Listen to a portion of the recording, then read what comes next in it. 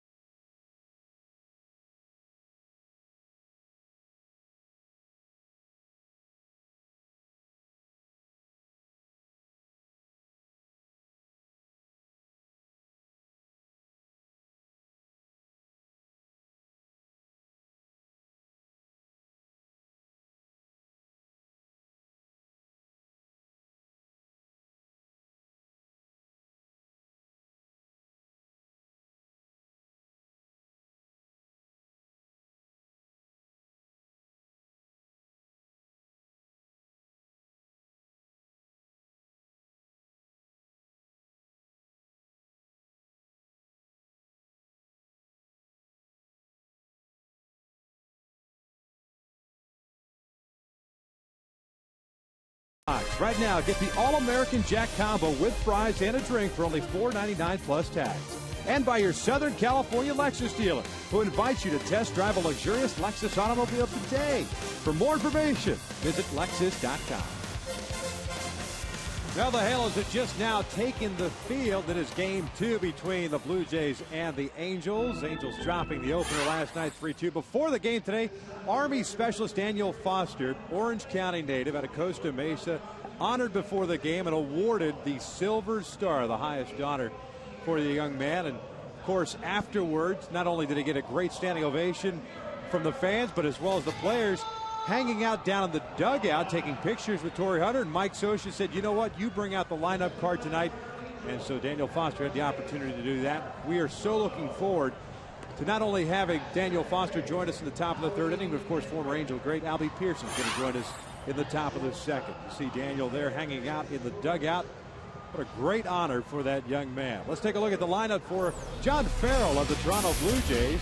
Blue Jays 5-2 to start the young season. Have Rajay Davis leading things off at center. Aaron Hill at second. Jose Bautista in right. It's Adam Lind at first base. Juan Rivera DH. JP Arancibia is doing the catching.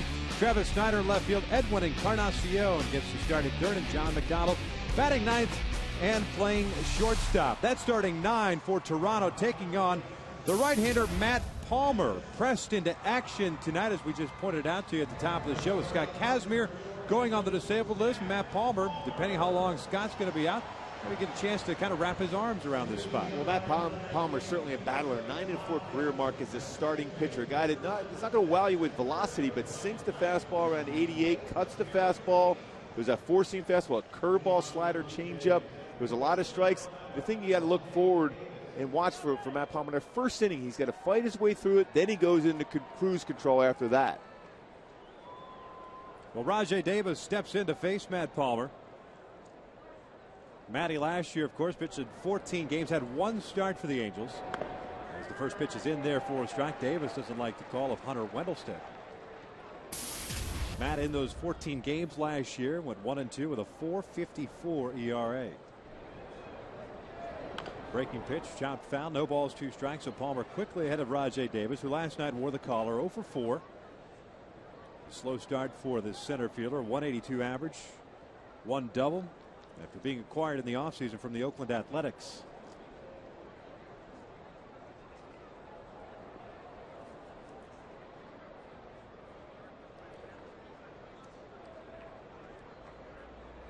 That's pretty amazing. Great shot right there. I still have goosebumps from that opening. Well, what a hero. Davis skying one down the right field line. It is slicing foul and into the seats. The count remains at no balls, 2 strikes.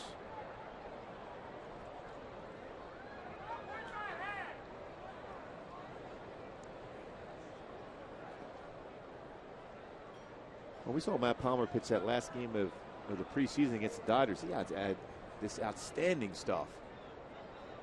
1-2. Broken back ground ball to second. Howie's going to have to hurry. Davis has good speed. They get him. There's out number 1. And we'll take a look at the defense behind Palmer tonight. Pretty much the same guys in the outfield as well as the infield. Wells, Borges, Hunter from left to right in the infield. Callaspo, Astures, Kendrick, and Trumbo, Jeff Mathis getting to start behind the plate tonight. And Callaspo's been pretty solid playing third base position. He's going to get a lot of action here because Matt Palmer will sink that fastball in against righties, go away against lefties. So a lot of ground ball action at Callaspo today. Aaron Hill, the second baseman, looks at a fastball down and away. Hill jumps up in the lineup. He was batting 5th last night. Now the 2-hole this evening. 1 for 4 night last night. Hitting .222 as that pitch is on the corner to even the count.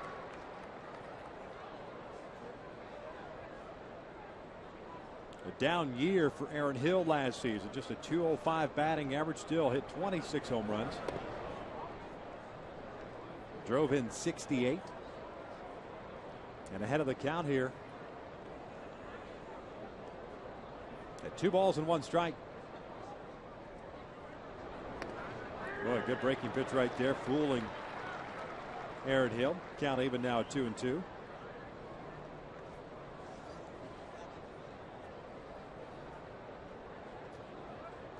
That's the thing about Matt Palmer. He won't give in. He won't throw that fastball right down the middle of the plate. He'll cut that fastball, sink it.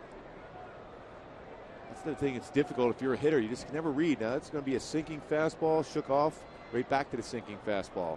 This one out toward right field. Torrey drifting back a couple of steps. He'll put it away, and there are 2 outs here.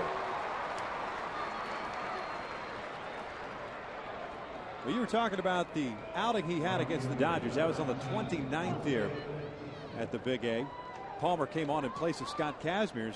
Remember, Kaz had a pretty good outing against the Dodgers that day. Went 4 1/3 and gave up a run. But Matt Palmer went 1 2/3 against the Dodgers and struck out 3. Matt's not known to be a strikeout guy, but a strong spring training carried it over and had a good outing that day. And then, of course, learned his fate that he was not going to make the opening day roster. We're getting an opportunity here with 2 outs. Facing Jose Bautista.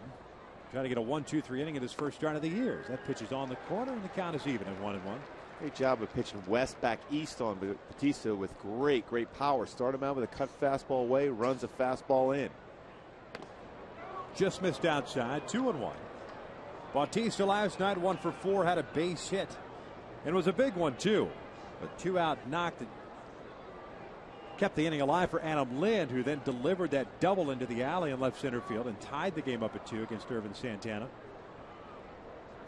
But it was Jason Nix who hit the home run, giving the Blue Jays the victory. 2-1 pitch. Outside, 3 balls and 1 strike. Lind on deck.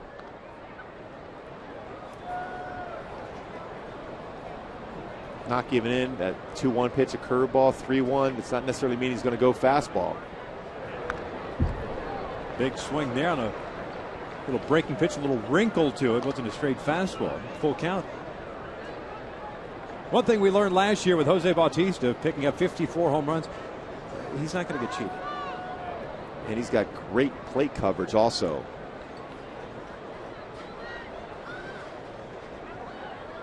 Couple of shake-offs for Palmer. Bautista asked for time.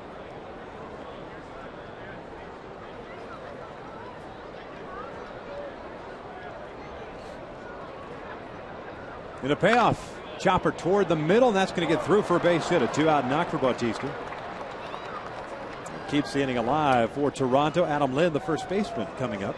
That's one of those plays, too. You would think it looked like Matt Palmer thought about trying to field that ball, but assumed maybe Storis is behind him. But that's why, as a pitcher, before you deliver the pitch, you're trying to figure out where your middle infielders are in case that ball's hit to your left or to your right, whether you go after that ball or not. And it looked as if not playing Bautista to a dead pull situation, but maybe cheating a couple of steps, if you will, toward the shortstop hole, and thus not even the rubber band man could have caught that ball. No, I think if you're Matt Palmer, you're going to try to cover everything on that side of the mound because the Storis is going to have to play more pull with Bautista's power, especially to left field. Lind takes a strike. 1 for 4 last night. Mentioned that double. A couple of RBIs. Now has a 7-game hitting streak to start the year. 345 overall. Has 3 doubles. And a guy they say is back to what he was a couple of years ago. He went around on that pitch, snapped her to first. And Bautista just does get that hand back on the bat. But it's no balls, 2 strikes. I like that play, too, because sometimes you'll get an out, but also it's an opportunity to be able to keep them closer on that secondary lead. Amazingly, Hunter Wendelstedt didn't make the call on the check swing. It was actually appealed over to third, and Bob Davidson rung it up. Well, we saw Bob Davidson like to ring up anybody a check swing last night. Yeah, I feel sorry for any left-handed batters tonight. Bautista takes off, then stops, snapped her to first base, and got him at first. Not sure why Bautista stopped there unless he thought it was a pitch out, but he is gunned down at first. We head to the bottom of the first. Angels coming up. Scoreless tie here at the Big A.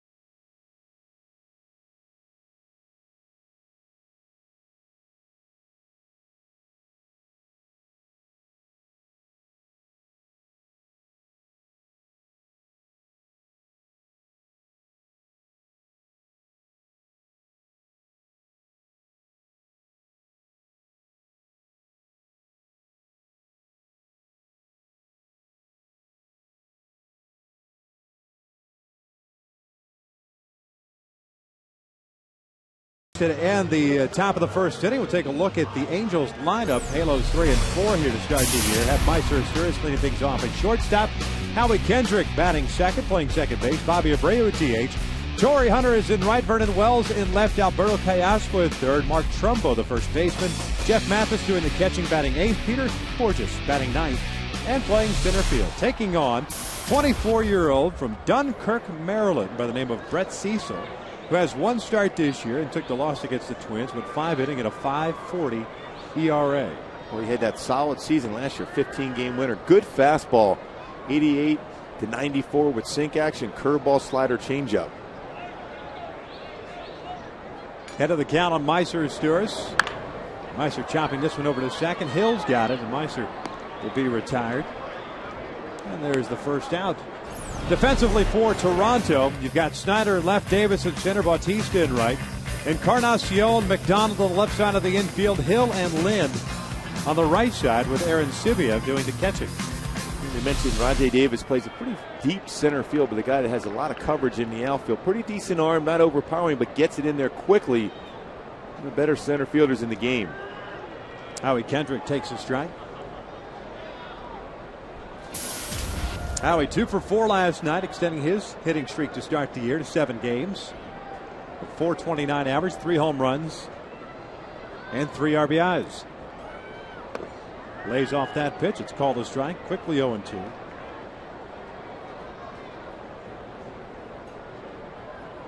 Mentioned of 15 wins for Brett Cecil last year, leading the Blue Jays.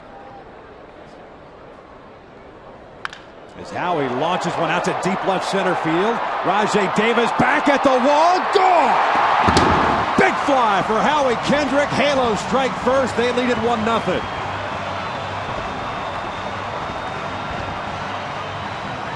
Well, the fellas in the dugout appreciating that one. Howie, 4th home run of the season. This one just left of center field. Great power. Watching him in BP today, he looked like he had that swing working once again that we saw in Kansas City. What a start to the season for Howie Kendrick. 4 home runs, 4 RBI. Getting it done, make that an 8-game hitting streak.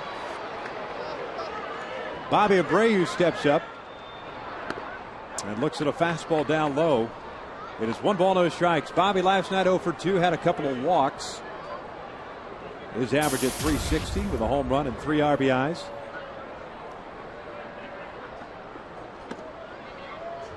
And Cecil falls behind here. 2 balls and no strikes. Mentioned Cecil's numbers last year. He ended up throwing 172 2/3 innings. And no question the benefit of a very good offense as Bobby rolls this one foul. It is 2-1.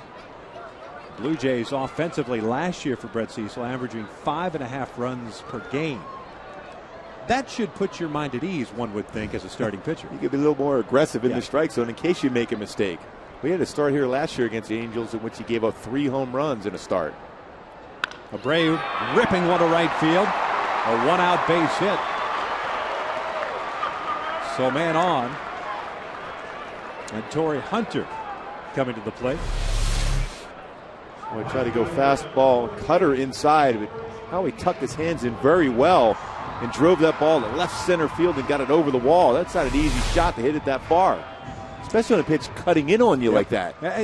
The biggest thing, too, from an opposing team standpoint, from a scouting report, we've grown so accustomed, everybody has, to watching Howie Kendrick really just pepper everything out towards right center field. And all of a sudden, if he can start turning on the ball, the question becomes, how do you start pitching to him? As that pitch is in the dirt, Abreu stays at first base. And it's 1 ball, no strikes. That's what makes it so difficult to face a guy like Howie, because he has great play coverage on the outer half, but he also has that ability to go inside out on the swing. But now all of a sudden, you see him turn on the ball inside, you're at the mercy. You're just thinking, okay, I better throw some changeup just to get him off balance enough. Otherwise, anything hard, whether it be a fastball, cut fastball, or a slider, he's going to get a good pass at it.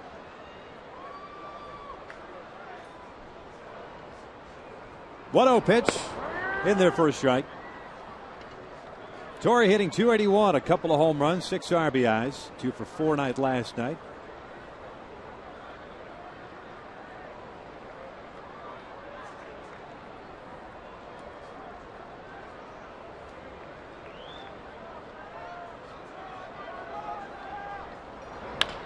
chopped on the ground toward short. McDonald feeds Hill for one. The relay to first is in time. The inning comes to an end, but Howie Kendrick puts the Angels on the board to start this ball game off in the first inning. Fourth home run of the year, one in the books. Halos lead it 1-0.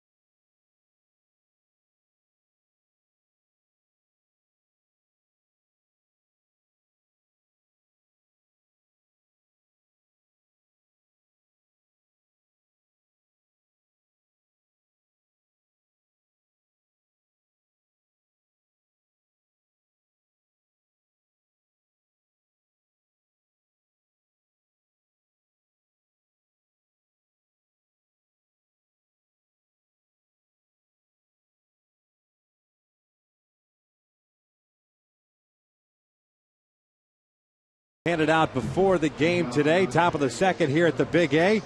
The Halos up by the score of 1-0. We welcome you up here to the broadcast booth, and our pleasure to welcome in former Angel great Albie Pearson. Welcome, man. Hey, thanks, Victor. You having fun? Oh, yeah. You know, I'm still bleeding Angel Red. I'm an old man, and I'm still doing it, but it's good to be back. No, I can imagine as Adam Lynn picks up a leadoff single here.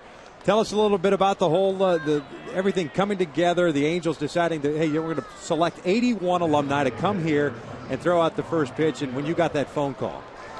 You know, Victor, I Goop. Hey, what's up? I like you still holding that baseball. Yeah, oh, now. I'm not going to turn that one loose. Number 50.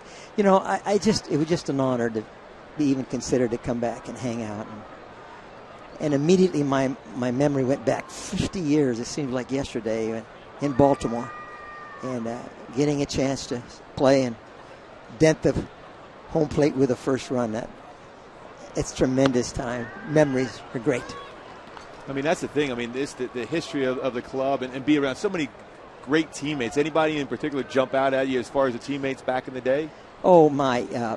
I'm just Jimmy Fregosi came later, just a few months later at the end of the year. Buck, Rogers. And probably the best pitcher in baseball at that time, the next 2 or 3 years, is named Dean Chance. And I know a lot about him. I answer all my trivia questions. There's a twinkle in his eye. I've been hearing him. You made my day. I'm hearing about your trivia. You're getting one right tonight for sure. All right. But Dean was. He is. I tell you, he's probably one of the fewest guys that the Yankees were just literally. I know it. I know that they're great players, but he was one guy that just seemed to overmatch them. We'd get one run. I'd try to get on one run. He said, "There you go, Dean. Go get him," and he would. I don't know. He must have had. I don't know how many shutouts he had in 1 year, but that's one. And of course, Fregosi, Buck, Rogers, and of course Eli threw out the first pitch last night. Well, you guys had a great year. Your first year as a franchise had the best record, I think, at that time for any team coming into existence. You know, how did you guys do that? You know what? I don't know. That's a tough question. All I do know, though, is that there was an opportunity. We were the guys that nobody else really wanted. But when we got together, there was a desire to play, and we put it together. Played well. Anyway. Adam Lindover at first base. Nobody out. Juan Rivera at the plate. We're going to ask you about your first pitch. I mean, did you warm up at all? Did you take a couple of weeks to throw some bullpen sessions to get loose for tonight? You know, Victor, there's no way to do that because lactic acid would set in and I'd have to roll it up the plate. So I just, I don't know if you knew what lactic acid is. Oh, yeah. But I still have it in my shoulder. Gooby's a walking lactic acid buildup. No, I just, I didn't throw anything. I just, figured just let her go. And I had the pleasure throwing to, man, I was honored tonight, guys. I really was throwing to a Silver Star winner. And oh, how amazing. I mean, that makes it even more difficult. Throwing that first pitch is tough to begin with. And then throw to Daniel Foster, who got that amazing award here before the game, the Silver Star. I mean, it just had to be even more difficult, the nerves. You know, I had no nerves, but I was just so honored, guys. Hey. This one shot into the right field corner. Torrey trying to cut it off. Lynn does not run that well. And Butterfield's going to stop him at third. Torrey, nice job of getting that ball in there. A double for J.P. Arancibia. So second and third, one out here in the second. We need to figure you out how to be able to get through this inning right now. First pitch fastball in on the hands. What do you think? Jam him, keep him in there at third base for Palmer. Lefty hitter though. Yeah, I know. Palmer. I don't know if you can get it in there that hard on the first pitch. It's good scouting right there. How would you fare in today's game? I mean, because obviously guys today are a lot bigger. The nutrition, everything is a lot different. I mean, I grew up, my dad was 5'10". He scratched out a career. Yeah. I was hoping to, if a fight ever started, and I was playing against your dad. Yeah. He was quite a guy. Hey, I think he still probably had a couple of inches on you, didn't he? Oh, he had 5. Yeah, 5. And so weren't you looking for Freddie Potak? I was, but I called your dad sir. He was so big. No, today the kids are bigger, stronger, better. They're more techy.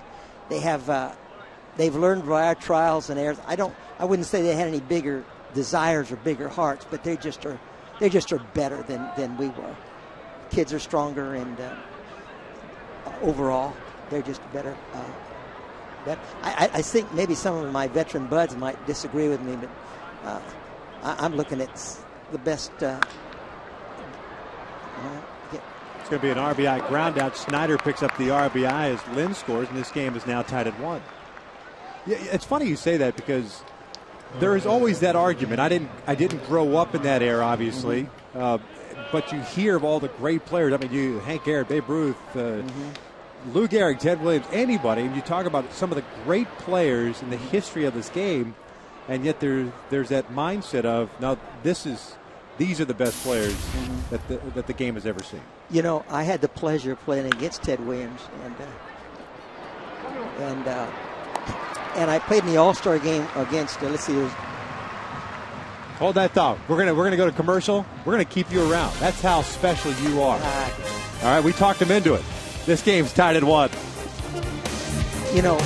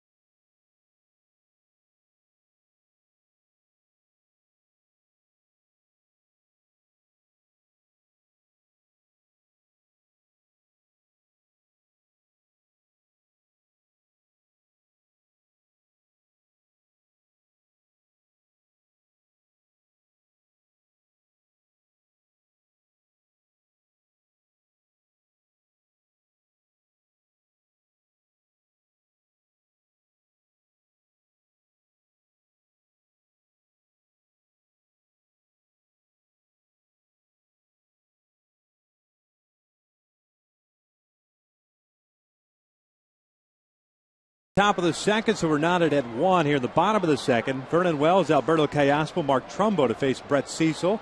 Albie Pearson still with us here in the booth. Won't keep you too much longer, but you were talking about Ted Williams and getting a chance to watch him. Oh, man.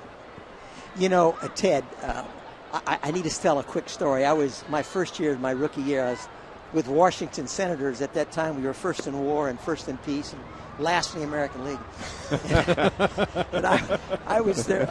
Our statistician Norm liked that one because that was kind of around his time. Yeah. Well, I was 5'5", about 135, and I was having a tough time. And he called me, and you know, you guys both played in Fenway Park, and the wall down the left side, as you know, is where the tractors and the big the rolling gate.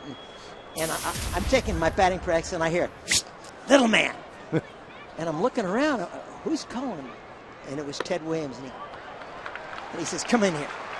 So he called me in underneath the stands, and he says, "Having trouble?" And I said, "Yeah." He said, "What do you like to hit?" He said, "Don't tell me you like the ball. You like a fastball, any plate from the middle in." And he says, "What are you getting?" I says, "I'm getting nothing but breaking balls and off-speed stuff and fastballs off the plate." And he said, "I'll tell you what you do." He said, "Today," now remember, we're playing the Red Sox. He said, "I want you to spit on every fastball you see." Oh, man. Callaspo into a double play here, just like that. The leadoff walk is erased with 2 outs.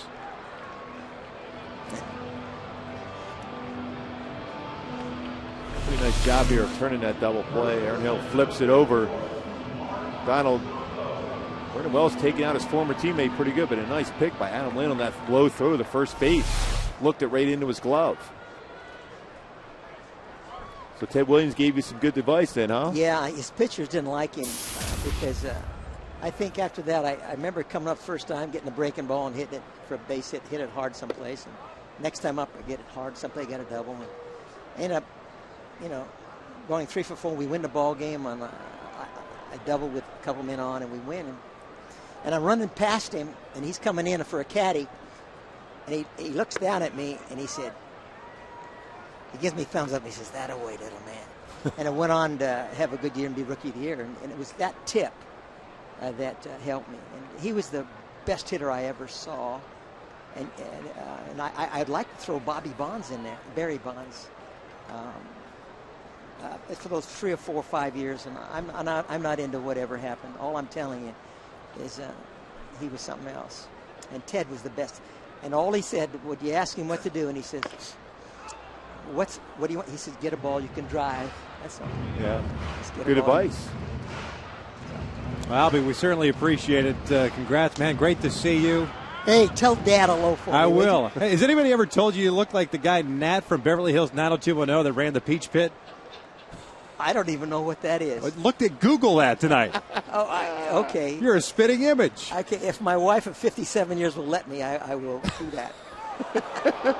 Hey, thanks, Victor. It's great seeing you. Thank you. Hey, can I say this simply, and it's true? You guys do a great job. Thank you. Thank you. And I'm honored to hang out with you tonight, and we watch you all the time. I God bless, appreciate it. guys. Thanks, Albie. Thank you, Albie. Appreciate Thank it. you. Thanks. Enjoy the rest of the night. Thank you. 2 outs here in the bottom of the second. Wells with that leadoff walk, then Callaspo with the double play ball. Trumbo at 2 balls, 2 strikes. He was 1 for 4 last night with a double.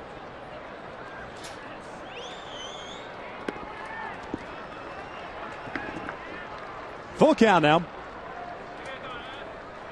Trumbo with that double last night has 3 on the year.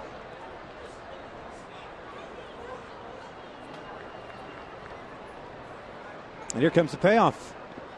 We got him to chase that off-speed pitch. Aaron Sivia has to throw down to first, and the second inning comes to an end. No runs, no hits, nobody left on 2 of the books. We are tied at 1.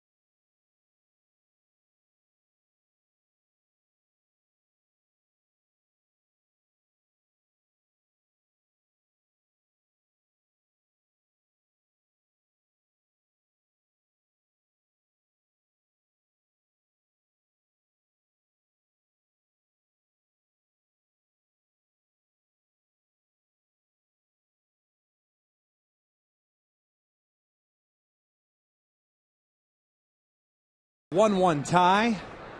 Toronto setting up 9-1-2. McDonald, Davis, and Hill here against Matt Palmer, who has 1 strikeout. No walks, 3 hits allowed. John McDonald dropping a bunt. Palmer tries to pick it up and fire to first, and McDonald has himself an infield base hit. Well, McDonald did a heck of a job of deadening that baseball. Well, it's one of those tough ones, too. As a catcher, you try to go out, you're in no man's land. A pitcher coming in at the same time. That split second of communication allowed that base hit. But what a great job of deadening that baseball. Perfect bunt for a base hit.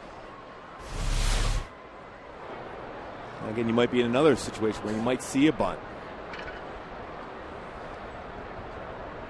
Second straight inning in which the Blue Jays have gotten their leadoff man on. Lind had a leadoff single in the second. Rajay Davis takes a strike.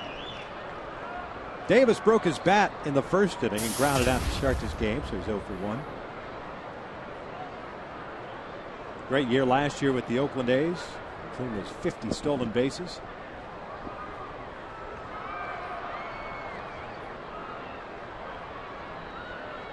Breaking ball toward the middle, off the mound. And because of that, I don't know if that coupled with his stirrups perhaps losing his footing there, that ball goes off his chest. So everybody is safe. They're calling that an error. So McDonald safe at second and Davis at first. Break a pitch, hits that mound, different direction than it hits. Third had a tough 1 hop, skipped up on Meiser. They've been thinking the line of being a quick flip over to second before getting that ball in his glove. Because you have to be extra quick to get Davis for a double play.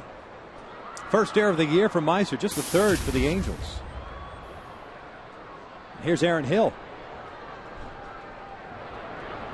Swings the first pitch and fouls one back. Blue Jays, as we pointed out last night, a very aggressive bunch. They are not afraid to pull the trigger, and it's carried over from Cito Gaston once he took over the Blue Jays a couple of years ago. And it's maintained with John Farrell at the helm in his first year as the manager of the Blue Jays after serving as the pitching coach for the Boston Red Sox.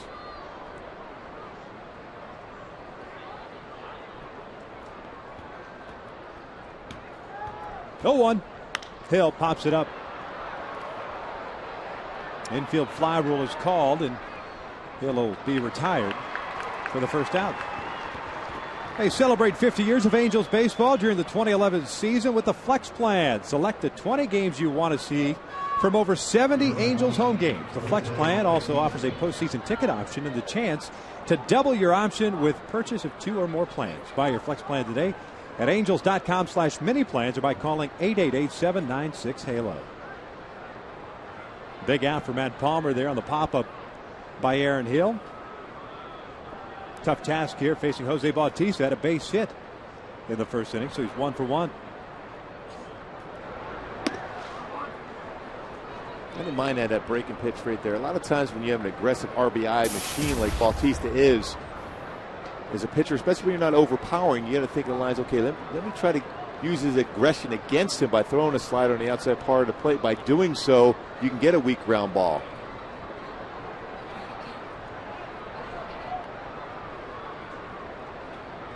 One-0 outside. Nice job by Mathis. 2 balls and no strikes.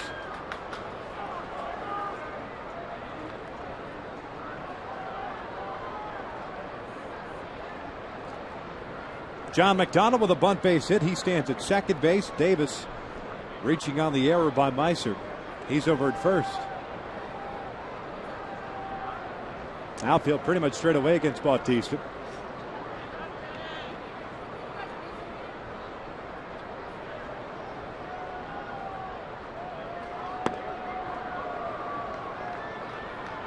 And Palmer falling behind here 3-0 with Adam Lind on deck.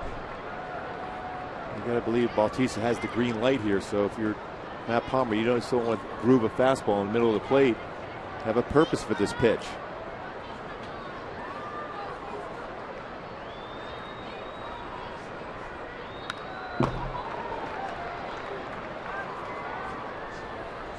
Mathis going out there as that pitch was dangerous. Right in a hitter's happy zone.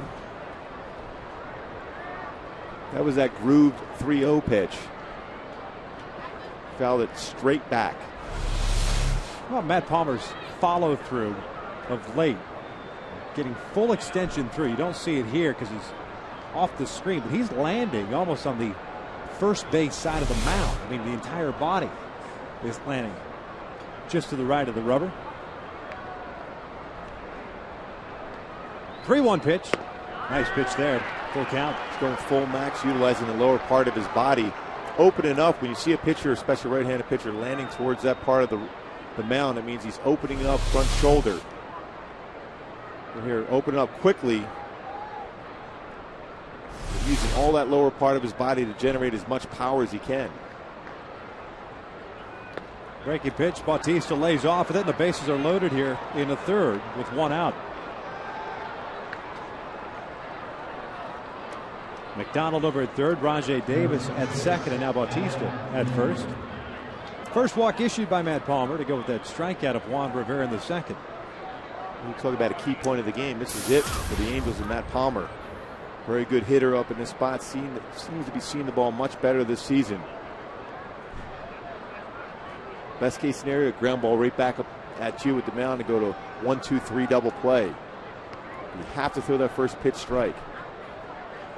Lynn down toward left field. Vernon had him played perfectly. McDonald is going to tag. The throw comes to third base, and the Blue Jays are on top 2-1.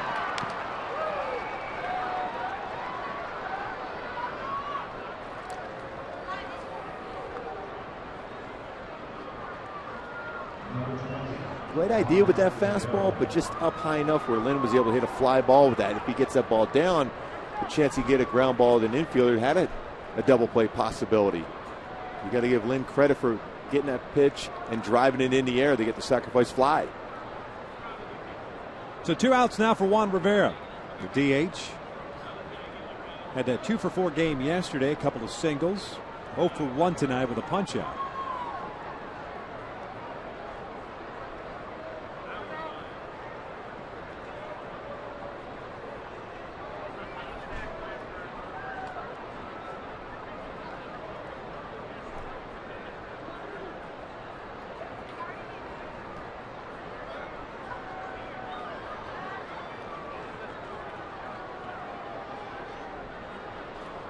Trying to keep Davis as close to the bag as possible with great speed.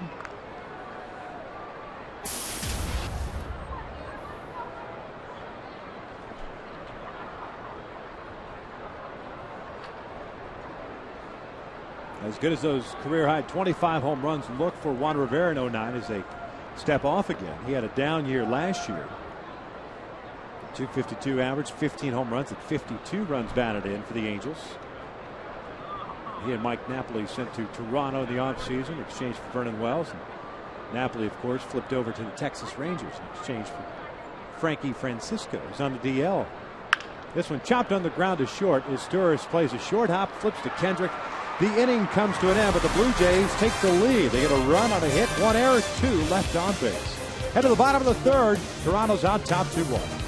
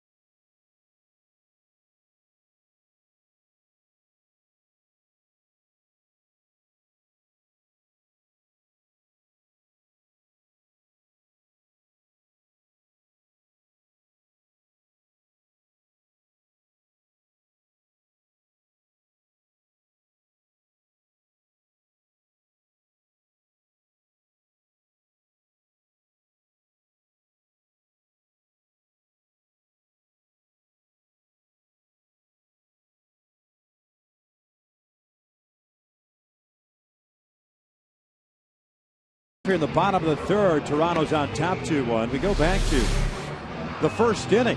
Jose Bautista thought about going to second base. A quick throw to first. And Bautista gunned down. Good throw on the bag. One of the things that Mark Trumbo still kind of getting used to, getting back to the bag, backpedaling, applying the tag as quickly as possible. Not the easiest thing in the world, whether you're right-handed or left-handed, on a back pick at first. Exactly. You have to reach back to make that tag, and you're just, first and foremost, you're happy to catch the ball and then sweep it back and make that tag. Make sure you don't stumble. So Jeff to lead things off here against Brett Cecil, and the fastball is inside. Cecil has 1 strikeout, 1 walk. The walk came to Vernon Wells leading off the second, but Alberto Callaspo grounded into a double play, and then Trumbo struck out. Jeff lines with a left field base hit. Leadoff man is on board. Snyder misplays it. Mathis will head to second. Well, what a lazy play in left field by Travis Snyder. Boy, it's just a routine base hit. It allows the tying run to get into scoring position. Those things where they allowed the baseball to play him instead of just coming in and getting that. It was hit well by Jeff Mathis, who continues to get that good lower part of his body shifting forward. This ball checked and got by Snyder in left field. Changes the whole dynamics. Instead of being at first base, Jeff Mathis, now Borges up here with Mathis in scoring position with no outs. Should be ruled an error. Should be a base hit and an error. And it is. Second error of the year for Travis Snyder, the 6th for Toronto. So Borges steps up now. Edwin Encarnacion and Adam Lynn, the corner infielders, on the grass. Peter drops a bunt foul. And it's no balls and a strike. Borges 0 for 4 last night with a couple of strikeouts. And a 217 with an RBI. Well, his BP today was outstanding. The ball was jumping off his bat. And Mickey Hatcher said he wants him to jump on that fastball, not let the fastball get by him and get too deep in a count where he has to hit the secondary pitches. So it's going to be interesting to see his approach against Cecil throughout this game. Pulls that back to snap throw to second base, and Mathis is safe at second. Just did get the hand in there, apparently, according to Jerry Lane. Nice job by John McDonald to get there. I thought he had blocked the base. Yeah, he dropped his knee right at the base. It was very difficult for Mathis to have any place to get back in and be called safe. But he did get that back corner of the base before the tag was applied. Aaron Sibia thought he made that. It was a good throw. 1-1. Bunted up toward the first baseman, Lind, who fires on the first, and they got him out. Aaron Hill staying in there with that throw tailing toward Borges, the runner. Sacrifice works as Mathis advances to third. Good job well done by Peter Borges. Got a pitch he can put out in front of the plate. Make the first baseman field the ball. And barely got him. Those tough throws, too. If you're a second baseman, you got to reach back as the runner's coming towards the base. Back to the top of the order, Meiser Asturis 0 for 1 with a ground out. Middle infielders playing back for Toronto. Corner infielders playing in.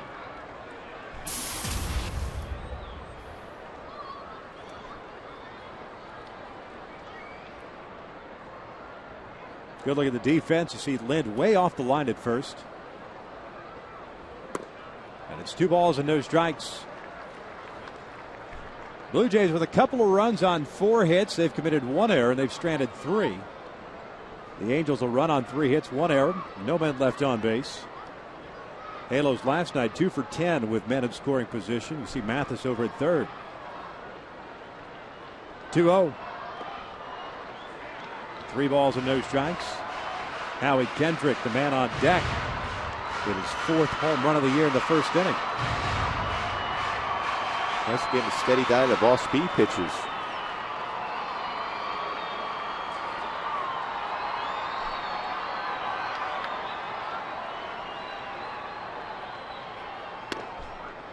Takes a strike. Hunter Wendelstedt calling the balls and strikes tonight. Brian Knight at first, Jerry Lane at second, Bob Davidson over at third. Hunter going that old school sport coat behind the plate. Here comes the 3-1. It stirs, chops it foul. Full count. Only 3-1 breaking pitch. Forcing Meister to hit the ball on the ground. He's trying to stay below the knee level, so more difficult for Meister to hit the ball in the air. Get Mathis home that way, but Meister can hit a ground ball to short or second and will still produce that run.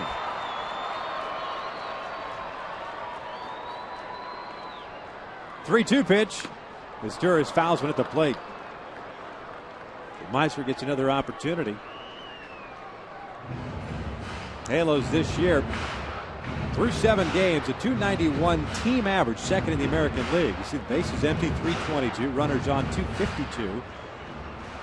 And the runners in scoring position, 208. 15 for 72. Particularly with runners at third base. And they're giving you a run if you hit the ball up the middle, whether it's shortstop or second base. Sometimes that's good enough. Just put the ball in play. Meister fouls this one off to the right. This one will land in the seats. It's a pretty good ricochet.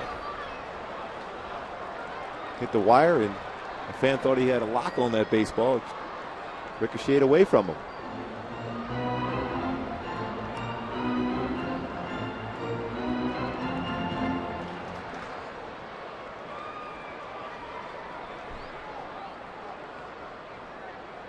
Mathis standing at third base. One out here.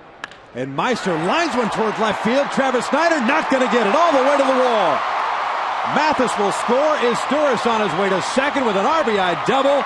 This game is tied at 2. Well, the more pitches you see, the better chance you're going to have a swing like that. Meister fouled off a couple tough pitches, especially the 1-3-2 inside. He fouled off on the ground in the pop-up foul, but this time at the head of the bat out on a breaking pitch. Stayed inside on him, able to drop the head. Similar to the type of swing that Howie had is when he hit the ball out of the ballpark. And Meister's so good in those RBI situations, has been that good throughout his career as an Angel. RBI number 4 for Meister. Here's Howie.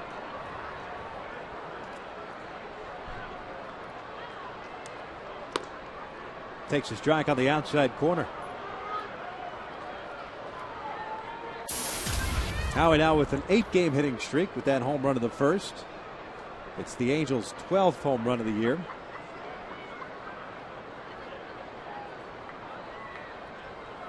Meister getting a pretty good lead at second. This one shot foul. It's no balls, 2 strikes.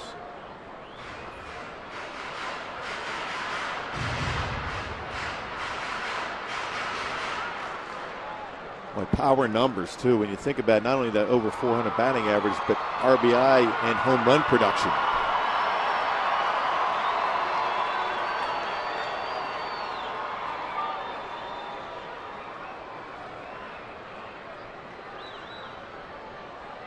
Completely different guy on the mound tonight than what the Angels saw last night in Kyle Drabek.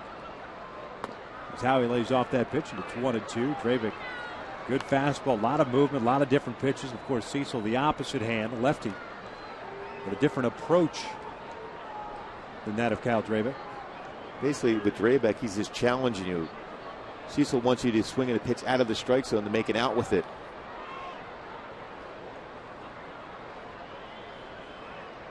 1-2. Chopper towards short. Going to third is Izturis. McDonald's throw goes to first. Howie's retired. It is out number 2. With a man at third base, Bobby Abreu gets an opportunity here.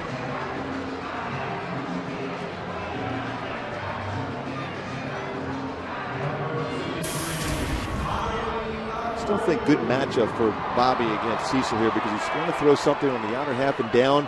Bobby's so good as far as the streak he's in right now, staying back and driving the ball in the left field. Bobby had a base hit against Cecil to right field in the first inning. So he's 1 for 1.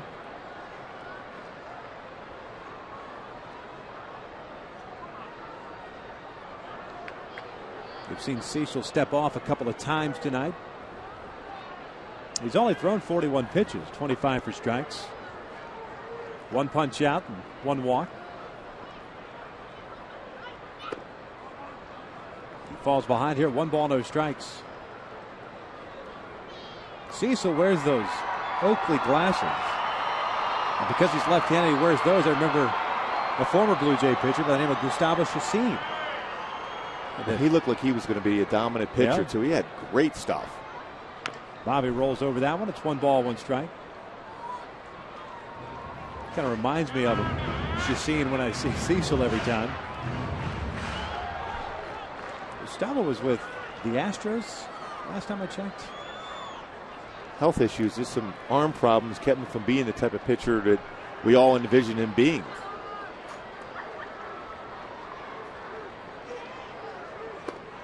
Lays off the breaking ball. It's 2 balls and 1 strike.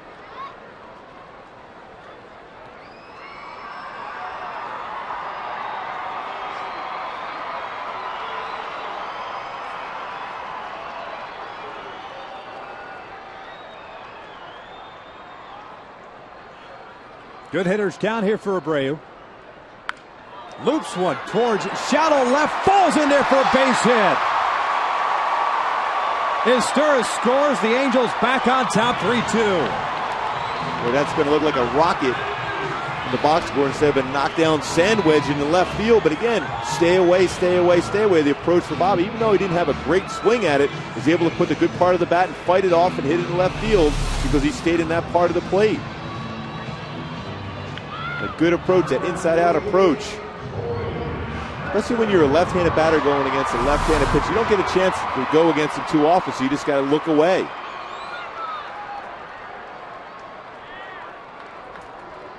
Bobby picking up his 4th RBI. Torrey steps to the plate here. Quick throw to first.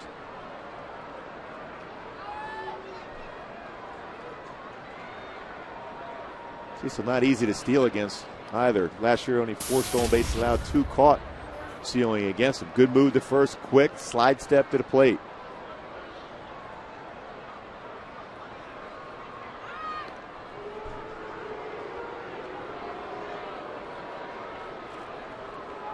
Bobby seems to pick his spots as far as the stolen bases are concerned.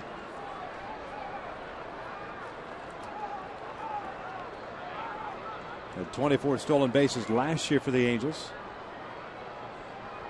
Story pulls the trigger here, fouls one back.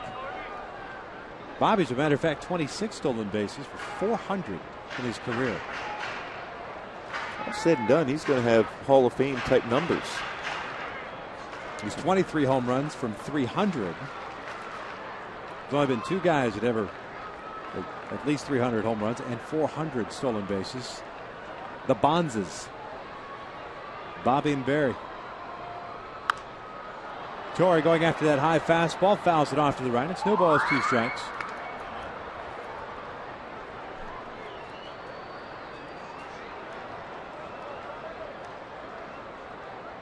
Not a bad time for Bobby to think about stealing because you're more than likely going to get a slow curveball in the dirt. Worst case scenario, even if Torrey swings and misses, he gets a fresh at bat next inning.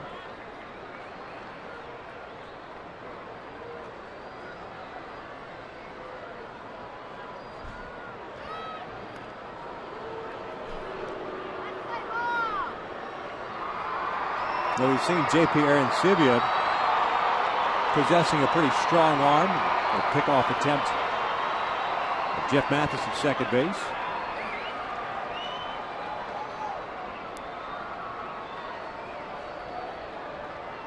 Oh, 2, and that is lined into left field, a base hit. Bobby will stop at second. Snyder gets the ball back in. 4th hit of the inning for the Angels. Boy, a mistake by Cecil, and Torrey made him pay for it. 0-2 pitch, a chance to expand the zone, but this time instead, it's a very hittable pitch. And Torrey crushed it into left field for a base hit. Now obviously he wants to bounce this pitch, but he got a lot of the plate. Torrey able to get down and drive that ball into left field.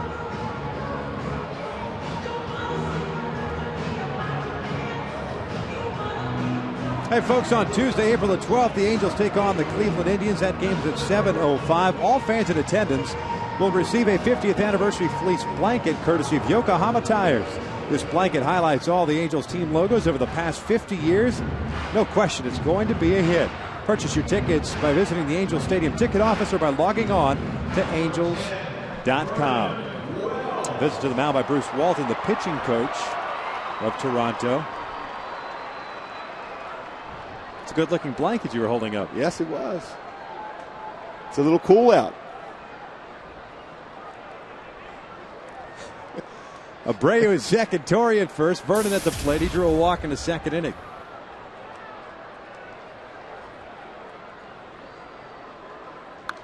Vernon fouls that one straight back. No balls and a strike. Well, a pretty good pitch to drive, too, for Vernon. Jumping on that first pitch. Was up and out over the plate, just fouled it straight back. Just trying to get his swing together.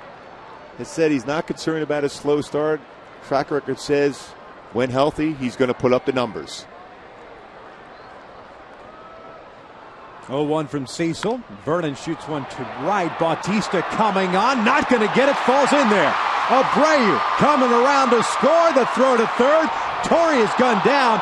The run counts, however, so Wells gets credit for an RBI, and the Angels score 2 here in the third. 3 in the books. Halos on top by the score of 4-2.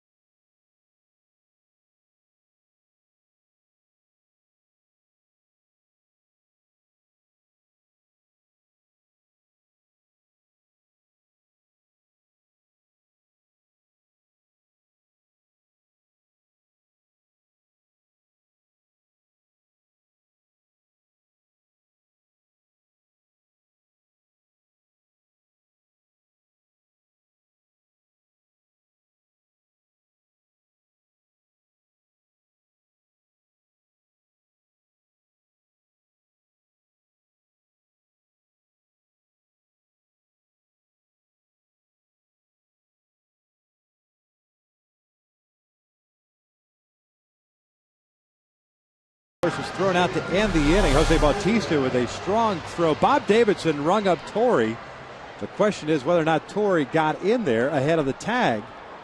It appears so. Bob Davidson rung him up, so Mike Scioscia came out to argue things to no avail. So the inning comes to an end. Bobby Abreu scores, so Vernon gets credit for his second RBI. Here in the fourth, Aaron Sivia, Snyder, Encarnacion to face Matt Palmer, and it's no question, our honor to welcome in Army Specialist Daniel Foster, the recipient of the Silver Star before the game, Orange County resident and huge Angels fan. Huge Angels. Always been. Congratulations on the Silver Star, by the way. Thank you, sir. What an honor it must be for you, and not only that, to get an opportunity to have it presented to you here at the ballpark. It's an honor just to be here.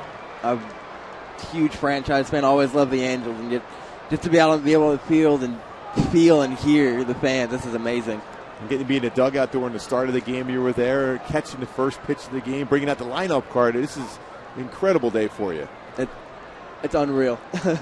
What did Mike Scioscia just? I mean, did you guys plan that, or did he just say, "Hey, you know what? Why don't you come out and take out the lineup card, and then why don't you guys stay for a couple of innings?" Yep, that's exactly how it went down. Did he have to twist your arm in it? Not at all. No, it didn't seem like it, right?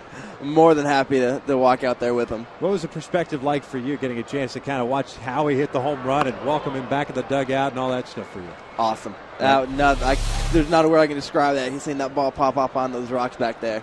Did you, at this point right here, look to your left and tell Bob Davidson how bad of an umpire was last night? No, I'm just kidding. You had a very good opportunity to do so.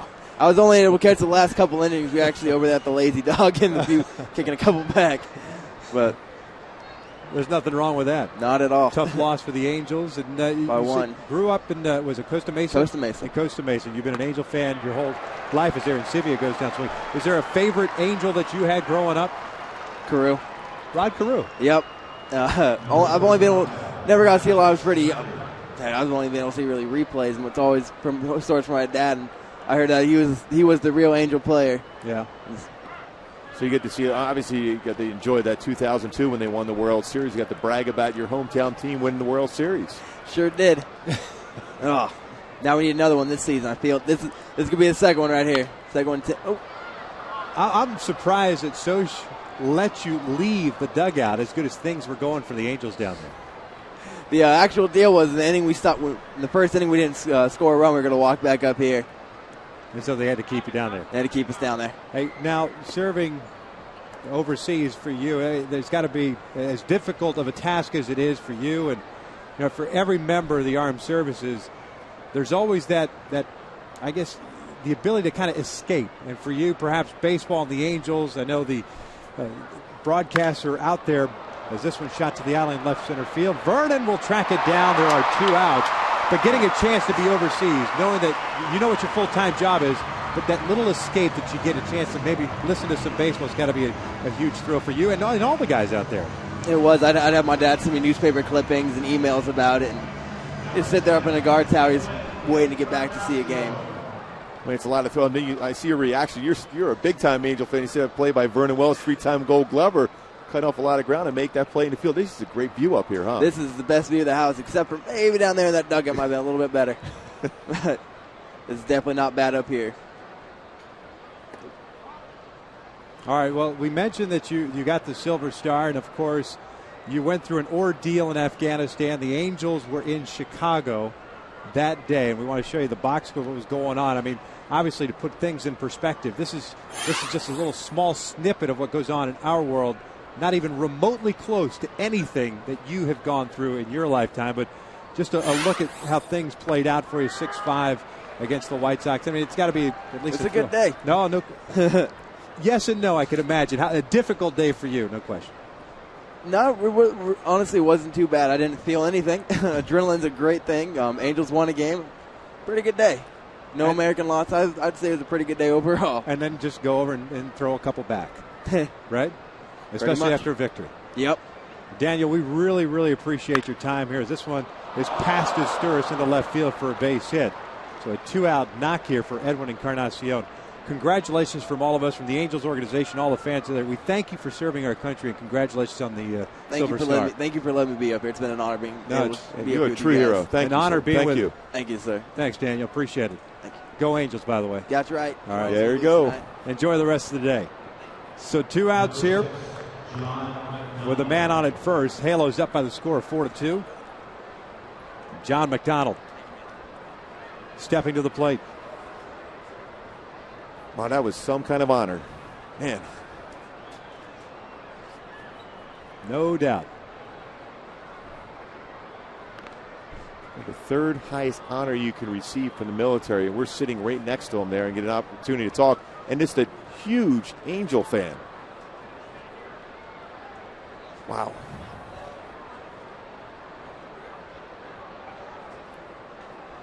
John McDonald had a bunt base hit in the third inning.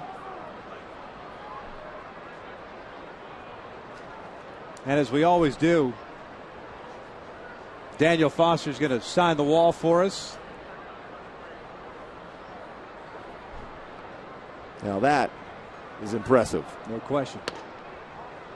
2 balls and no strikes here on John McDonald.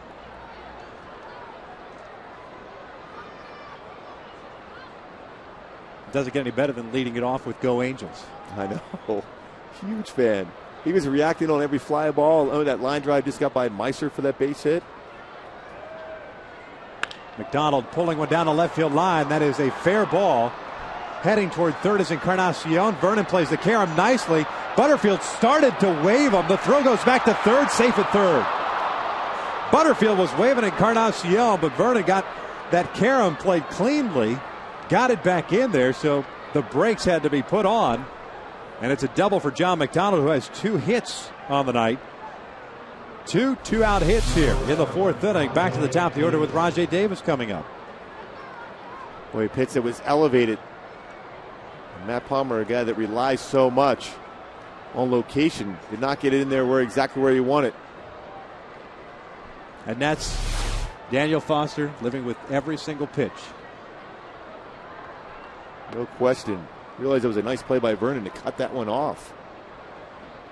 We talked about that on the road, about Vernon having played here before, obviously, but those caroms, especially underneath that padding, along the corners here, very tricky as far as the ricochet.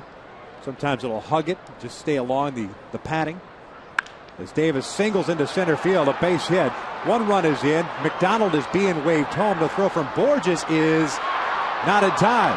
Davis hung up between first and second. Now the throw from Howie, and they safe at second. Thought they had him for a second. This game is tied up at 4.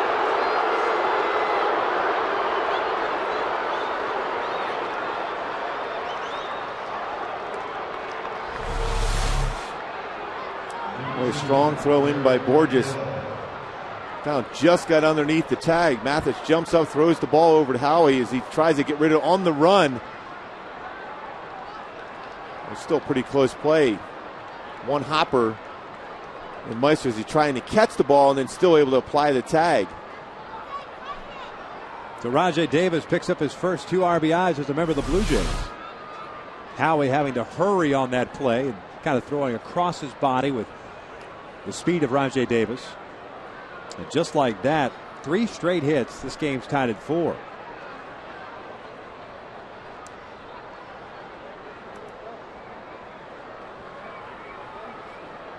Encarnacion with a base hit. John McDonald with the double. Now Davis with the single. Advancing to second on the throw home. 7 hits for both teams. And Matt Palmer has thrown 60 pitches. Will face Aaron Hill here with 2 outs. Well, this Toronto team can hit. When you make a mistake, particularly with a fastball, they're going to hit it hard.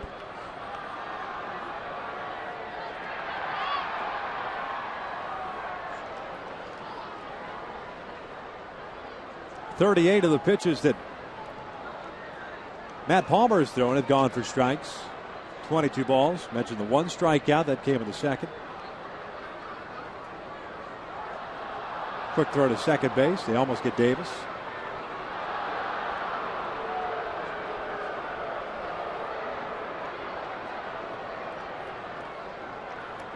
We got the mark out Aaron Sibia's punch out. So 2 strikeouts for Palmer.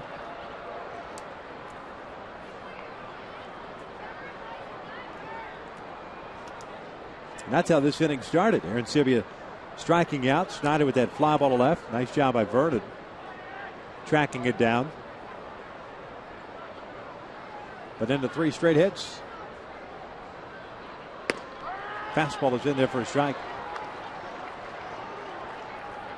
You know, all your secondary pitches are set up with your ability to spot your fastball, whether it's a 2-seam fastball or that one, that cut fastball.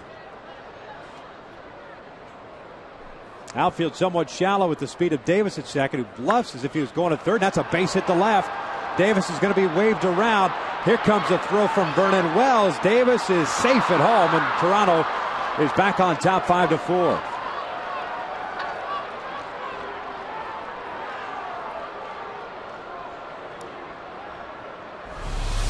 Throw just up. Another hanging breaking pitch. It caught a lot of the plate.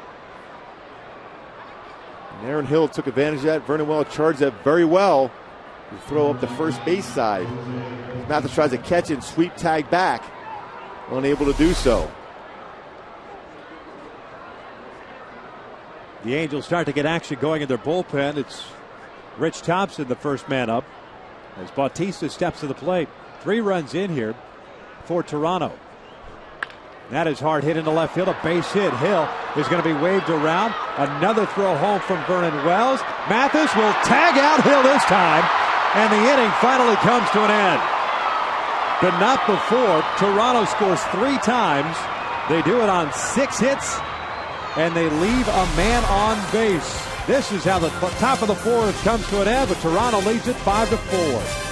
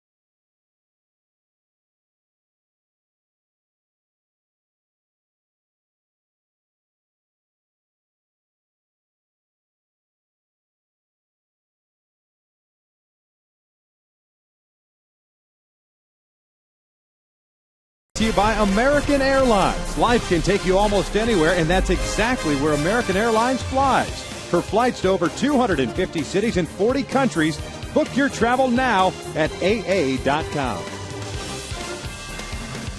Well, the Halos trail at 5-4 here in the bottom of the fourth inning.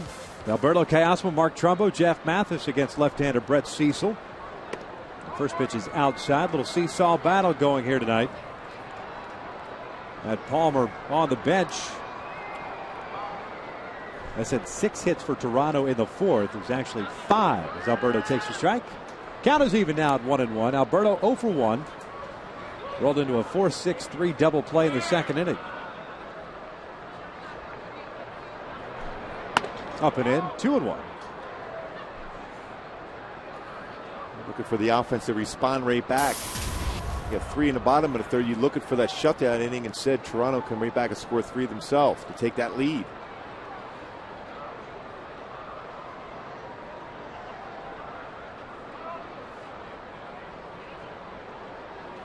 Alberto stepping out there for a moment.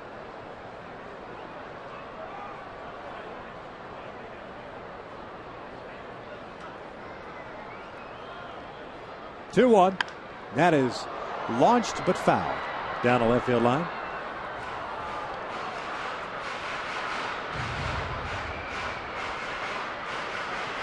It's 2-2.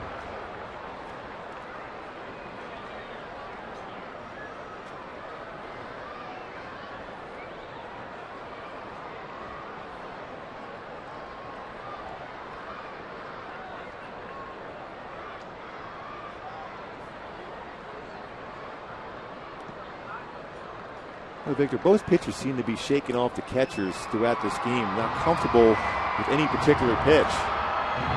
See that with Cecil, Matt Palmer a couple times, with Jeff Mathis.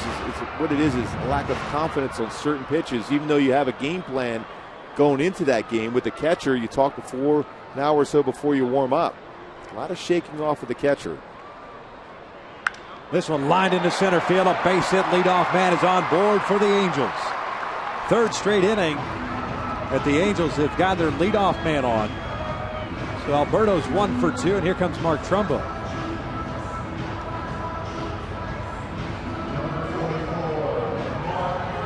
Trumbo 0 for 1, the only strikeout that Brett Cecil has picked up.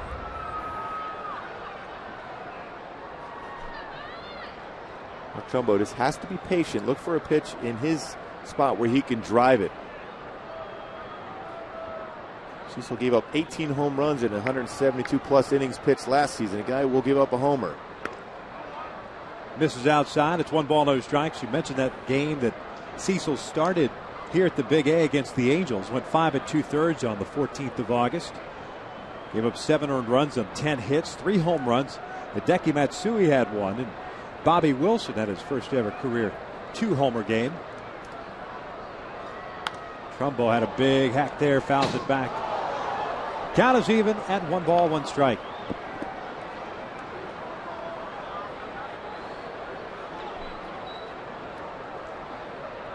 Rich Thompson still loosening.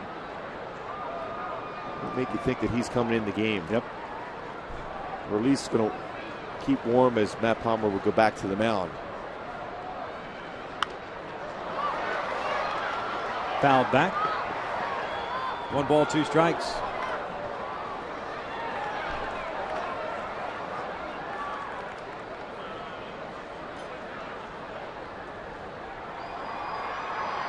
Four innings, 9 hits, 5 runs, 4 earned.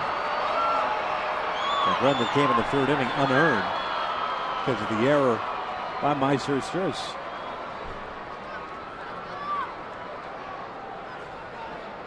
So 1 ball, 2 strikes, nobody out. Throw over and Callasmo easily back.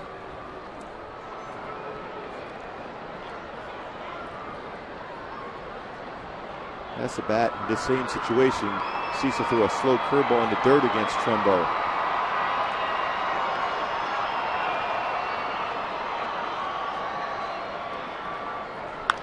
This one looped down the right field line. That falls in there for a base hit.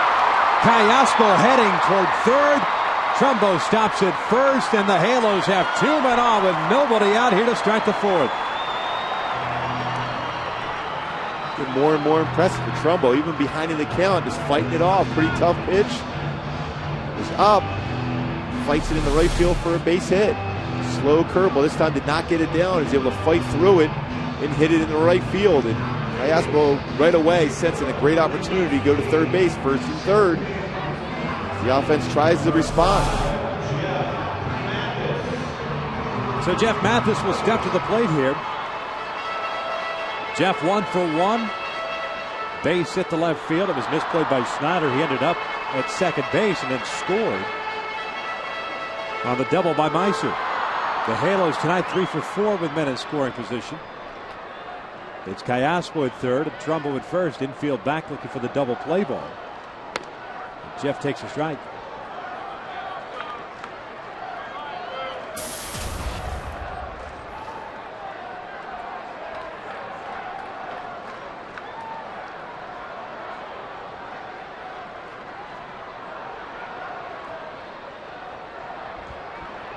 Oh, 1. Mathis fouls it straight back.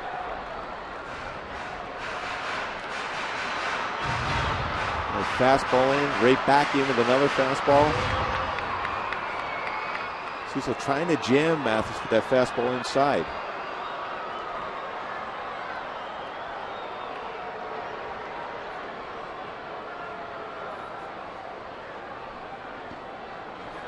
Cool night here. Wind has been whipping around. 0-2. Mathis chops it foul. Keeps his at-bat alive, going with a breaking pitch there. Flags out in left center field.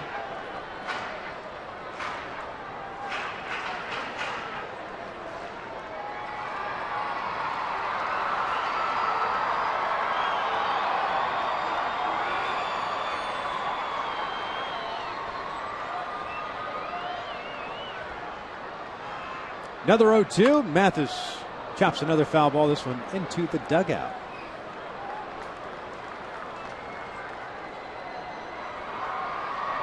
First 7 games struggle with runners in scoring position tonight, though. 3 for 4. Early BP, the opportunity when you're at home, early BP both days. Ton of guys out there getting extra swings. Mathis goes down swinging, and there's the first down of the inning. Second strikeout for Cecil. And here comes Peter Borges. Borges had a sacrifice bunt in the third inning, so no official at bat for him. We'll see if Peter can jump on that first fastball he sees. John McDonald, the shortstop, comes in to talk things over with Cecil.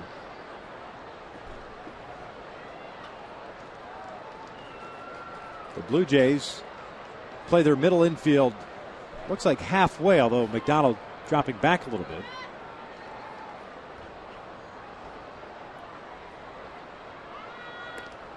Throw over to first to see if Borges was going to give anything away.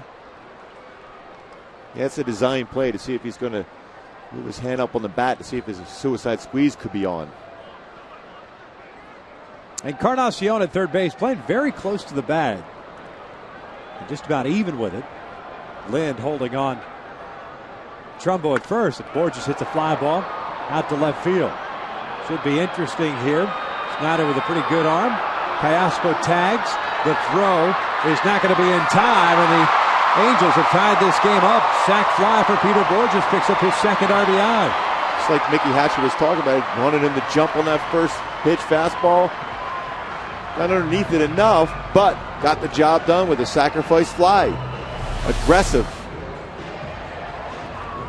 Cayaspo reading it well.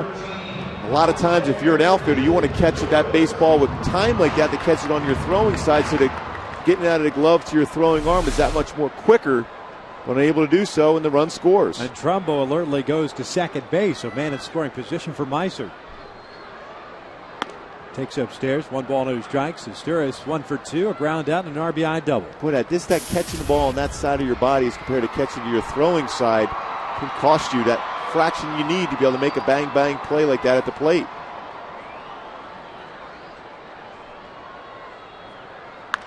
Chopped on the ground over to Aaron Hill. He's got it. That will end the inning, but the Angels tie things up. Back-to-back hits by Callasco and Trumbo, and Borges picks up his second RBI. 4 in the books. We're knotted up at 5.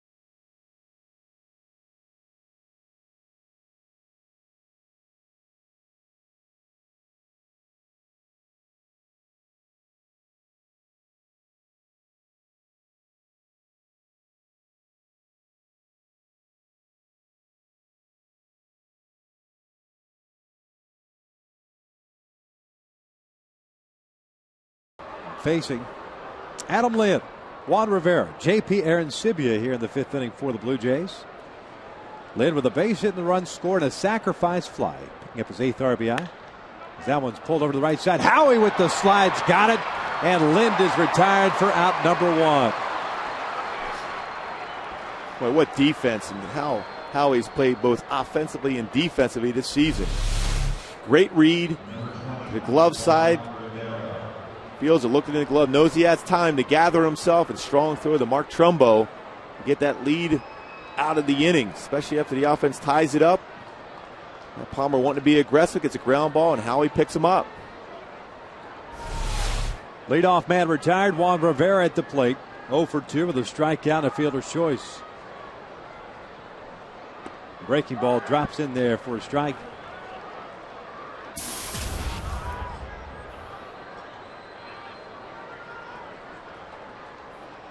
Thompson is up, but just kind of hanging out on the mound in the bullpen as this one's looped over to shallow right center. Howie drifting back and makes the catch for out number 2. How I Met Your Mother.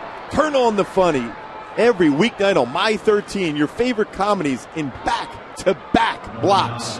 My name is Earl at 5, the King of Queens at 6, and How I Met Your Mother at 7 every night on My 13.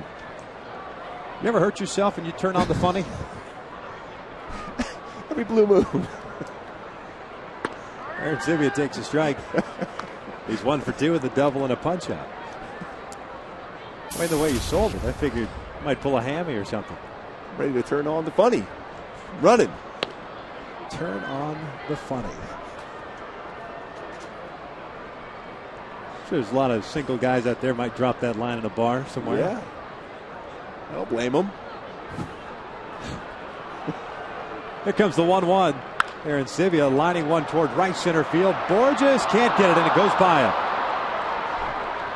Arancibia heading to second. He is thinking about going to third, and Howie bobbles the throw. Boy, they had him dead to rights. Well, when I saw him going around third, I'm thinking he's out by a lot. Lost the ball on the transfer, so Arancibia picks up a triple. The baseball going by, Peter Borges tried to cut it off and couldn't do so.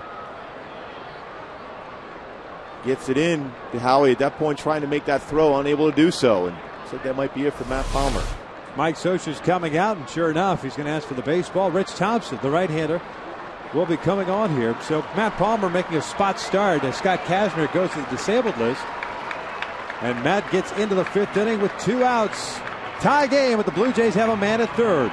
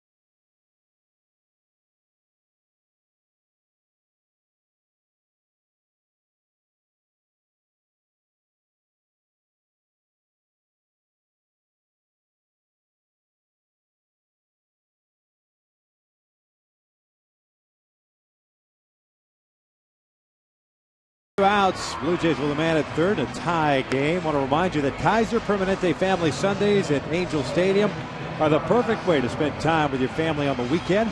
Free activities for kids include a wide variety of games as well as arts and crafts. The first Family Sunday takes place tomorrow, 12:35 start here. Halos completing this 3-game set against Toronto. Purchase those tickets at angels.com. Take a look at Rich Thompson, who comes in, pitching in his 2nd game this year, facing Travis Snyder, left-handed batter with 2 outs and a man at third base. Breaking pitch down and in. They wanted to peel, and Hunter Wendelstedt does not oblige, and it's 1 ball, no strikes.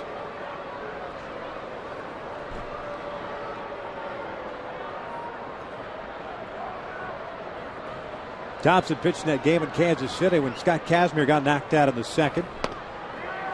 Snyder went around on that pitch. That'll leave it accounted 1-1. Rich went 3 1/3 that day. Allowed 1 run on 2 hits. One of those was a home run. He struck out a man and walked nobody. Very good outing for him. That, of course, was the 12-9 loss to Kansas City. Nice job by Mathis smothering that one. It's 2 balls and a strike. It looked like 3 cut fastballs in a row. And Snyder was trying to go underneath his hands with the pitch.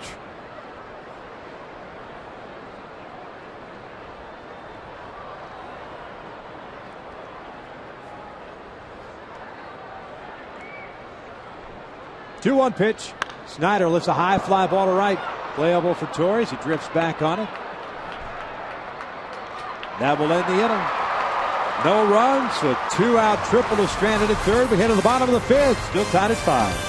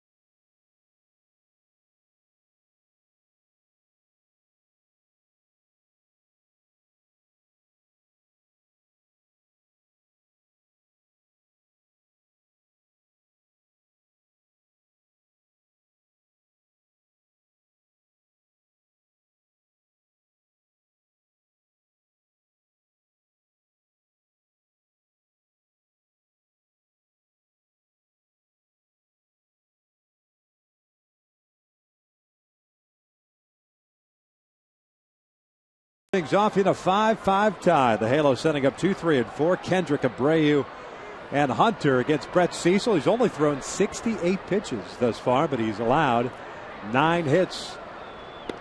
And Howie takes a strike. One of those hits, a home run to this guy, Howie Kendrick. Tried to go inside with that cut fastball.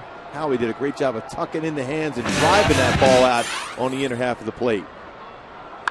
He shoots this one into right field, a base hit, second hit of the game for Howie. Leadoff man is on board, 4th straight inning. Boy, that's a clinic again for Howie. This time going the other way, inside out swing.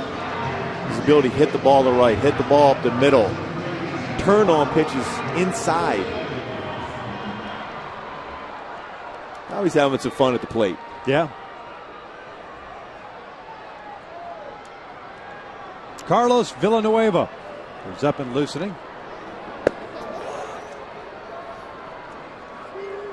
Cecil facing Bobby Abreu. Bobby 2 for 2 with a couple of singles, as well as an RBI. He takes a little bit high, and it's 1 ball, no strikes.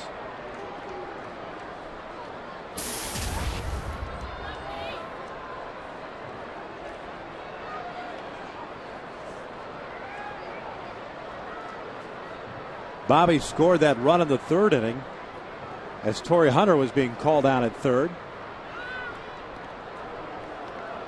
At that point, put the Angels up 4-2, but Toronto stormed back with 3 runs in the 4th.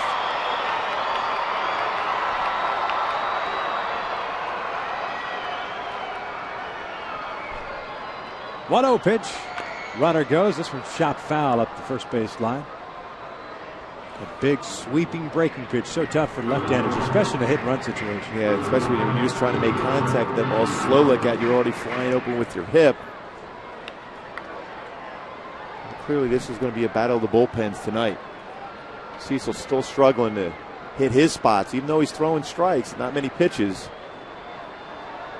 He hasn't commanded the strike zone to get people out on a consistent basis.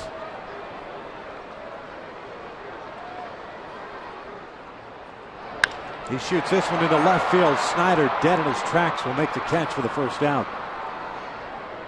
Now he heads back to first, so 1 out. Man at first for Torrey Hunter.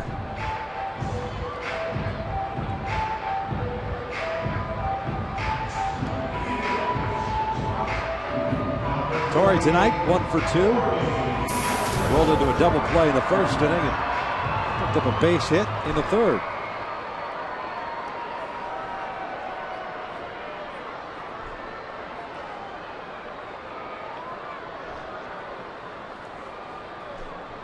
Twenty hits combined between these two teams. 10 each.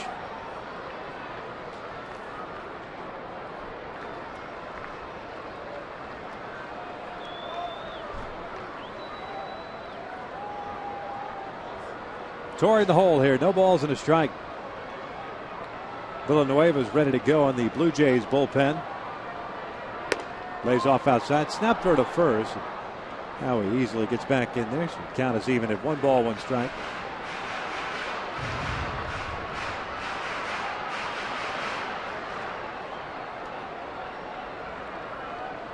Wondering now if Mike Scioscia won't go back to that hit and run.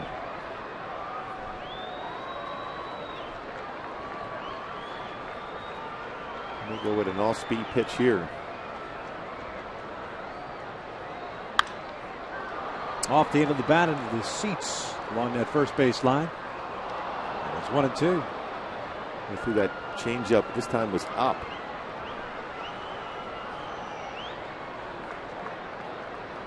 Scout word that Scott Downs pitched 1 inning tonight at Inland Empire with 1 inning, 3 hits, a run allowed. No ill effects, so I wonder if that will be all for his rehab and rejoin the team. Have to wait and see. Torrey fouls that one straight back out of fastball there. Unloaded. He wasn't anticipating getting that fastball, and Aaron Sibia didn't like that fastball where it was located either. That ball was fouled straight back with a mighty swing. He wanted that fastball away.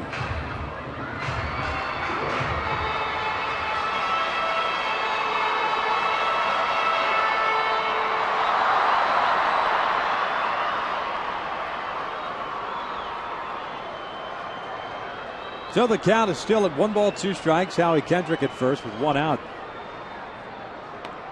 Down and away. It is 2-2.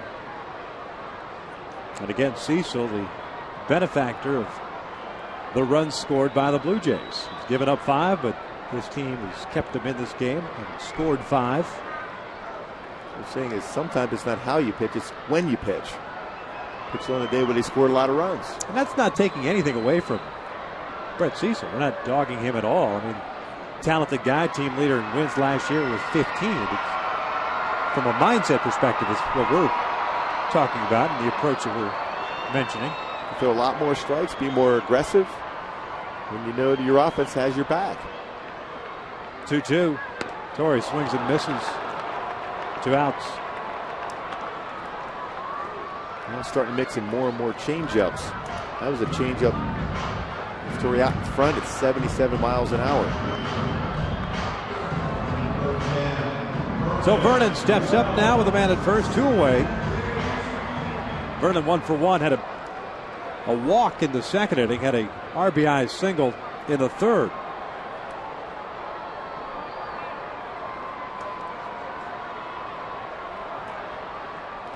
It's in the dirt. That base hit in the third inning for Vernon, snapping an 0 for 16. Picking up his second RBI.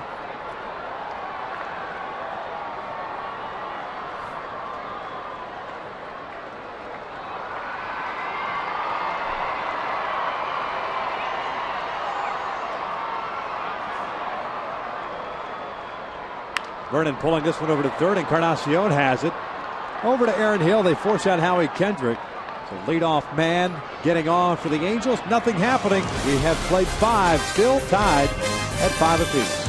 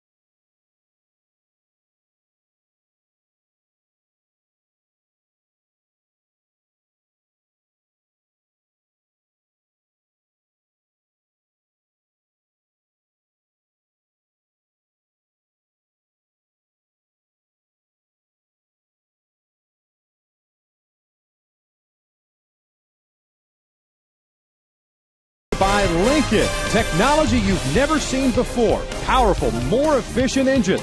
It's not just luxury, it's smarter than that. Feel smarter at Lincoln.com.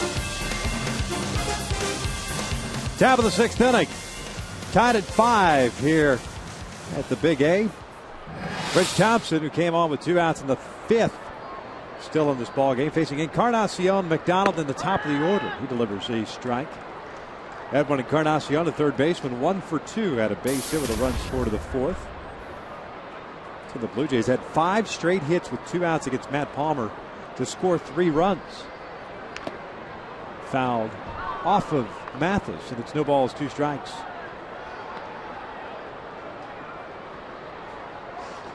Rich working that sinking fastball. Well, prior to last season, you got it rushed to fastball up 94, 95, but it was a straight fastball. A little different arm slot to be able to get better movement on the pitches.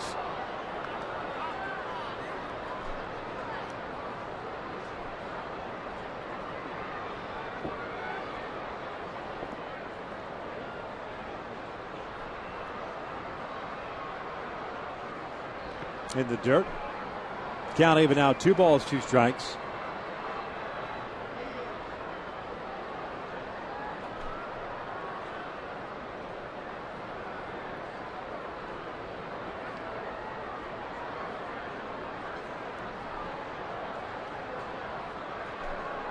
Two-two pitch. This one out towards center. Chasing Borges back, still going back. Wrong place to hit it tonight. 1 out.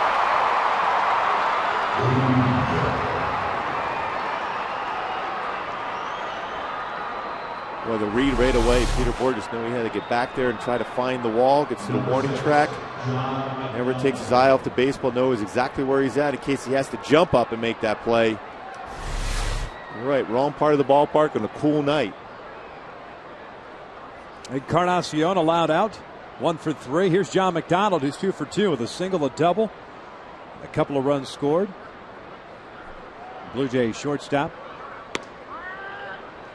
filling in for Yunel Escobar, who is dealing with a mild concussion.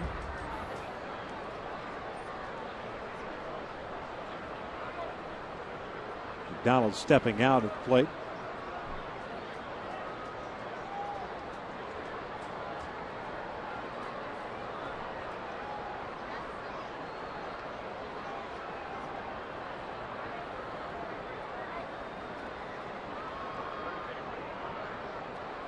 Oh, 1 from Rich.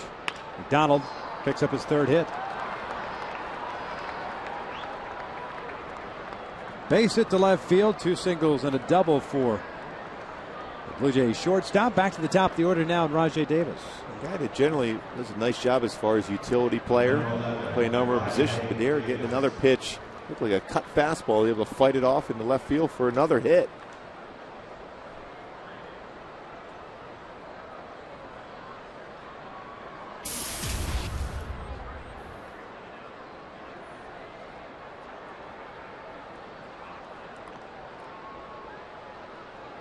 Rajai Davis tonight has grounded out, reached on an error, and had a 2 RBI base hit in the 4th.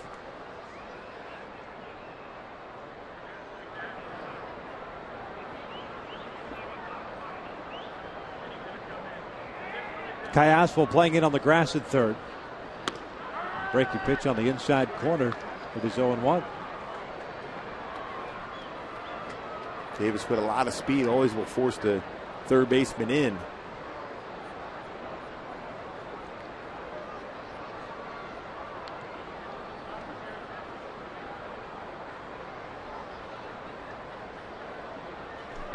Davis fouling one off to the right. No balls, 2 strikes. Mike Scioscia getting some action going in the bullpen. Hisanori Takahashi. He is up.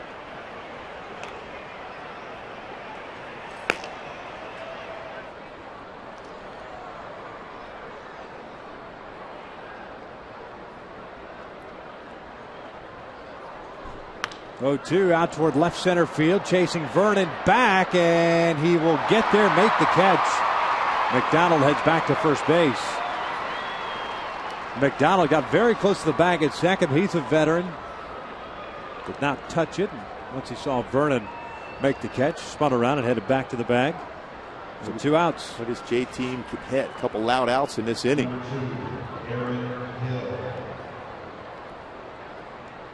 So 2 outs. McDonald at first. Here's Aaron Hill, the second baseman. 1 for 3 night and an RBI single that put the Blue Jays ahead in that 4th inning. Matt Palmer, by the way, went 4 2/3, struck out 2, walked 1, gave up 5 runs, 4 earned on 10 hits.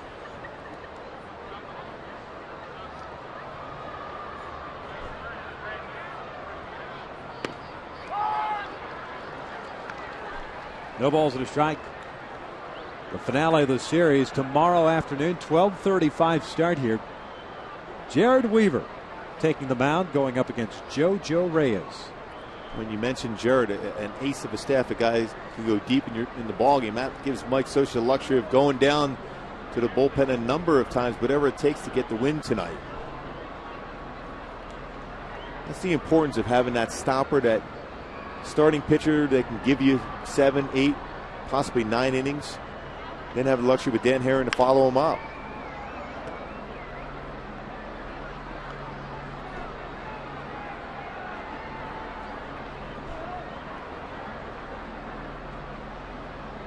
And then the question comes up for Tuesday. There is a spot that needs to be filled as far as the starting rotation on Tuesday.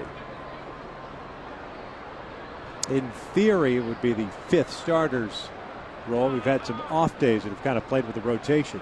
The runner takes off. McDonald hung up now. Thompson doing a great job.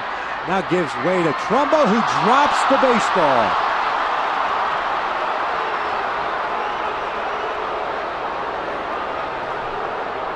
You want to talk about a clinic for a pitcher as far as freezing the runner and making him commit and getting rid of the ball. Watch Thompson here. When in running back to the base, that's what you're taught to do as a pitcher. And Trumbo fumbled the ball, tried to make that throw right away. Now this is your opportunity as a pitcher to pick up your infielder. He feels bad about the mistake. You got to move forward, but you got to pick him up here and get through the inning. Trumbo gets charged with an error. 0-2 pitch. Hill fouls one back.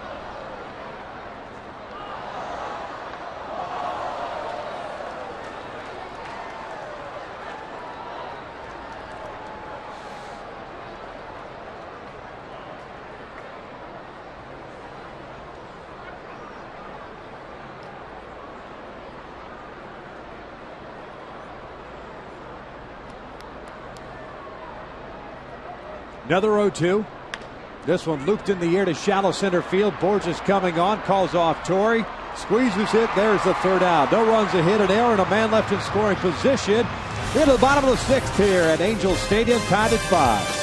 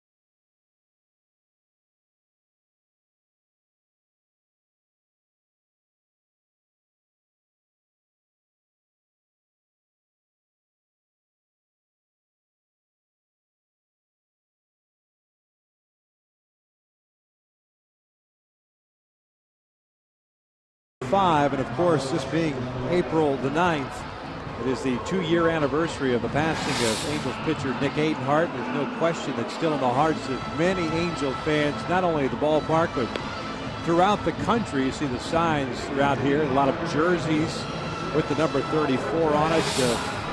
Always in our hearts and always in our minds. And unfortunately for me, I had to cover that for MLB Network 2 years ago and sit in the studio and talk about it. One of the toughest things I've ever had to do in my professional life. Well, and to be able to talk about his game that day, that last inning he pitched, that 6th inning in which he threw up a 0, 7 strikes, with 3 outs, said he had arrived. And you could see it in his face right there as he walked off the mound. He finally felt as if he was a true big leaguer. He was going to be successful, and the club and the organization still trying to find that guy to be able to replace him who has made that step at that particular point to be a very good top-of-the-line front starter. Our thoughts and prayers go out to the Adenhart family, the Pearson family, as well as the Stewart family. And John Wilhite, the lone survivor, continues to get better and better. Well, he's doing outstanding. What a story. Alberto Callaspo to lead things off here in the bottom of the 6th inning, facing a new pitcher, Carlos Villanueva. Villanueva, a guy with a pretty good fastball, 90-92 range, curveball, slider, changeup. The Angels have action in their pen as Kevin Jepson now is up and loosening.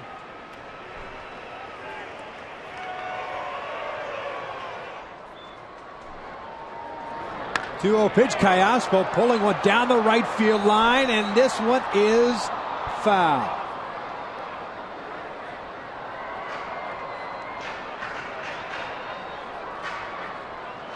You talk about a good fastball count, and letting it go on that fastball, just pulled it foul.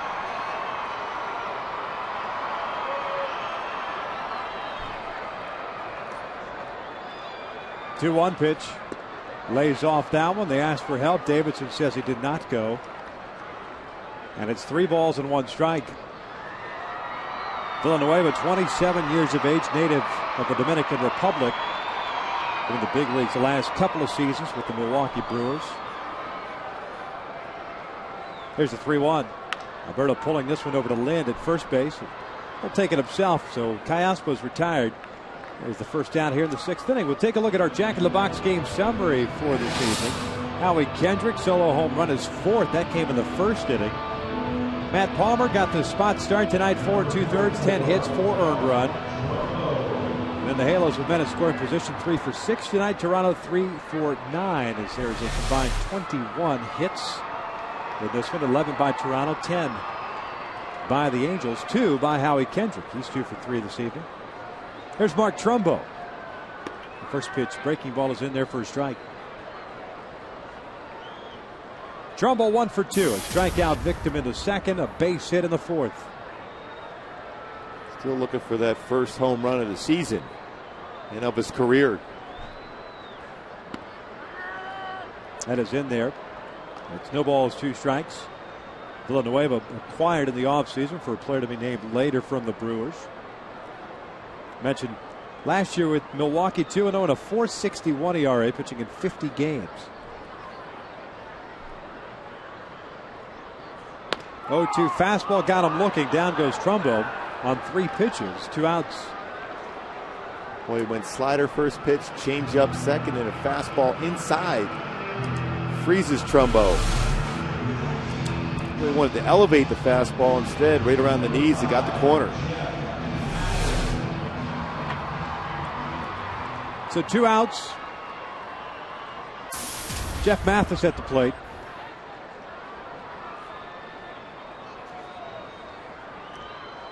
Jeff tonight 1 for 2. The breaking ball is waved at and it snowballs in the strike.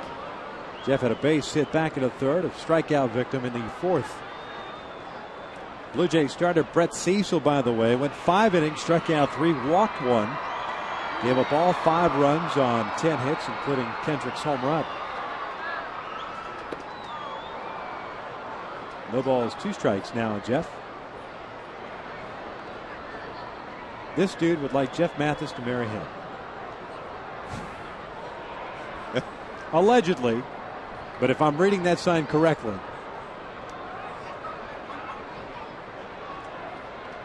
Big Mathis fan. 1 ball, 2 strikes.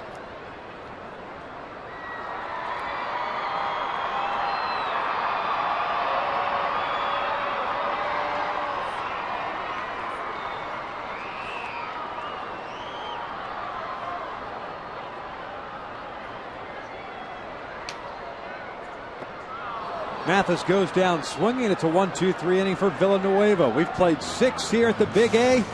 This game's still tied at 5.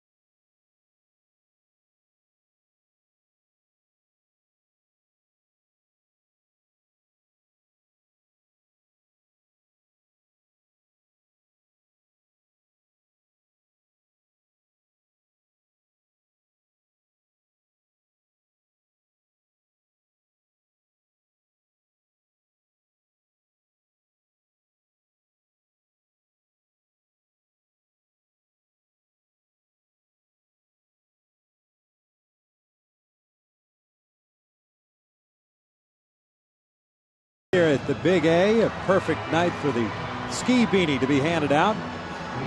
Can't wait for you to bust that out on the Saturday over the weekend in Chicago. It's supposed to be somewhat chilly. Oh, that's the first thing I'm going to pack in my suitcase. Oh, there's no doubt. I see you taking home like 6 of them already. One for each day of the week, but you're taking Sunday off. Yes, I am. That's nice of you. Can't wait. Chicago will be perfect. Maybe even Texas at 85 degrees. That'd be a good look. No lather worked up there with the ski beanie on. Top of the 7th. None whatsoever. Kevin Jepson will be pitching in his 5th game this year. 0-1 and 8.10 ERA, 3 1/3 innings, 6 hits, no strikeouts, 3 walks. Facing Bautista, Lind, and Rivera, the heart of the Blue Jays order here in the 7th. First pitch fastball is outside. Jose Bautista tonight is 2 for 2, couple of singles and a walk. Jepson last pitched on Wednesday, went 1/3 of an inning, all zeros.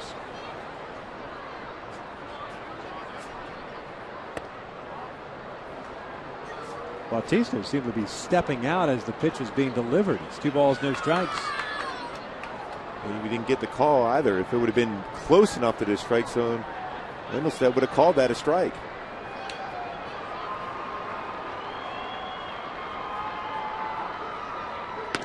On the outside corner.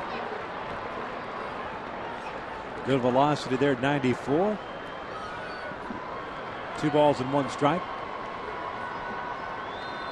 Rich Thompson tonight an inning and a third. Gave up a hit. Everything else zeros.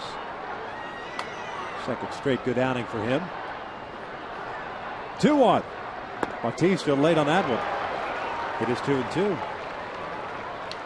Well, he was looking fastball and got a fastball at 92. Just up high enough, he swung through it.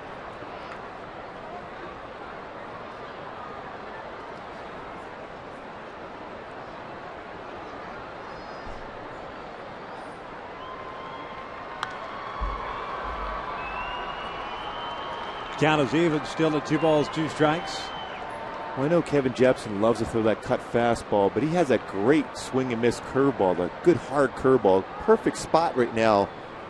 Drop that in.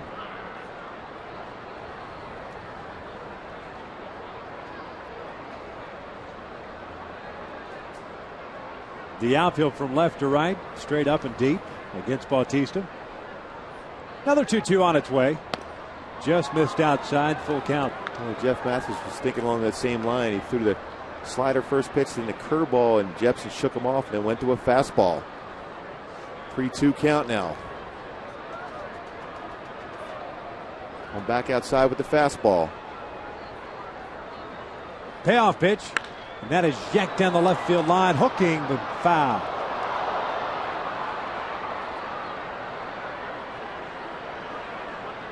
Well, you have to have an extra special fastball to get a fastball by Bautista. Turned on that one, pulled it foul.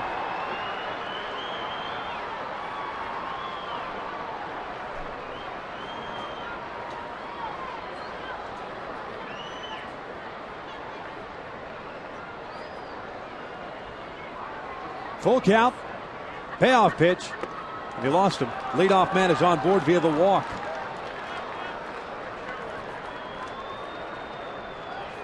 Hey, folks, on April 26th, the Angels host division rivals Oakland Athletics here at 7:05. All fans in attendance will receive a wall calendar courtesy of Pechanga Resort and Casino. This calendar highlights 50 years of Angels baseball, includes players such as Rod Carew, Don Baylor, and Tim Salmon. To purchase your tickets, visit the Angel Stadium ticket office or log on to angels.com. I can't believe Gooby is not in that calendar. 50 years, right? Yes. Here's Adam Lind. Ball gets by Mathis. And that puts Bautista in at second base.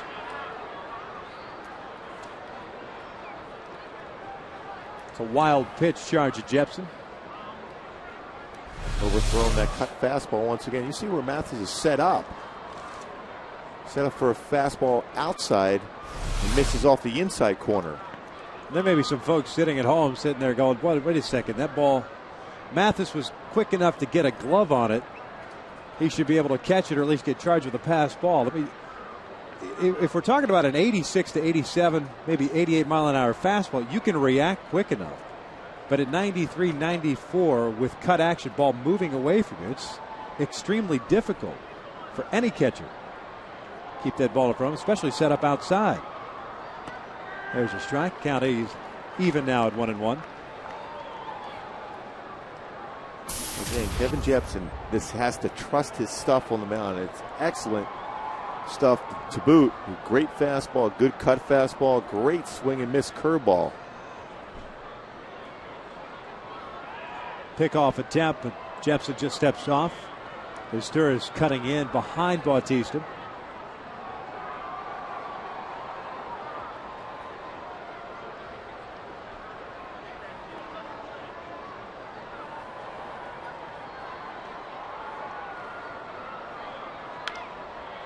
One ball, two strikes. There's that breaking pitch. I like that curveball. I like to see Jepson use that more often. It's a very good pitch.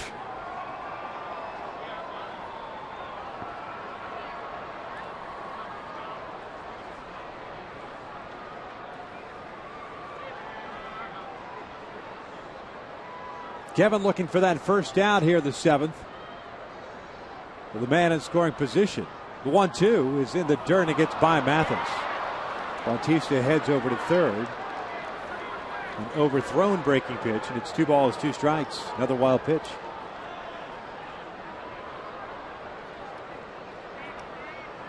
Again, it's the trust you need in that pitch. Overthrowing this curveball.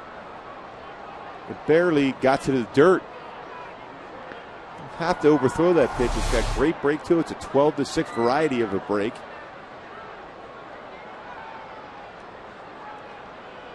Forces the infield in.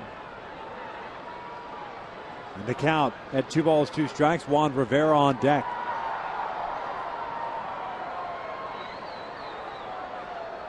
Check swing. He went around. Mathis will apply the tag. There's out number 1.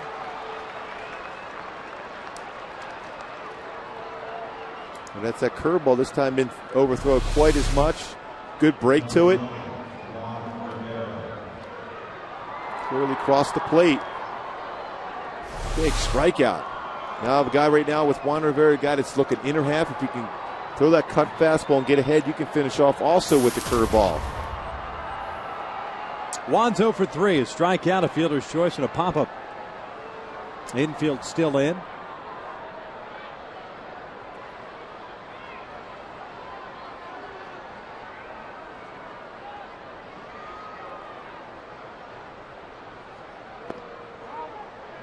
One ball, no strikes. Trying to get it over, breaking pitch. Kevin, the third pitcher used by Mike Scioscia. Matt Palmer getting the start, going 4 2/3. Thompson an inning in the 3rd, and now Kevin here in the 7th. A couple of guys getting loose for the Angels in the bullpen as we speak. Takahashi was up. Looks like Michael Kahn quickly hurrying. Shove grounded up the middle. Asturias smothers it. His only place to first. Bautista stays at third. 2 outs. Nice play by Meiser Asturias at short. Also, great job of looking back. Bautista at third base. Mike Scioscia going to come out right now. JP Arancibia is due to bat. Scioscia's going to come out and make the move, it appears. Takahashi is ready to go. Michael Kahn still playing catch, so Jepson will depart here. We've got a pitching change in the 7th with 2 outs and a man at third base. With this game tied at 5.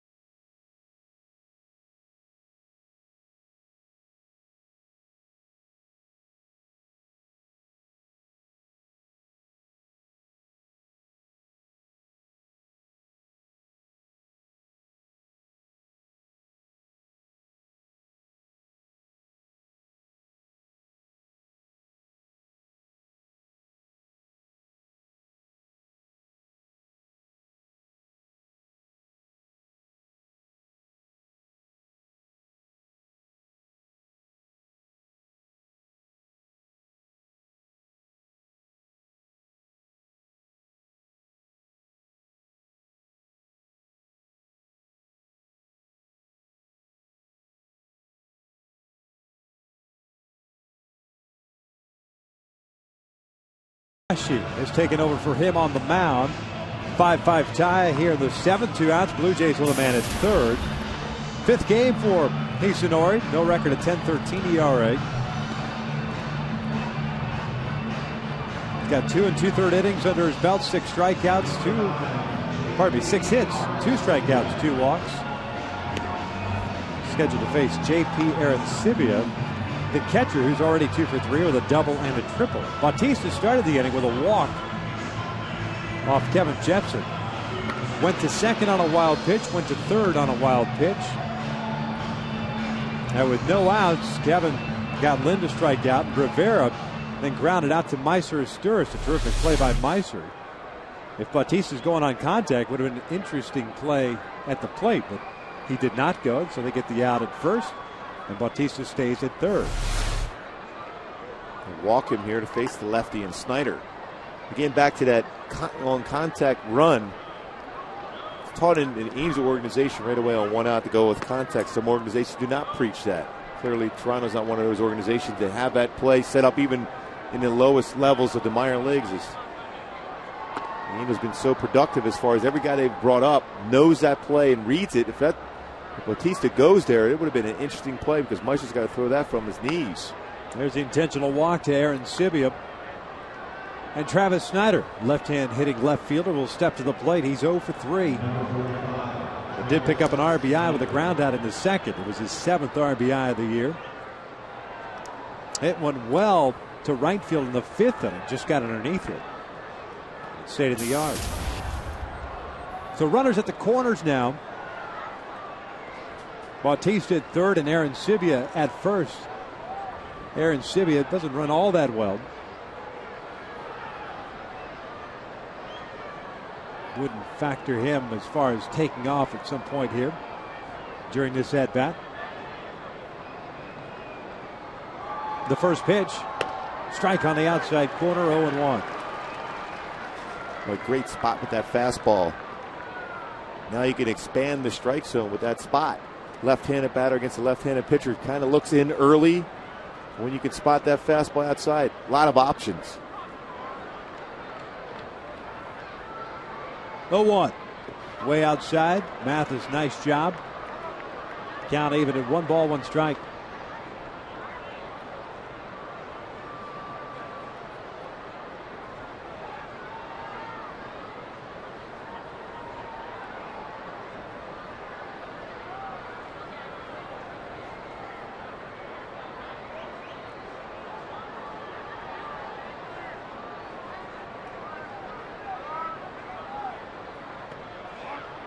Going with that breaking pitch again. Falls behind. It's 2 balls and 1 strike.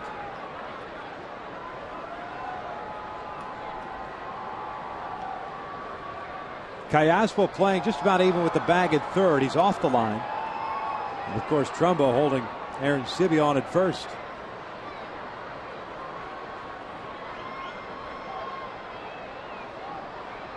Two-one pitch inside. And Arancibia looked like he was trying to time Takahashi. Took a couple of steps towards second.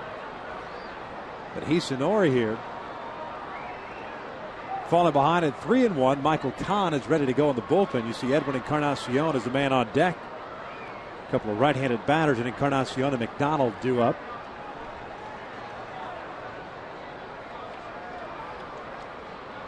Three-one, foul back. Full count now. Now with 2 outs, it means Arancibia will take off. Trumbull will move back and play behind him. A left-handed batter at the plate.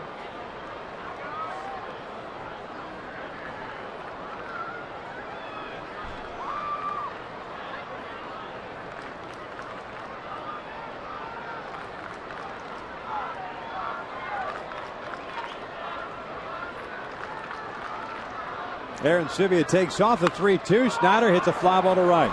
Playable for Torrey Hunter. And Takahashi works out of it. No runs, no hits, 2 left on. 7th inning stretch time here at the Big Egg. Halos and Blue Jays knotted at 5.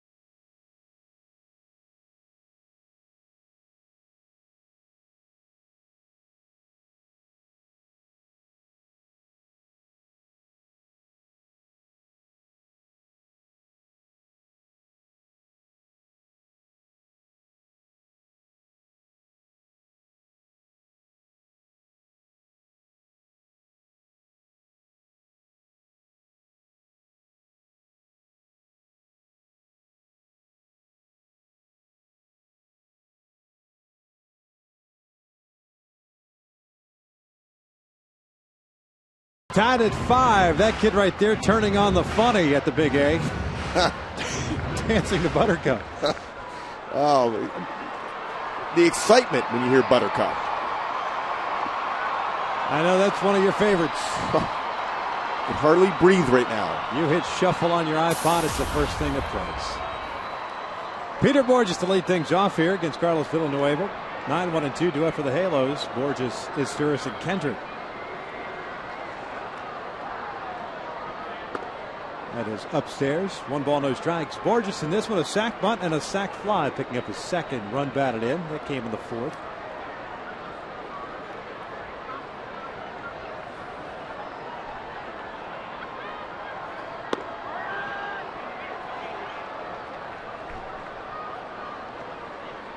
Fernando Rodney now is up.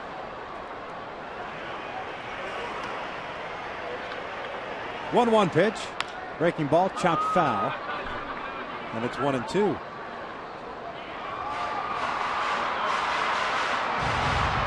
somehow is going to get on base, make contact. With that type of speed, you're going to put a lot of pressure on the defense.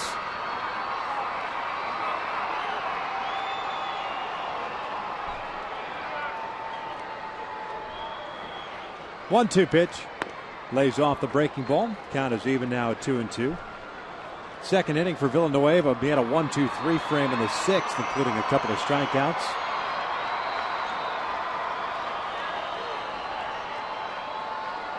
Very deliberate motion for the right-hander. And it's a full count.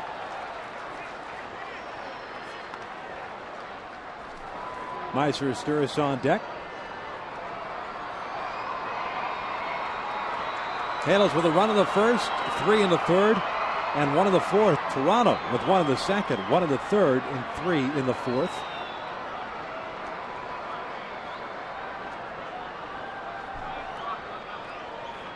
That is inside, going with that changeup. Peter Borges, leadoff man, is on board.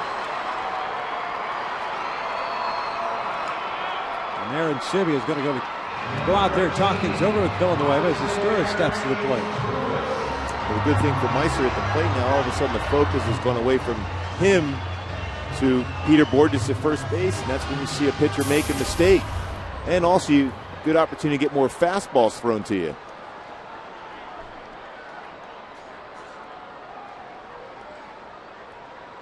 Meiser tonight 1 for 3.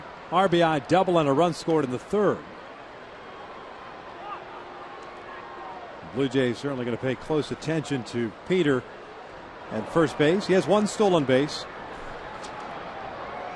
The Angels as a team with 8.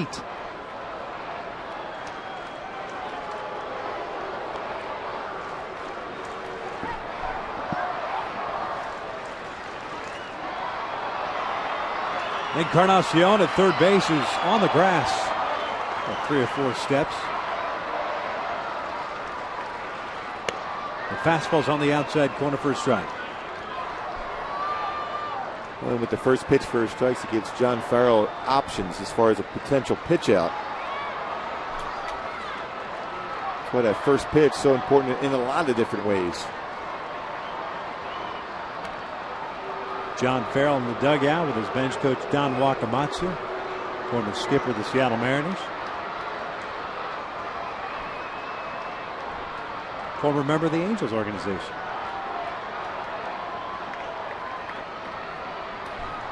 Outside, it's 1 ball, 1 strike.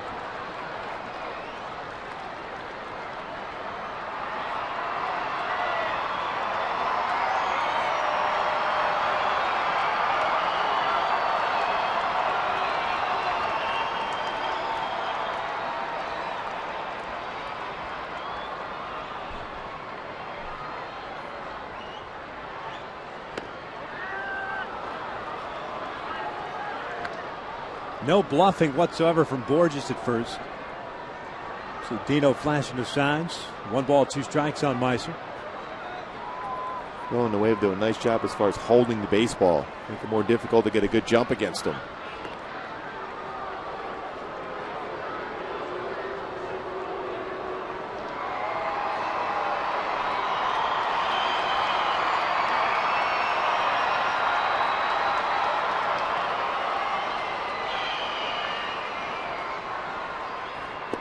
Listeris goes down swinging on the breaking pitch. There's out number one.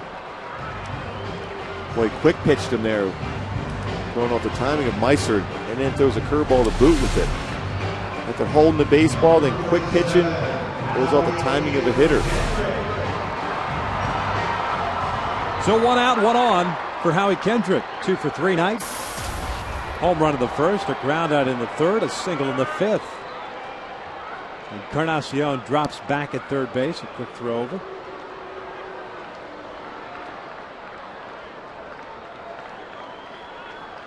Pretty big alley in left center field with Rajay Davis, the center fielder, taking a couple of steps towards right center. And Snyder playing straight up and left. Boy, does Davis play a deep center field.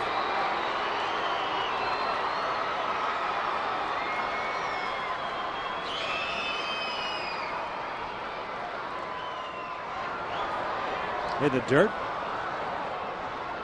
Borges stays at first base. Some guys comfortable playing deep. Austin Jackson, a good young player for the Tigers, plays shallow. BJ Upton we saw in Tampa. Davis clearly more comfortable coming in on the baseball as compared to going back on the baseball.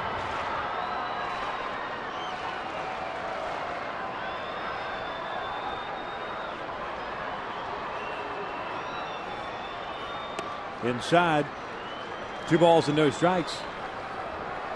And Borges is really kind of like average as far as the depth is concerned. Doesn't really play too shallow, doesn't play overly deep.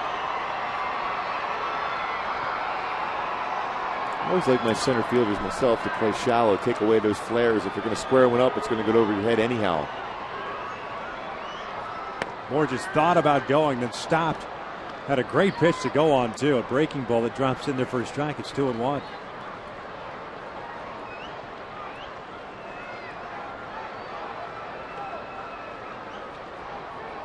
Looks like Peter a little frustrated trying to get the timing on Villanueva at first base. Quick pitching him here again, and that is swung on and missed. 2 balls, 2 strikes. It's very effective, too, to throw off the timing of a hitter, especially when you have a pitcher that holds the ball, then all of a sudden, one time, basically comes to that discernible stop, then goes to home. Good old discernible stop.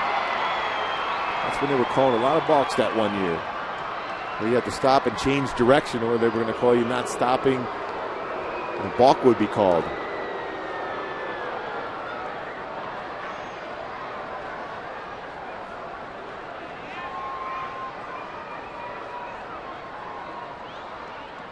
Two and two. Borges takes off. Kendrick hits one over to McDonald. Flips to Hill, and they'll get the double play. And a good hard slide by Peter Borges. Goes for naught. 7 in the books here at the Big A. We are still tied at 5.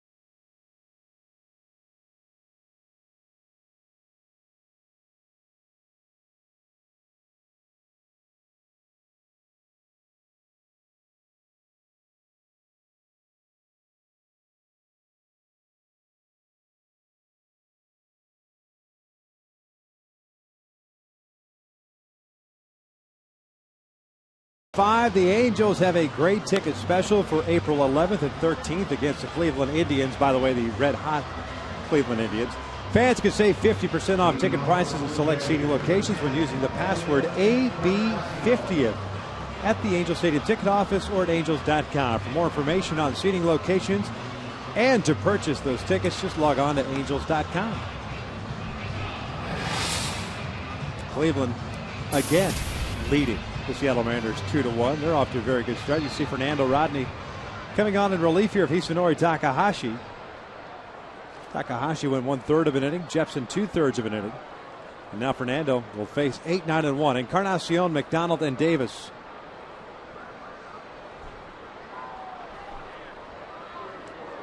Edwin Encarnacion 1 for 3 with a base hit and a run scored in the 4th.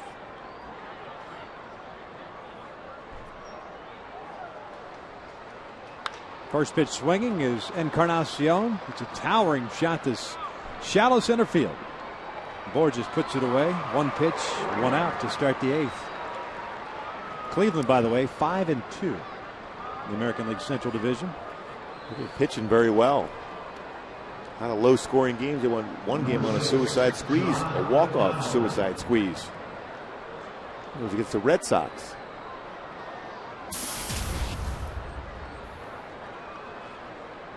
Gonna figure out a way to get out John McDonald. He's had a great game, 3 for 3. 2 singles and a double, couple of runs scored.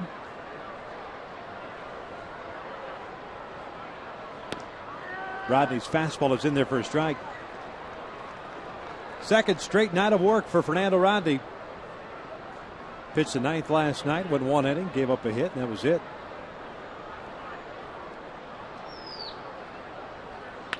Off speed, rolled, and diving stop by Callaspo, and from the infield grass, fires over to first, 2 outs. Good play by Alberto Callaspo. Let's talk about the Hyundai play of the game. We'll go back to the 4th inning. Well, nice job by Vernon Wells as far as charging that ball, and an even better play by Jeff Mathis, reaching back and applying the tag. Finish off that inning, Vernon Wells with the outfield assist from left field. I think Fernando threw a slider there that Callaspo was able to field at third base. A little adjustment in the mechanics. Mike Butcher's been working with him as far as a little smaller of a leg kick, throw more strikes. This one, Luke Fallon to the seats on the first base shot. It's no balls and a strike on Rajai Davis. There's no question, a lot more compact Fernando Rodney over the last 2 nights than what we saw in Kansas City. That meltdown in the 9th inning. Flying open, the front shoulder, shorter leg kick, more of a defined hip turn. Count is even at 1-1. Davis 1 for 4, had a base hit with 2 RBIs and a run scored in the 4th.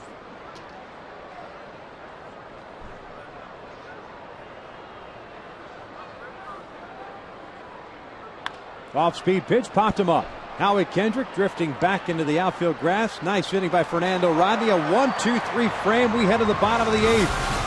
Still tied at 5, but the Angels have 3, 4, 5 coming up.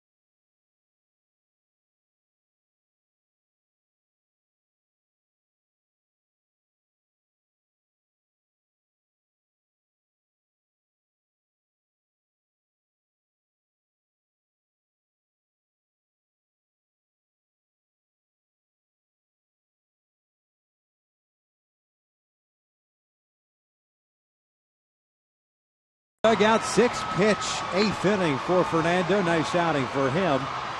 We are still tied at 5, starting the bottom of the 8th inning. Bobby Abreu, Torrey Hunter, and Vernon Wells, the scheduled 3 to face the product from Servite High School and UC Riverside. Mark Sipchinski comes on in place of Carlos Villanueva, who did a nice job himself. Well, Sipchinski has a good fastball, very deceptive delivery, hides the ball well. Curveball, slider, changeup. Sipchinski, so far this year, has pitched in 3 games, no record, no ERA, 3 2/3 innings, 1 hit, 3 punch-outs, and 1 walk. He's just 25 years of age, former 5th-round pick by Toronto in 2007. He got to the big leagues in 2009. Last year, pitched in 14 games, 12 starts, 4-4 and a 4.95 ERA. And even though they looked at him as a starter originally, and they've given him that opportunity, they've basically converted him to a bullpen guy who could break both lefties and righties. But they've limited his outing so that he can go max effort for a shorter period of time and get better results. First pitch to Abreu, who's down low for ball 1. He get that fastball upper 80s, low 90s. And hides the baseball very well. Bobby 2 for 3, a couple of singles and an RBI. Takes a strike. Count is even now at 1-1. Villanueva, 2 innings, 3 punch-outs, 1 walk, no runs. The 1-1. Bobby, a big swing and a miss. Comes up empty, and it's 1-2 now. With a couple fastballs to a slider at 84 miles an hour. Jordan Wallen's up and loosening.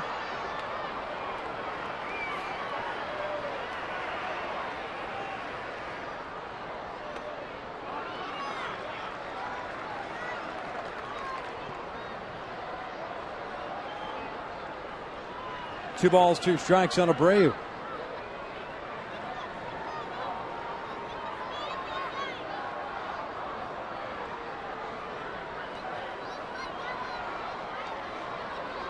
The 2-2 pitch.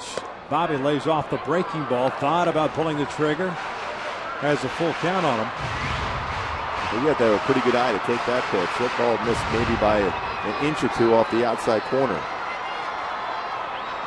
Torrey's on deck. Vernon Wells in the hole.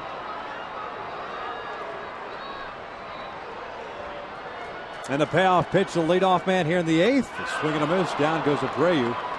And there's out number 1.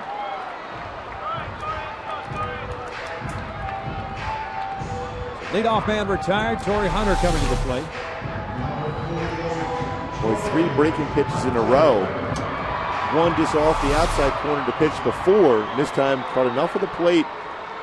Bobby made that commitment, then the break down in the dirt.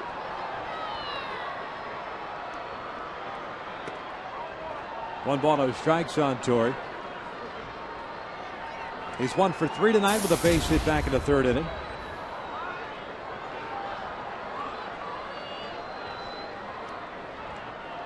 Torrey shooting one to right field. Bautista is there. This time no problem with the lights. Makes the grab. 2 outs. Similar drive off the bat of Howie Kendrick last night. Bautista struggling with the lights, but corrals this one. 2 outs for Vernon Wells.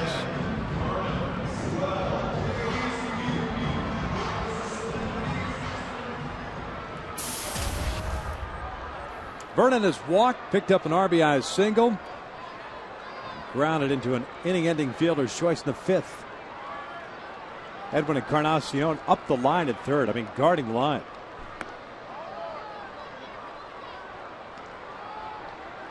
You're pretty hard pressed to get it by him down that 3rd baseline.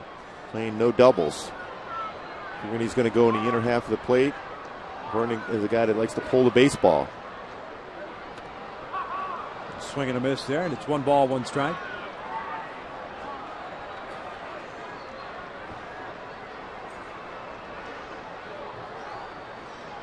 Outfield straight away against Wells.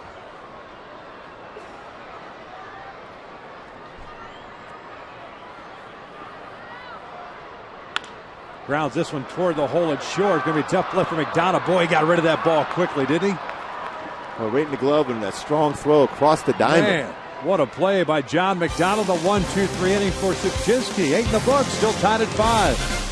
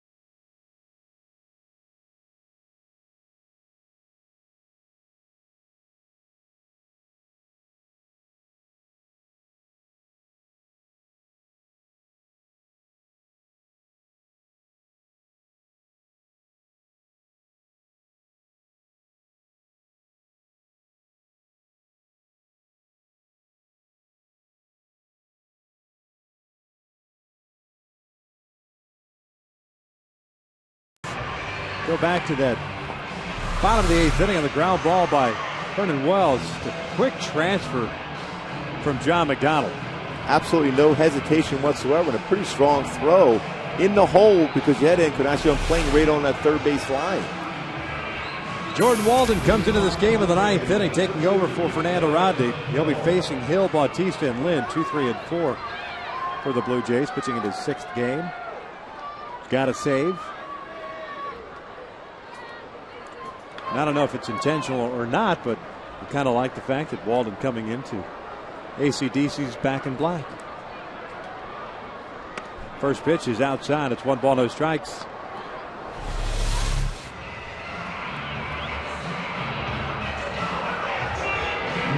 I say just leave that soundtrack playing the whole game in the background.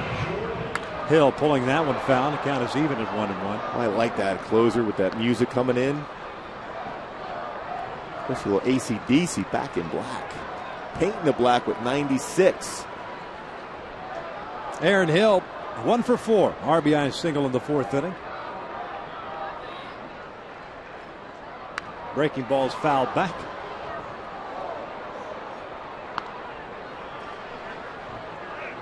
And it's 1 ball, 2 strikes.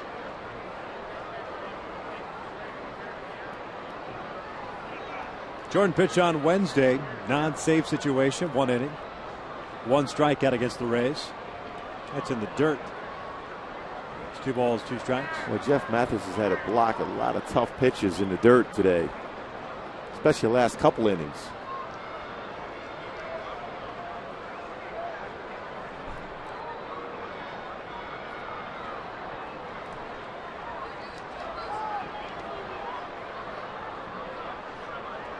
The 2-2.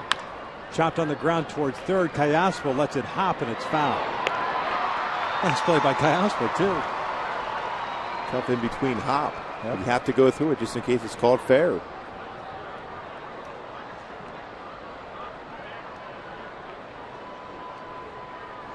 Hill making his way back to the home plate area. Look at the bullpen for the Angels. Just 2 guys left down there.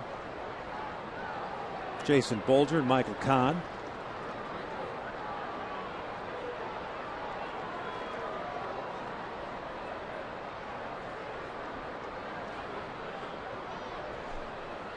Fastball just missed outside. Full count. The Halos have used Matt Palmer as the starter, 4 2/3. Rich Thompson, an inning and a third. Jepson, 2/3. Takahashi, 1/3. And Fernando Rodney, 1, 2, 3, 1/8. Full count on Aaron Hill with Jose Bautista on deck. Hill grounds one sharply to short, backhanded by Asturis. One away. Boy, another nice defensive play by a shortstop. Backhand by Meiser. Strong throw across, gets that first batter of the inning. Leadoff man retired. Here comes Bautista as we take a look at that play again. Number 19, At the transfer, good transfer there by Meiser.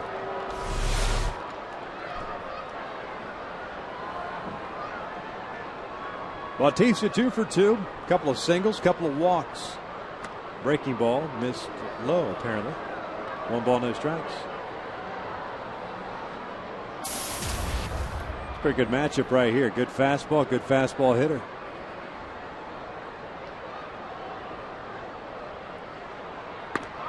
On the outside corner to even the count at 96. Great spot, too. As Jordan evolves more and more as a closer, the ability to throw the fastball outside forces him to go to a big part of the yard. The importance of hitting it that spot.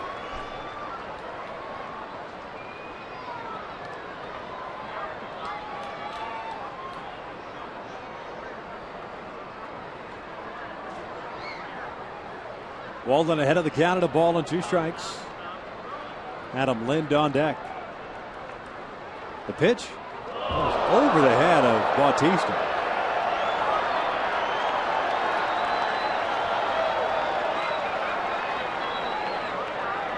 That was an elevated fastball.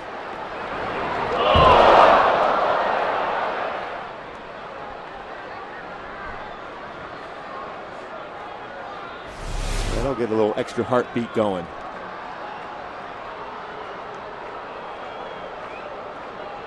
So the count is even at 2-2.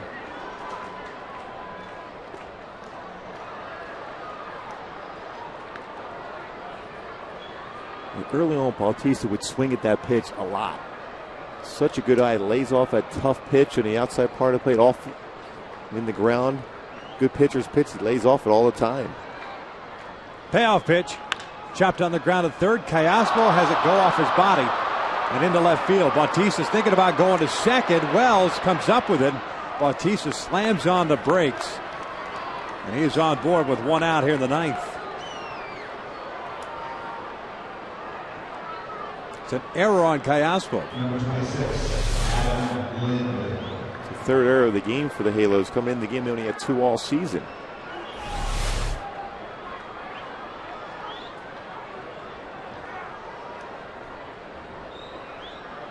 Steers with 1, Trumbo with 1, and now Callaspo.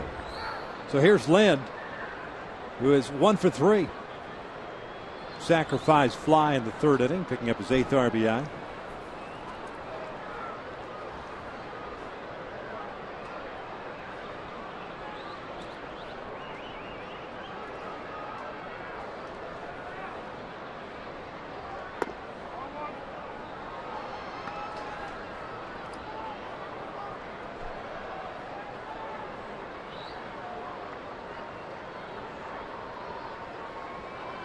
Lind last year, 23 home runs for Toronto. It hit just 237. Monster year 2009, 35 home runs, 114 driven home. Bautista takes off and Lind fouls it back. Straight steal. Pretty good jump. 9 stolen bases last year, which was a career high for him.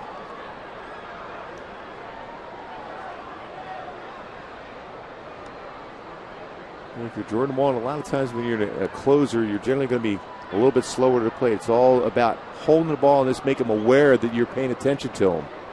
And when you say career high, that is a career high, minor and major league. In the dirt. 2 balls and a strike. Bautista's previous high in stolen bases back in 2001 at Williamsport. That's the old New York Penn League.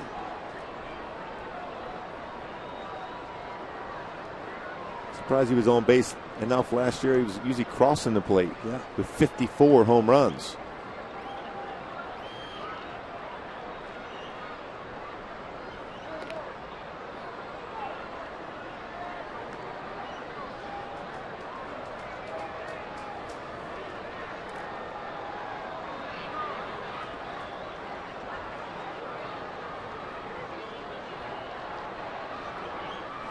2 balls and a strike. 1 out here in the 9th. Man on. Outside, and Walden's falling behind here. 3 balls and 1 strike now.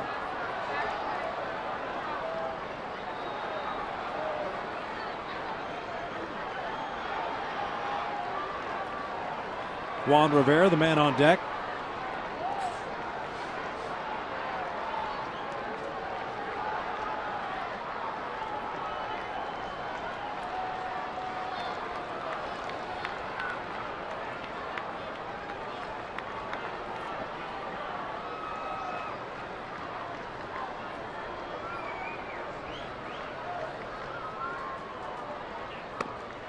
Strike on the outside corner.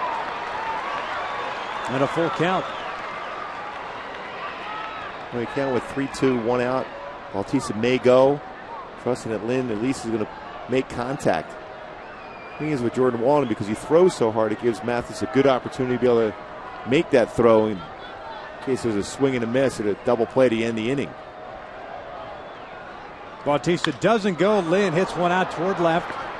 Wells is there. 2 outs.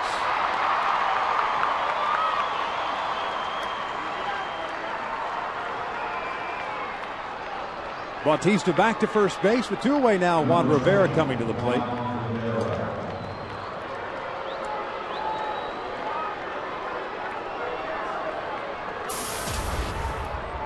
Rivera tonight 0 for 4. Strikeout, fielder's choice, a pop up and a ground out.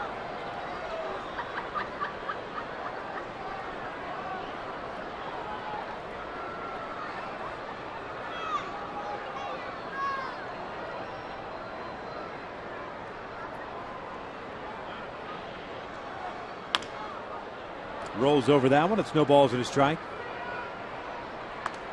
I mean, there's no question. We saw a lot of it last year that Juan Rivera is setting up middle half in. That is his dead red zone, as witnessed by the swing on that last pitch. Pitch was away from him. Just rolling over the top of it. Exactly, getting the top end, trying to pull that ball, but you cannot pull a 94-mile-an-hour fastball that's down and on the outside corner.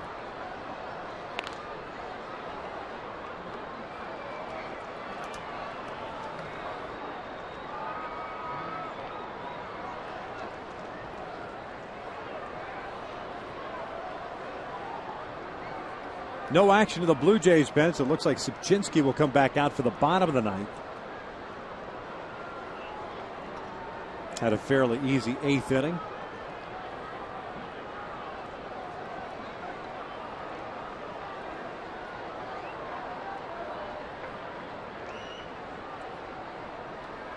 The 0-1. Breaking ball is in there. No balls, 2 strikes. Beauty. Good mechanics on that slider, too, for Walden. Didn't overthrow it. Good break to it also. Sharp, right on the corner.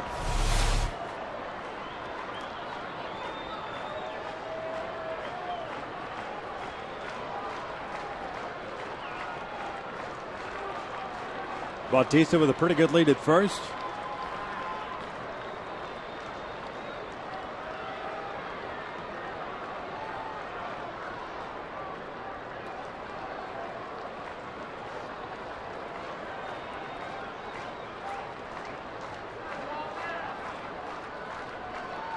Oh-2. Upstairs, 1 ball, 2 strikes. Not a bad idea. Good try. Elevated fastball.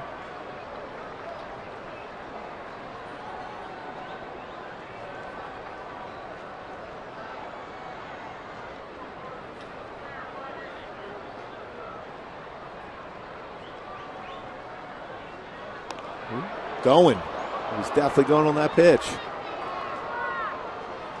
What a leaning action.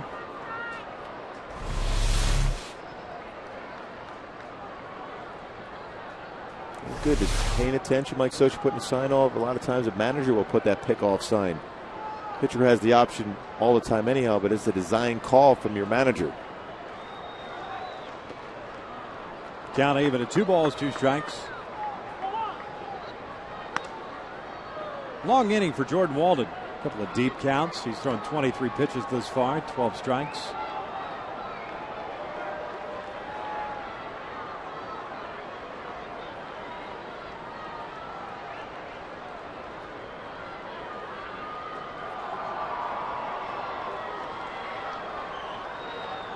Bautista bluffs as if he was going that ball up the middle. Howie with the dive, tried to knock it to Asturis, and they can't get the out.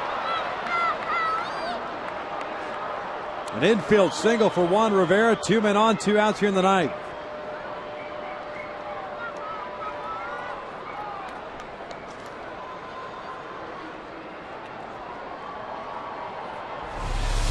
A ground ball up the middle. Howie showing some range. Tries to flip it over to Meister all in one move because he knows he has no chance to be able to make that play himself. Mike Butcher comes down the entire infield. Comes in to talk things over here. But catcher J.P. Arancibia, the man that is due up. He's had himself a 2-for-3 game, a double, a triple, as well as an intentional walk. Number 9, J.P. Arancibia.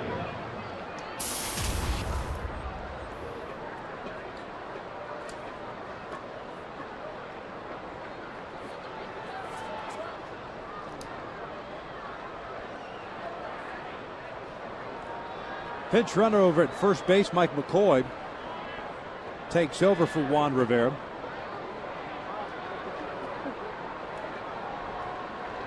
Good speed in McCoy. Arancibia settles in. First pitch, fastball chopped over to Callaspo, goes back on it. Long throw across the diamond. That is out number 3. The Blue Jays leave a couple of men on. We head to the bottom of the ninth. Callaspo, Trumbo, and Mathis in the bottom of the ninth, tied at 5.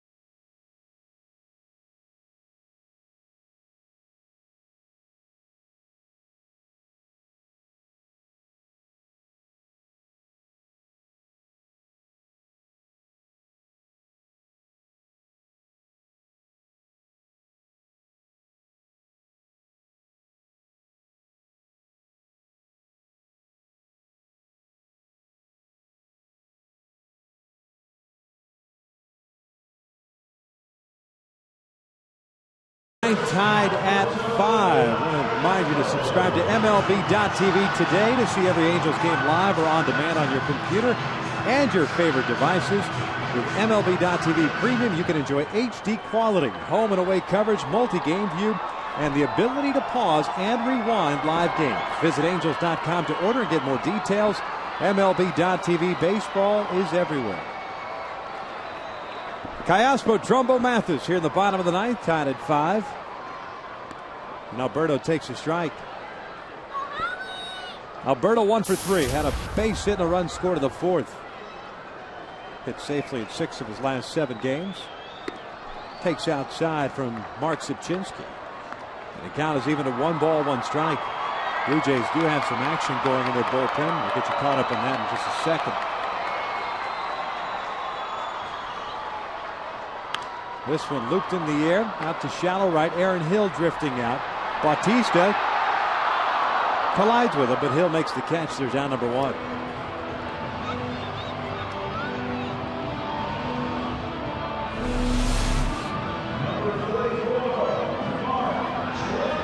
The outfielder Bautista calling off. That's always the outfielder's play.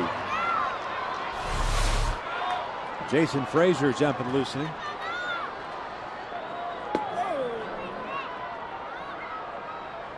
As Trumbo steps in.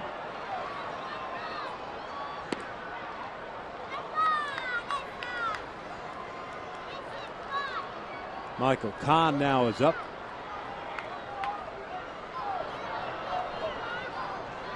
One-0 pitch to Trumbo. This one broken bat, Luke out to right. Bautista comes in, 2 outs. 1-for-4 game for Mark Trumbo. 2 quick outs for Subchinski here in the 9th inning. Jeff Mathis coming to the plate.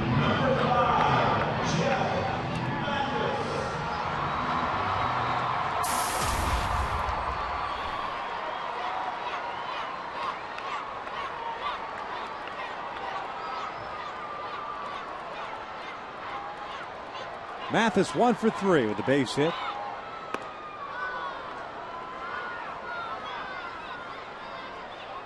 No balls in his strike. Jeff has struck out his last 2 times.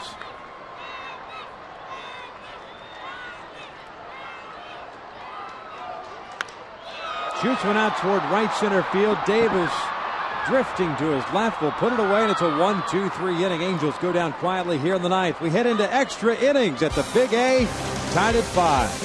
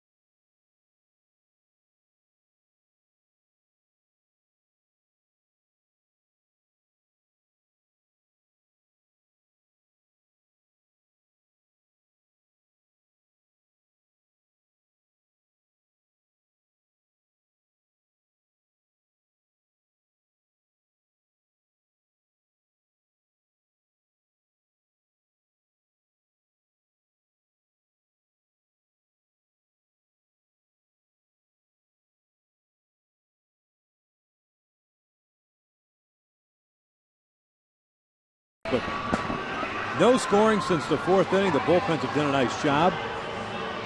Speaking of the bullpen, Michael Kahn now on in relief with Jordan Walden. Well, Michael Kahn with that good fastball, 92-95. Very good slider. And staying on top of that slider. Very important pitch for him. And a good changeup also. First pitch strike in the zone, working down, working quickly. Important for Michael Kahn. He'll be facing the bottom third of the order for Toronto. Snyder, Encarnacion, and McDonald. Jordan Walden, 1 inning. Gave up a hit. Nothing else.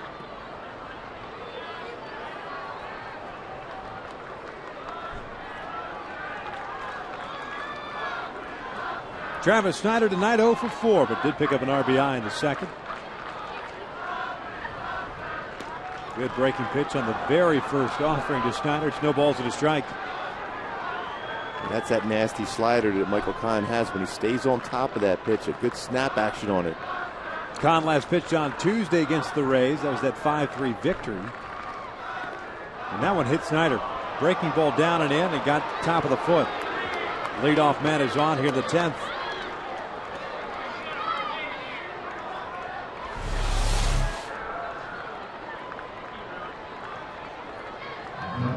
Just off the top of the toe.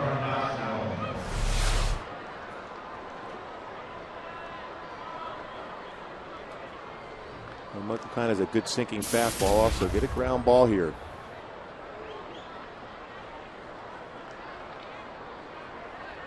Edwin Encarnacion, the third baseman, 1 for 4. Base hit and a run scored. That came in the 4th.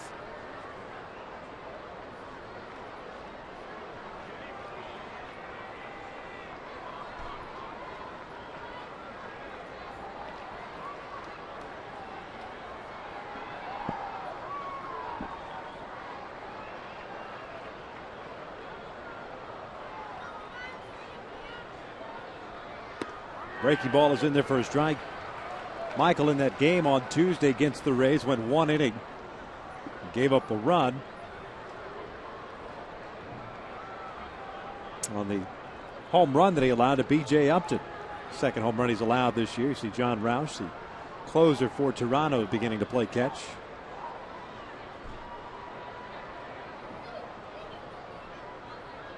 The 1 pitch. Towering shot to left, playable for Vernon Wells. 1 away. Wait, Encarnacion's hit 2 balls today. The one he took out to straightaway center field, driven a little bit more. This one just got underneath it. Well, you can see the frustration because he sensed he had a good pitch to drive and do some damage to it, but got underneath it.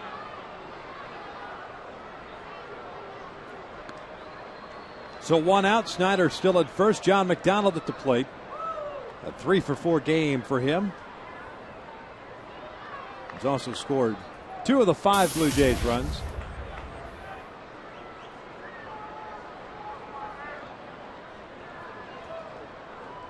Cayaspo playing in at third just in case.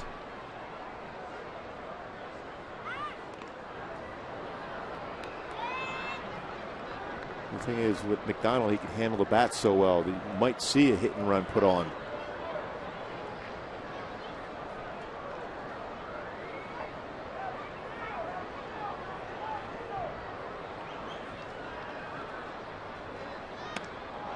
Just missing outside with that fastball. That's 1 ball, no strikes.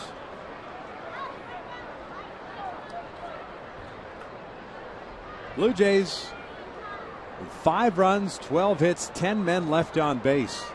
The Angels, 5 runs, 10 hits, and 3 left on base. Second time for both of these ball clubs going into extra innings. Blue Jays 1-0, the Angels 0-1.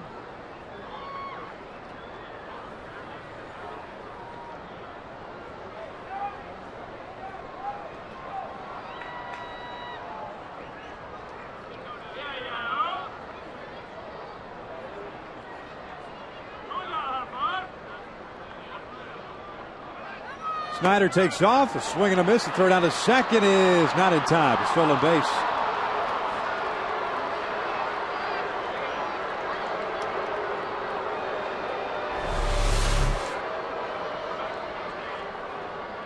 Good jump, a swing for protection, and a slow curveball. Difficult pitch to be able to catch and throw for Jeff Matthews as Snyder slides into second base.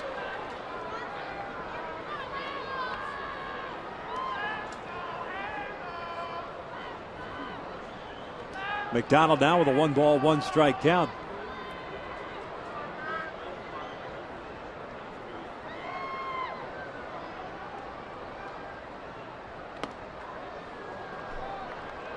Roy Khan now overthrowing that breaking pitch. Nothing Mathis could do. All I could hope for on that one is that to throw the body out in front of it and perhaps it hits it. That's exactly what happened. Snyder stays at second.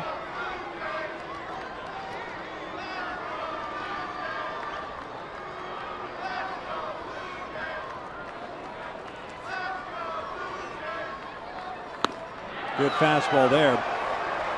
It's 2-2. This is the 5th appearance for Michael this year.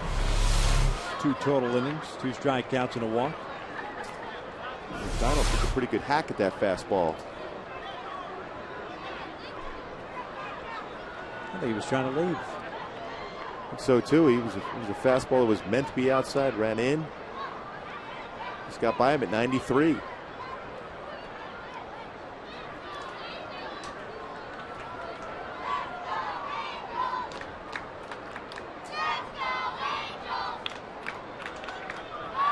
Two balls, 2 strikes, 1 out.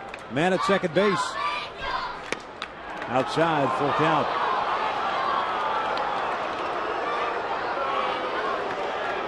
Rajai Davis, the leadoff man, is on deck.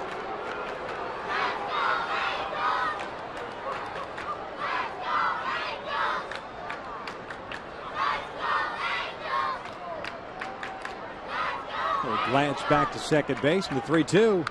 Foul back. Another great crowd on hand here tonight. 43,513 on the heels of the 43,853 last night. So a lot of those folks starting to take off after the bottom of the ninth inning.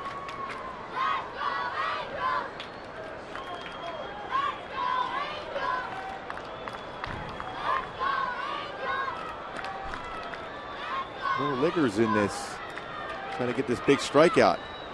Just got a piece of it. The count stays full at 3-2.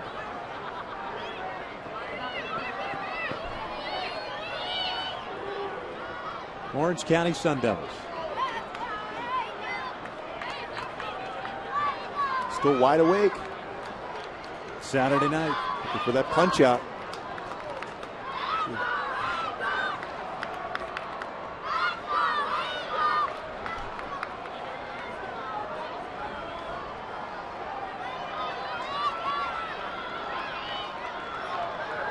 Another 3-2 to McDonald. Check swing. They wanted appeal, and he did not go.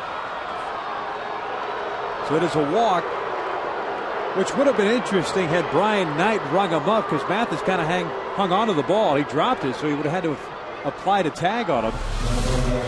Pretty close. Nope.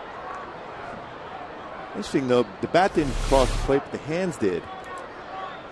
So you can make that call. You don't necessarily have to be the bat going by the home plate, but his hands went by it. And he kept it out there from a good view.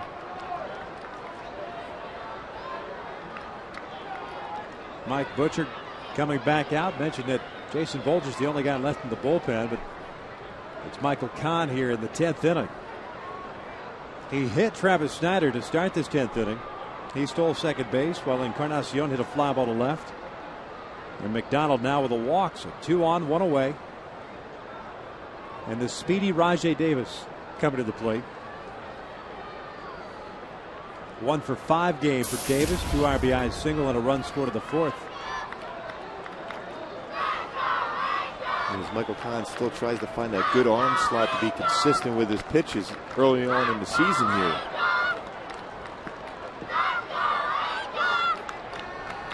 Outfield shallow with Davis at the plate and Snyder representing the go-ahead run at second base.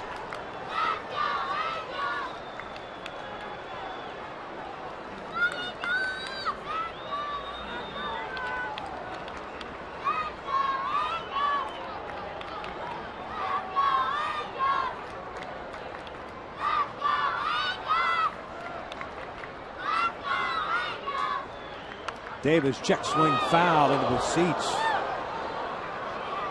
Ricocheting off one of those green seats and down into the dugout suites. No balls at a strike.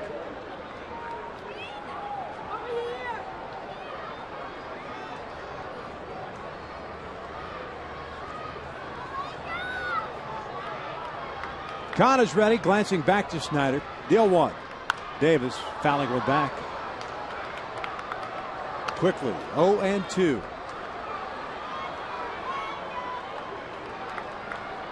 Glancing ahead to the bottom of the 10th inning, the Angels have 9-1-2 due up. Borges, Isturis, and Kendrick.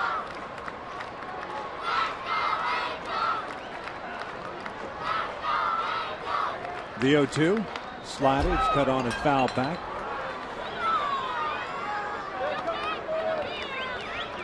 Davis, the guy that will swing pitches out of the strike zone.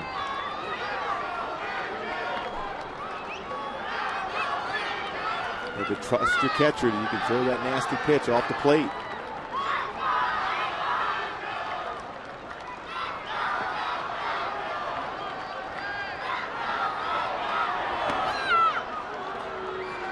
Backup slider on him, just inside. It's 1-2 now.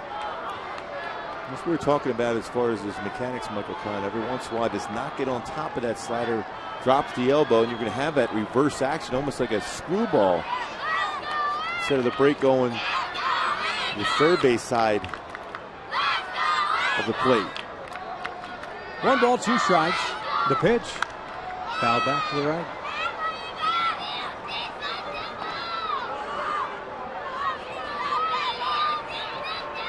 .17 pitches thrown by Kahn. 11 strikes, 6 balls. Looking for out number 2, perhaps even trying to throw a double play ball. Very difficult to do so with Davis at the plate. As Sturris and Kendrick at short and second respectively, cheating in a couple of steps to try to be able to at least attempt a double play.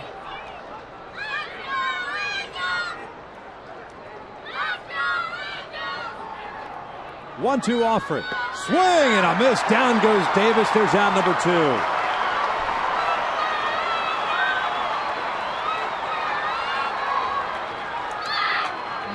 That's that nasty slider straight on top. Can expand the strike zone and gets Davis a swing and miss with that big pitch for him. Stay on top. The elbow is up enough where you get on top and you have that late break on the slider. The true slider on that one because you got on top of that pitch. So 2 outs, Aaron Hill at the plate. Snyder still at second, McDonald at first. Hill tonight 1 for 5 himself with an RBI single in the 4th.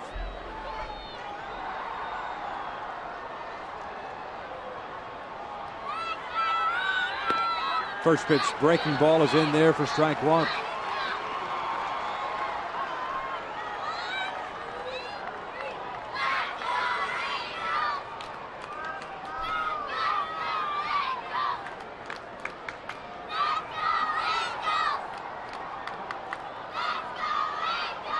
A 1 pitch. Fouled back to the right. No balls, 2 strikes. A good life from that fastball at 92. Pat's going to go out to talk to Michael Kahn, ask him what he wants to try to do here to finish off Hill.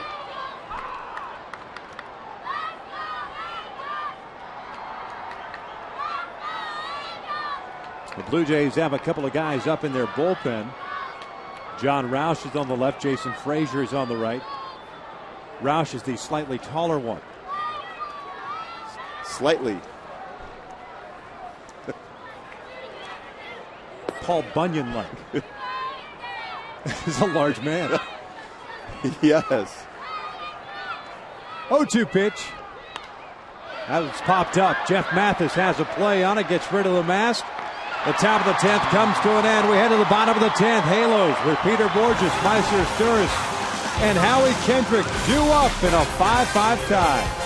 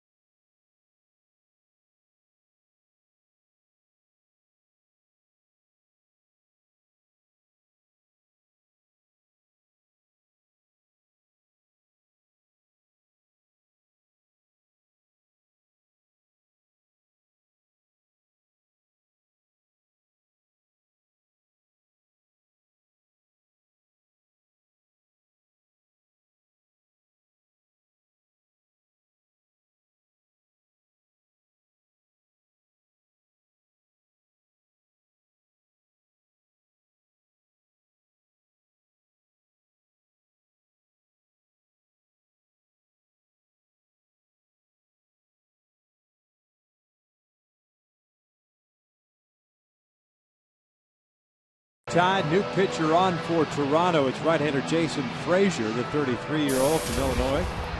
Comes on to pitch for the 5th time this year. 1-1 mark, a 5.40 ERA, and he'll be facing 9-1-2 for the Halos. Boy, good sinking fastball, 90 to 94 range slider and a split finger fastball. Zal pitch though, when he works ahead, is that slider he has. A very good one. You get it up there 81 to 86 on the slider also. Frazier originally in the Tigers organization, a 33rd round pick in '99. traded to the Blue Jays in 2002 and pretty much in the big leagues since then, since 2004. Last year, career high 69 games for him, was 3-4 and a 3.68 ERA. Peter Borges steps in to lead things off here. A sacrifice bunt, a sacrifice fly, and a walk. No ABs for Peter Borges tonight. Mickey Hatcher wants him to jump on that first fastball he sees. See if he can do that here. Gets a fastball a little bit high, and it's 1 ball, no strikes. Borges with the sac fly in the 4th inning, picked up his 2nd RBI of the year. Encarnacion playing in at third base and guarding the line. Big swing there, fouled straight back. Count is even at 1 ball, 1 strike. Nice job, by the way, by Michael Kahn to work out of some damage in the 10th inning with a couple of men on.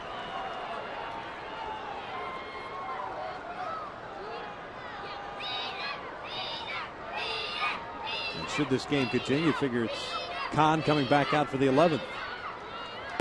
Borges takes a strike, and it's 1-2.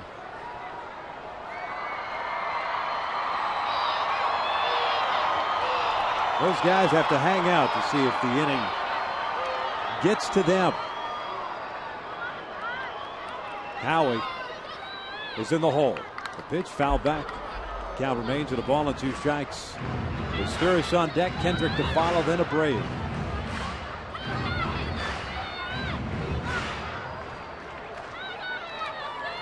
Still a cool night here, but the flags have kind of died down there, so the wind's not whipping through here any longer. Really no factor in the ball game.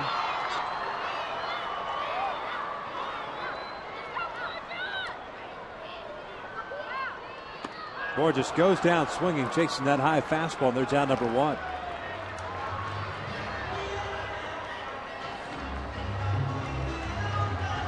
That's 8 in a row retired by Blue Jays pitching since the leadoff walk to Borges in the 7th. Mark Zubczynski faced 6 batters, retired all 6, including a strikeout. Meiser steps in. Threw the ball very well with good movement on that fastball. Good action on the slider, too.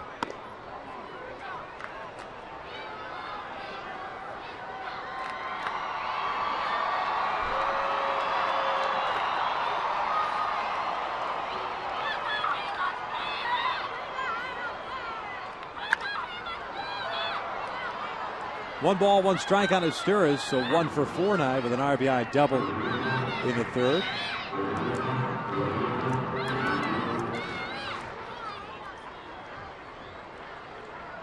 Got a 12:35 start tomorrow afternoon here at the Big A. Jared Weaver and JoJo Reyes. Here's the 1-1. Sturris thought about bunting, takes it for a strike. It's 1-2.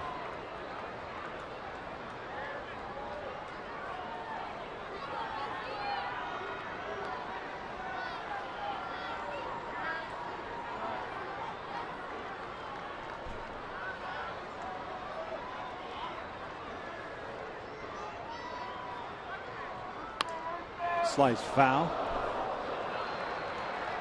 Boy, nice play in the front row. Right there with the glove. That wasn't easy. That one actually may have skipped off the dugout. Count is still at 1 ball and 2 strikes.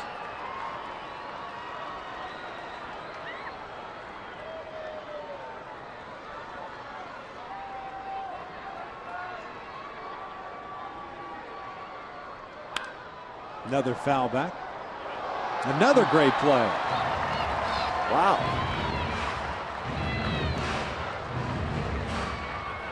Still alert in the 10th.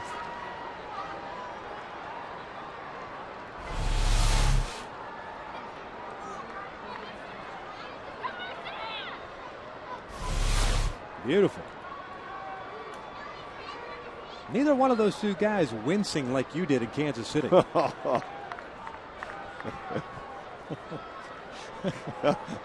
That's nice of you to bring that up. Hey, but the play is made. 1 ball, 2 strikes on his Sturris. With 1 out here in the 10th. Meiser goes down swinging. Back-to-back punch-outs for Jason Frazier. 2 out. Going up the ladder with that fastball, just like he did against Borges.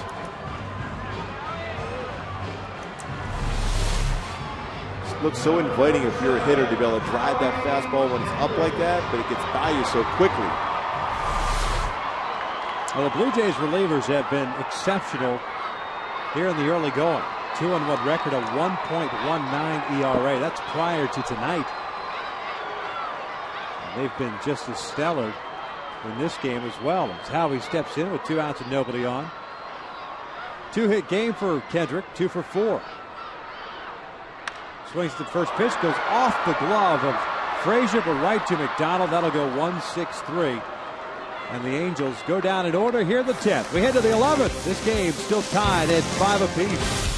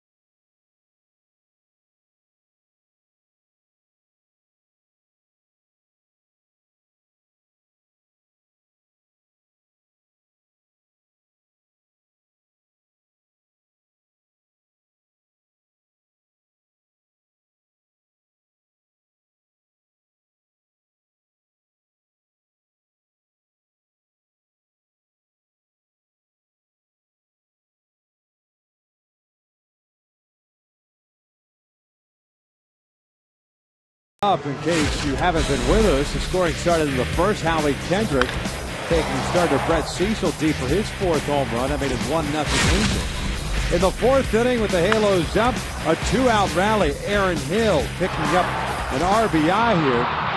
And then Jose Bautista singling out to left. This kept the game tied as Vernon Wells guns downhill. That ended the 4th inning. Into the bottom of the 4th inning, the Angels got a run to tie things up, and that's where we've stood since then. Both bullpens have been spectacular. Only to throw a lot of strikes and good out pitches. First pitch swinging, watch out. That may have gotten one of our cameramen. Just in the booth next to us, Jose Bautista. 2 for 3, couple of singles, couple of walks. Count is even at 1 ball, 1 strike.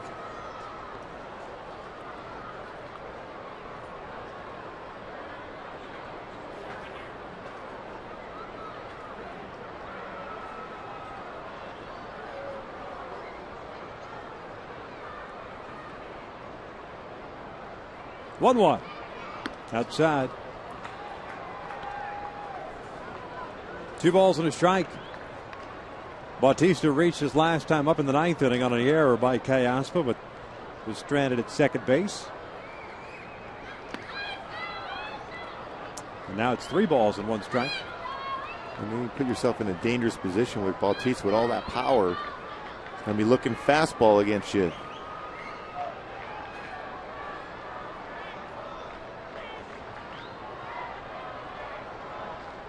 (3-1) cut on and lifted foul and out of play on the first base side.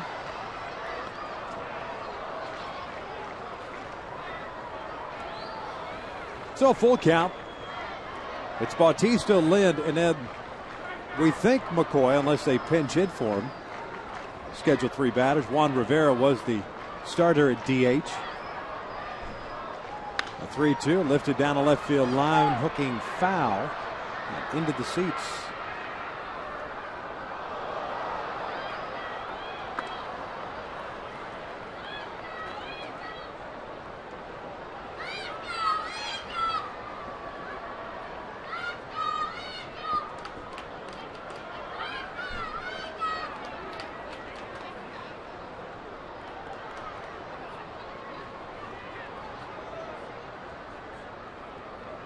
There's the 3-2 again. Upstairs, he lost him. Leadoff man is on board via the walk. You can see from all the way up here dropping that elbow on that slider. Jason Bolger gets warmed up down in the bullpen.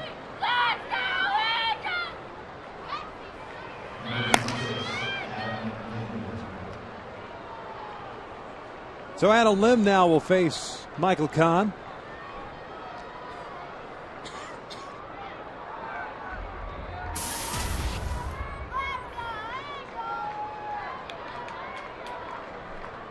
Lynn 1 for 4. Takes a fastball in there for a strike. Lynn's base hit in this game came back in the second inning. Eventually came around to score the Blue Jays' first run. He also had a sacrifice fly in the third, picking up his 8th RBI.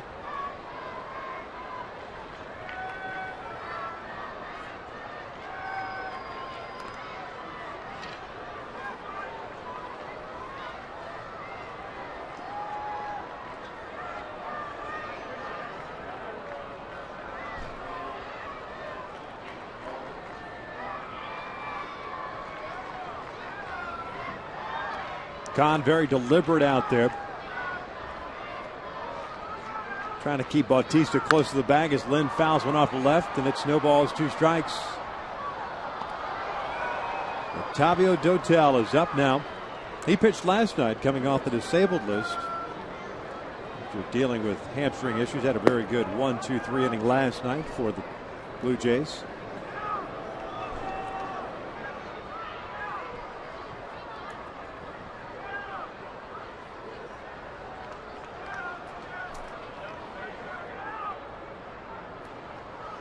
Here's the 0-2 in the dirt. Nice job by Mathis. Bautista stays at first. And that almost got him in the foot.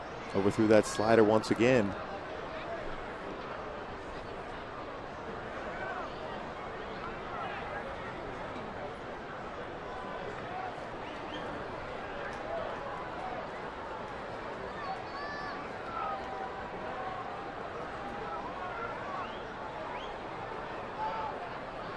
Bautista not taking a very big lead over at first base, but we saw him the last time over there, not afraid to take off. So Kahn flips over there and try to keep him honest.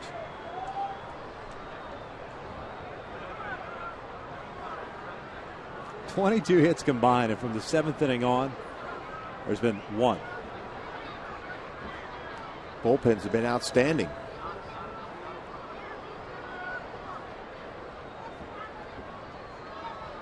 Bautista takes off. The pitch is bounced over to Kahn on the first base side, and they get the out. So essentially, it kind of works as a sacrifice as Bautista ends up at second base.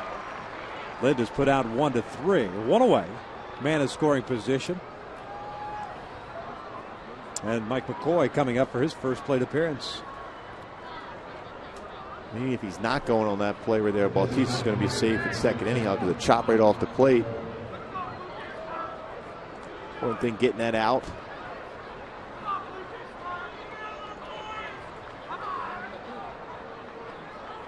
McCoy saw action for the first time this year, last night, as a pinch runner. As he takes that breaking pitch down and away. And it's 1 ball, no strikes. He's had some time in the big leagues with the Rockies in 2009 and with the Blue Jays last year, playing in 46 games. El Cajon, product of Grossmont High School, University of San Diego. Fouls this one back. The count is even at 1 ball, 1 strike. McCoy originally drafted by the Cardinals in the 34th round in 2002. Got traded to the Orioles, then traded to the Rockies. Both of those trades coming in 2008. And picked up on waivers in 2009 by Toronto. Very good speed. The 1-1. Fouled back. And it's 1 ball, 2 strikes.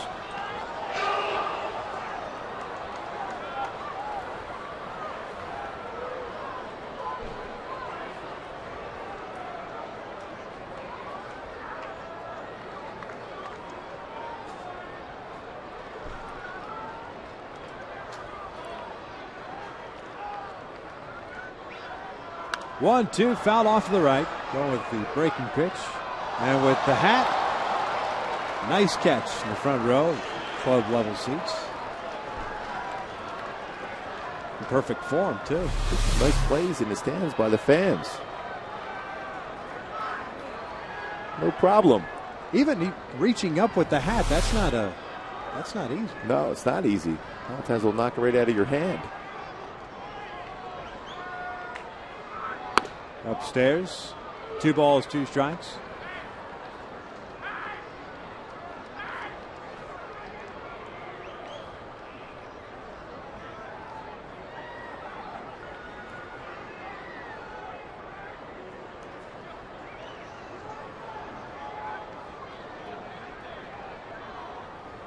Two-two pitch.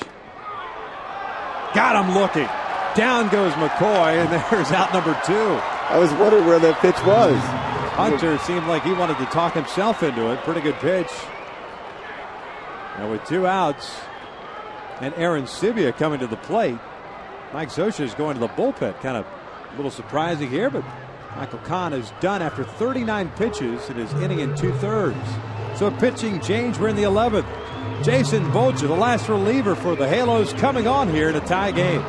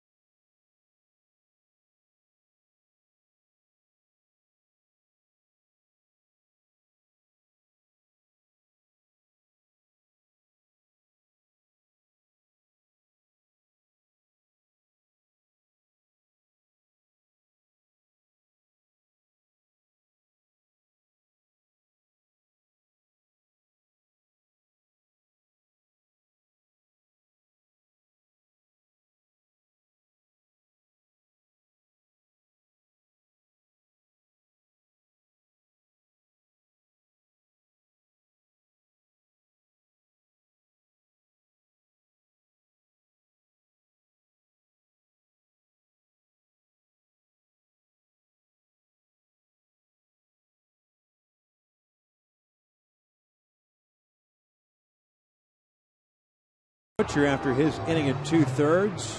2 strikeouts, 2 walks, responsible for the man at second base. Jason Bolger gets called on here, pitching in his 2nd game. And he'll be charged with trying to get J.P. Arencibia, the catcher, with 2 outs here in the 11th. Bolger with a good fastball, 90-93, very good curveball, slider changeup. Arencibia 2 for 4. Double, a triple, a strikeout, and an intentional walk.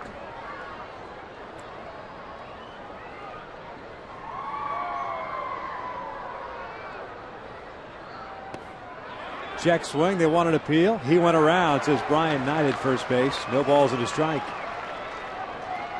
Good bite on that curve by Bolger there. Got on top of that one.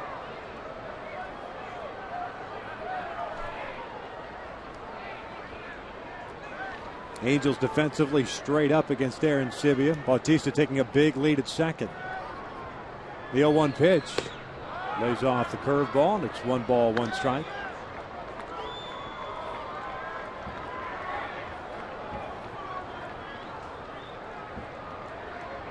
Bautista taking a huge lead at second. Trying to time Bolger.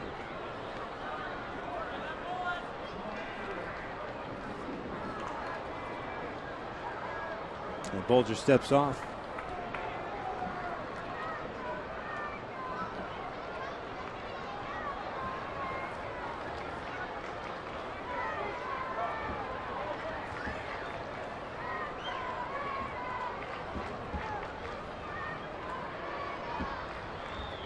One pitch.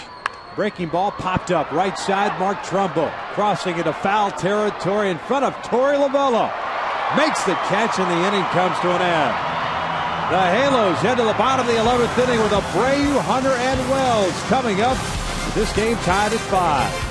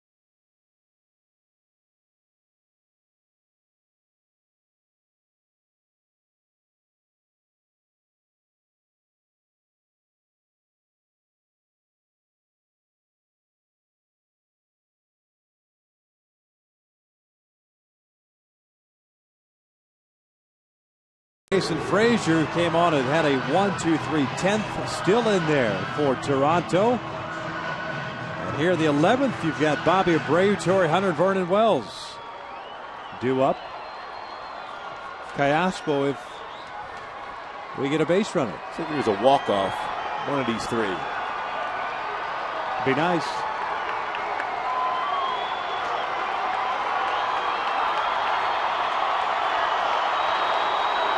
Abreu tonight 2 for 4. A couple of singles and an RBI.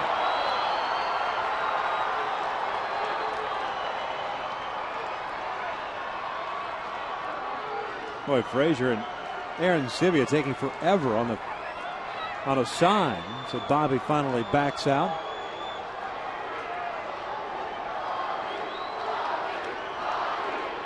Breaking ball, first pitch outside. It is 1 ball, no strikes. Like the Bobby chance here at the Big A.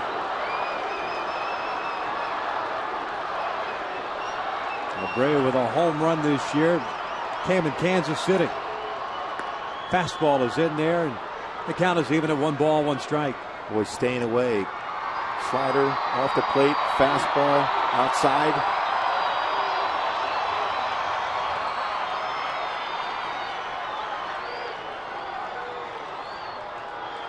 One pitch, lays off that one, 2-1.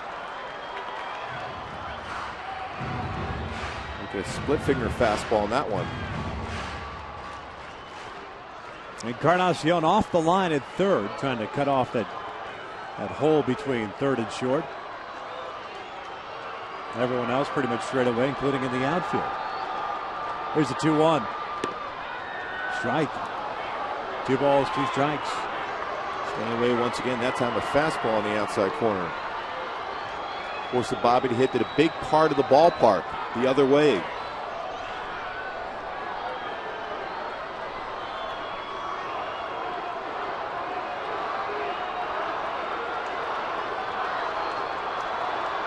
Two. Abreu grounds one foul just right of the bag at third.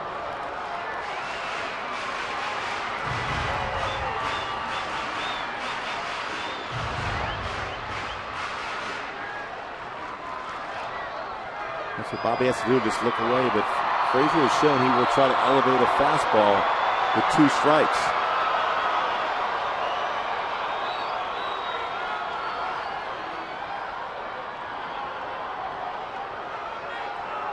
Another 2-2.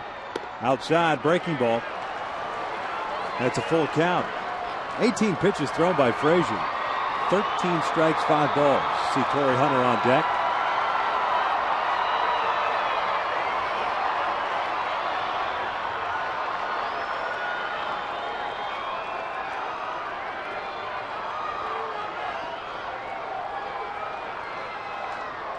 3-2.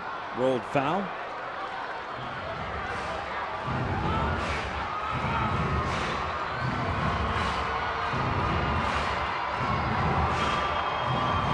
Good battle as always for Bobby Abreu.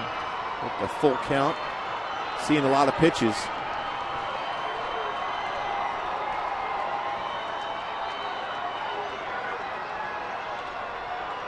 Blue Jay pitching has retired the last 11 in a row against the Angels and 17 of 18. 3-2. Bobby chopping this one over to third, and Encarnacion has it. Throw is off target, and Abreu will reach. Edwin Encarnacion with his 4th error already on the year. And the Halos have their leadoff man on board. Well, we saw him make a couple of mistakes on throws up in Toronto last season. Plenty of time to make it, gathered himself, but too much time, and then drops the elbow, airmails the throw to first base.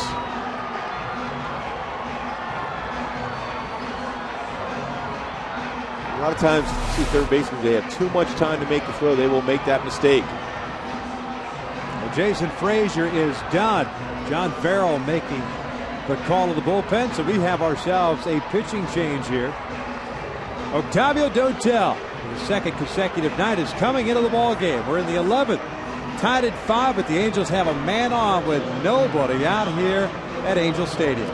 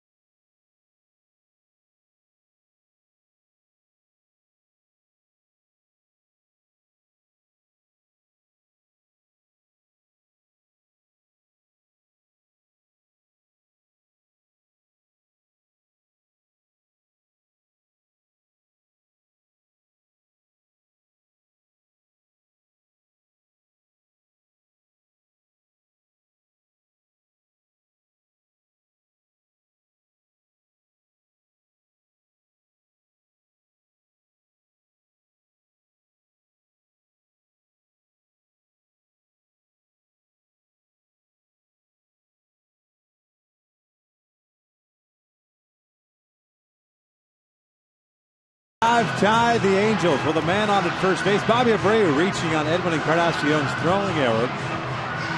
And Octavio Dotel gets called upon by John Farrell to face Torrey Hunter with nobody out here in the 11th. One scoreless inning last night. 2 strikeouts for Dotel in his season debut. The first pitch inside, and it's 1 ball, no strikes. He's a good fastball, 90-95, a very good curveball, but his fastball was settling around that 90-91 range. It was more hittable, but he tries to elevate up in the strike zone, that fastball. Torrey's 1 for 4, had a base hit back in the 3rd inning. Outfield very deep for Toronto. Bobby back in there.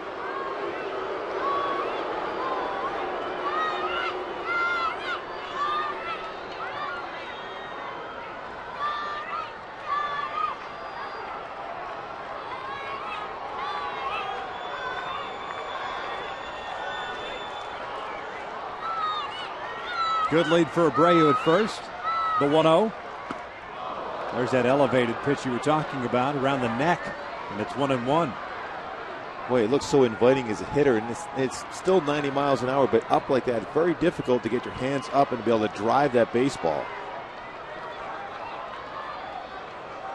Mentioned Dotel starting the year on the disabled list, having to deal with a hamstring issue. Bobby takes off. The pitch is looped in the air to right center field. Base hit. Abreu rounding second, heading to third.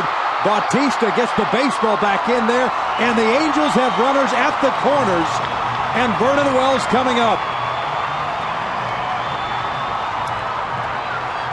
Interesting decision for John Farrell, new manager for the Jays here. First opportunity. What do you do here? Do you walk Vernon Wells and load the bases? Nice piece of hitting on a curveball. Stay with him. Bobby picks it up. Then reads Dino Evo at third. This cruises in there first and third. Halos tonight with men in scoring position. 3 for 6. Toronto bringing the infield in against Vernon. Bobby over at third base. Torrey at first. Vernon fouls off the first pitch. It is 0-1. Wells tonight 1 for 3. Had a walk back into second and an RBI single in the third. Only got a pretty good fastball to win this game. Nice to do against his former mates. Outfield shallow as well.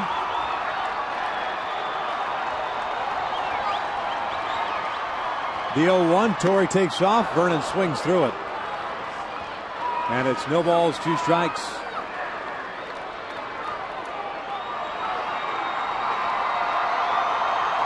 Defensive indifference for Torrey, advancing to second. More than likely will try to go up the ladder with a fastball. Career numbers against Dotel, 3 for 6. Here comes the 0-2. He fouls this one off to the right.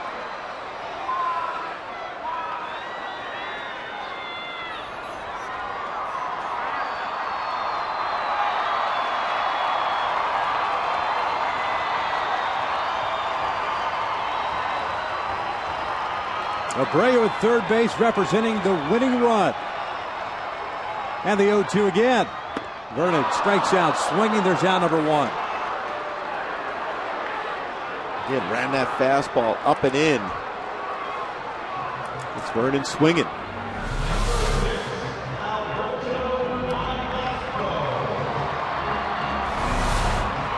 So Alberto Callaspo steps up now. Same situation. Nope, they're going to intentionally walk Callaspo. And Dotel delivered a pitch. Time was called. Callaspo wasn't even in the batter's box.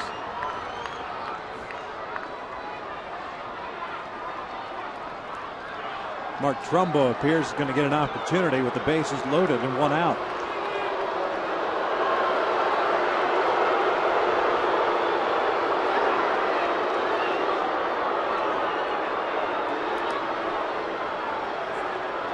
Here comes ball 2. You see that a lot of when you're intentionally walking somebody. Pitchers just don't like to throw the same way they would normally throw, and Hotel's just lobbing it in there.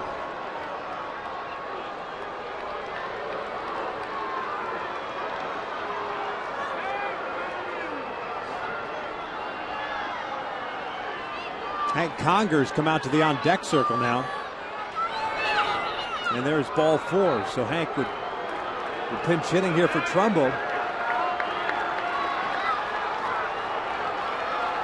No action in the Jays bench. It's going to be Dotel and Conger with the bases loaded. 1 out here in the 11th.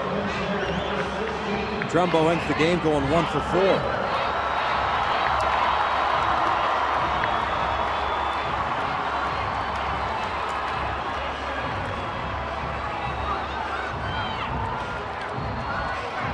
Talking over the scouting report here. This inning started when Abreu hit a ground ball over to Edwin Encarnacion. He threw wildly to first. Abreu reached.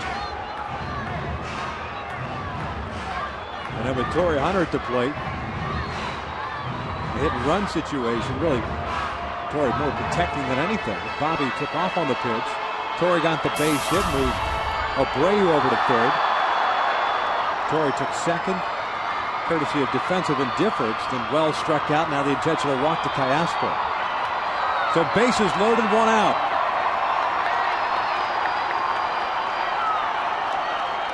Conger at the plate, and the first pitch is in there for a strike.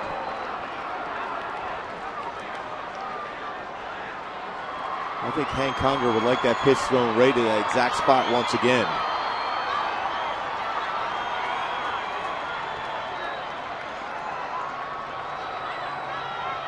The 0-1 on its way.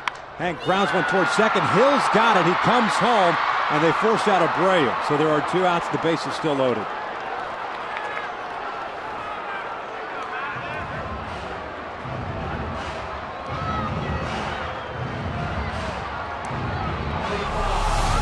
Aaron Hill did a nice job here as not only make the play, but get up and make a strong throw to home plate to get the force out. So it's up to Jeff Mathis.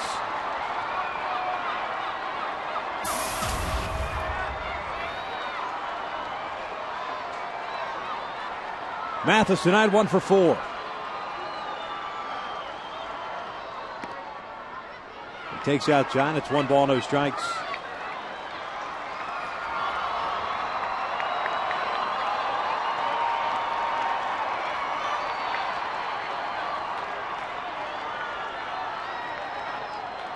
One 0 on its way. Shoots one foul down the right field line. Count is even at 1-1.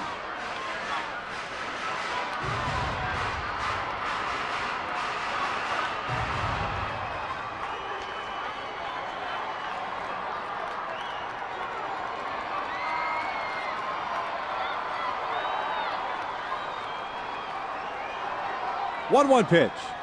Mathis fouling it back. The ball and 2 strikes.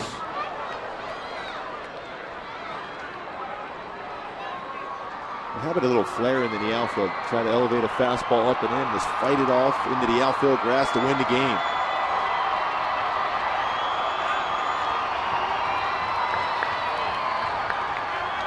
Torrey Hunter at third base. Mathis fouls one off to the right.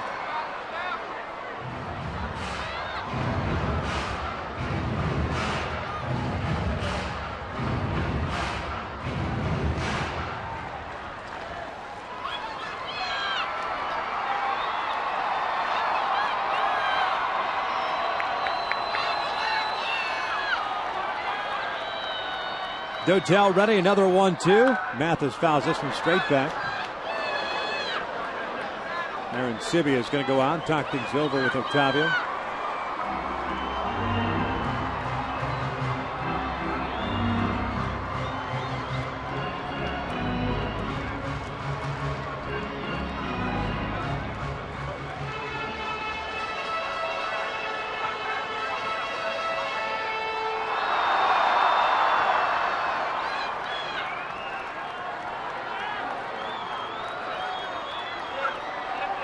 Still a 1 ball, 2 strikes, 2 outs.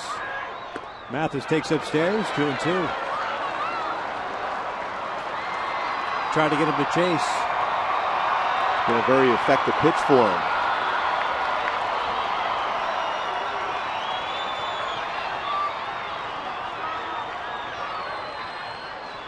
Two. Down low, full count. All of a sudden that strike zone gets a little smaller with 3-2 with the bases loaded. Mathis has gone from 1 ball, 2 strikes to a full count here. Runners will go with 2 outs. Payoff pitch. Mathis strikes out swinging, and the game continues. 11 in the books. The Halos leave them loaded. We're still tied at 5.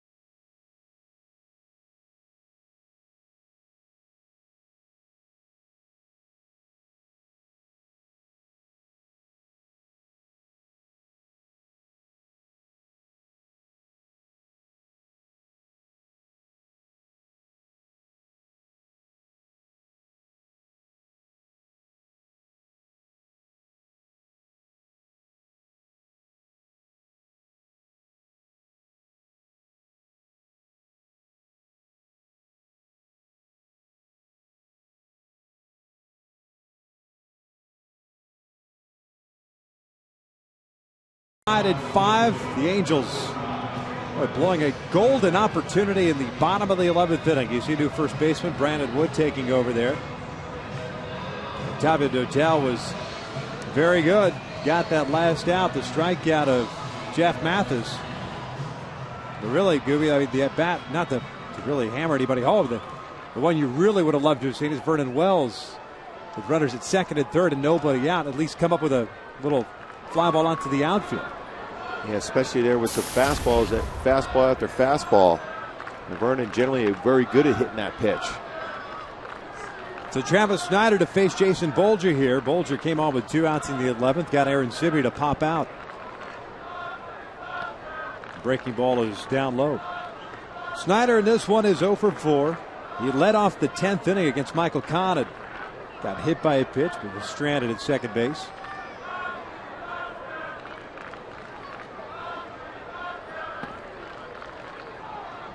Two balls and no strikes. Sean Camp now begins to loosen. The Blue Jays have left-hander David Percy. Sean Camp, you just saw, and their closer John Roush. Bolger falls behind here. 3 balls and no strikes.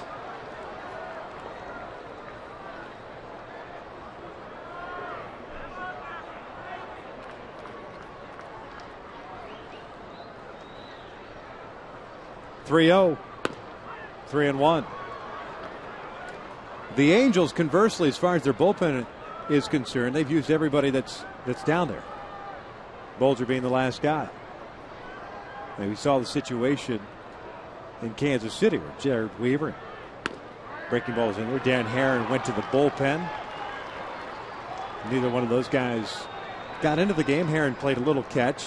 Dan Herron is down there now. Dan Herron has pitched out of the bullpen a number of times in his career. So he certainly won't take a lot to get loose. 3-2 hammered foul.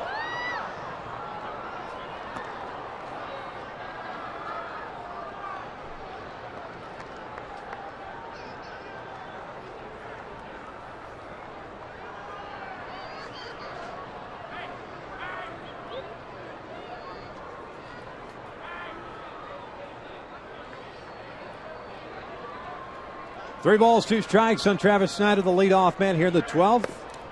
And he's worked himself a leadoff walk.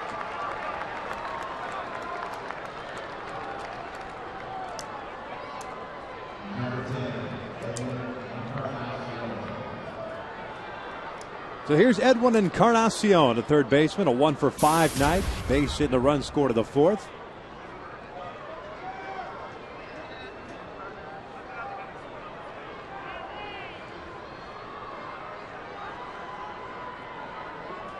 Figure Encarnacion would be the first guy to give Dotel a hug after the bottom of the 11th. It was Encarnacion that allowed Abreu to get on base. That throwing error. Too much time and made a bad throw. Your job as a pitcher to try to pick up your fielders. They don't want to make a mistake, so it's your job to do that.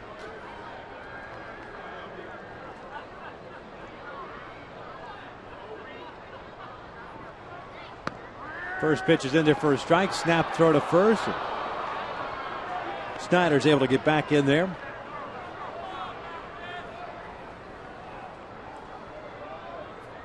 No balls and a strike on Edwin.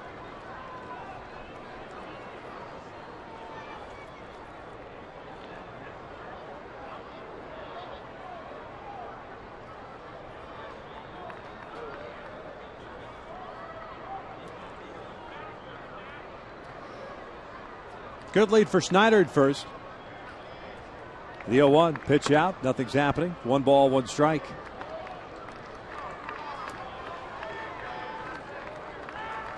Encarnacion, originally the Texas Rangers organization, got traded to the Reds in 0-1 with Ruben Mateo in exchange for Rob Bell. Remember him? Reliever? Yes. Pretty good stuff. Yeah. 1-1 pitch. Lays off the breaking ball. It's 2 balls and a strike.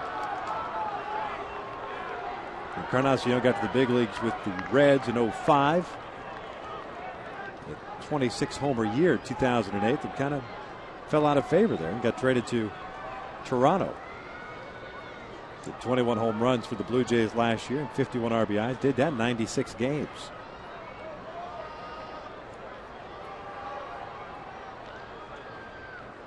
Snyder takes off the 2-1. A swing and a miss. A throw down from Mathis. Not in time. It's a stolen base for Snyder. His second of the game.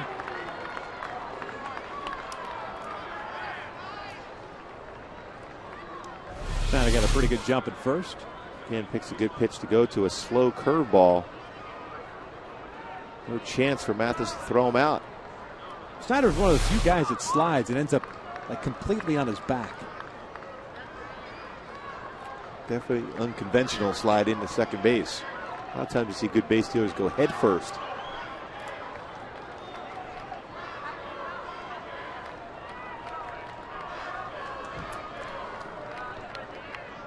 Two balls, two strikes on Encarnacion, looking for that first out. Got him looking. There it is. One out. Locked him up on the curveball. Take a look at it. What a great spot. 12-6 variety. Drops it right in there in the middle part of the plate for a big strikeout. So one out. Snyder still at second base. Here's John McDonald, the shortstop. A 3-for-4 game. Had a walk in the 10th inning.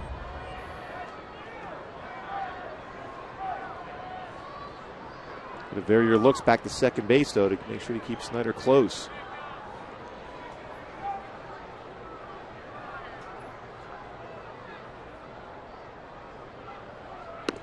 Breaking ball in there for a strike.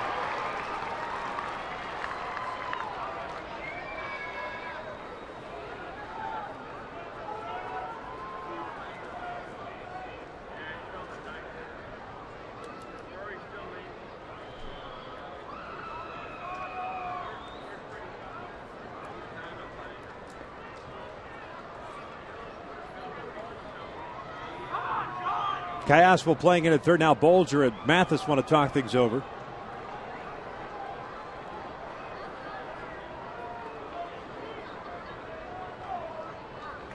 Top of the order, and Rajay Davis on deck. 12 hits for Toronto, 11 for the Halos. Toronto's stranded 13 men. Well, the Angels have left 6 on base, including the 3 that came in the bottom of the 11th. Toronto in this game 3 for 18 with men in scoring position. Glance back, trying to keep Snyder close to the bag. McDonald fouls one off his leg, and it is 0-2. Oh, great action on that fastball.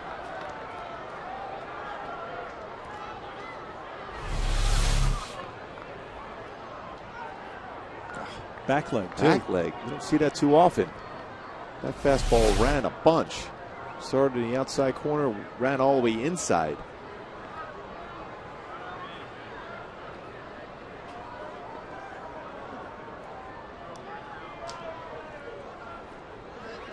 No balls, 2 strikes, 1 out. Snyder at second.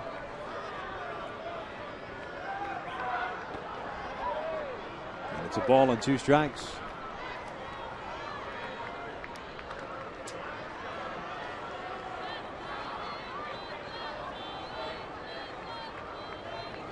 Might have to throw on the rally ski beanie on at some point.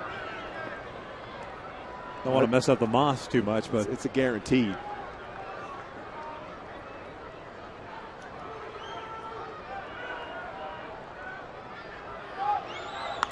McDonald fouling this one back into the seats.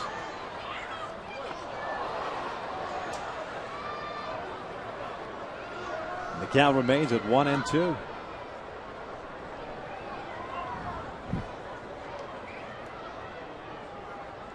This is a second game of a 6-game homestand. Wrapping up this series tomorrow. And the Cleveland Indians rolling to town on Monday for 3. Angels back out on the road next weekend. The 1-2. 2 balls, 2 strikes. Well, you know you're having a pretty good game when you can lay off that pitch. That was a tough curveball. McDonald having a great game. 3 hits in this one.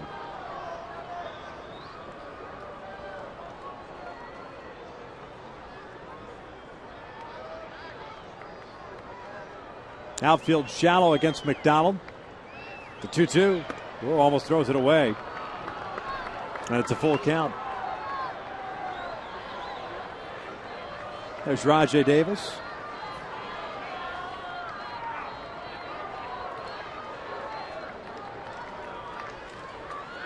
And another conversation on the mound.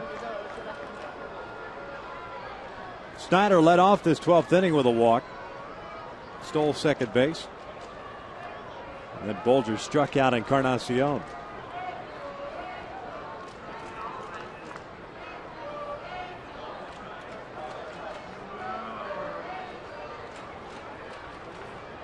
And we showed you Dan Herron in the bullpen, but he right now would be the scheduled starter for Monday. 3-2 pitch. Walked him. Did they ask for help? Did he go? No, he did not.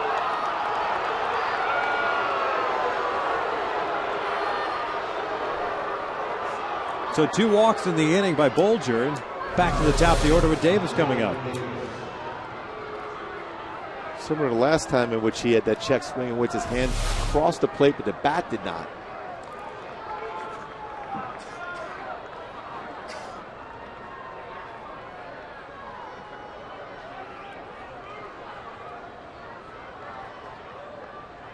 Davis 1 for 6.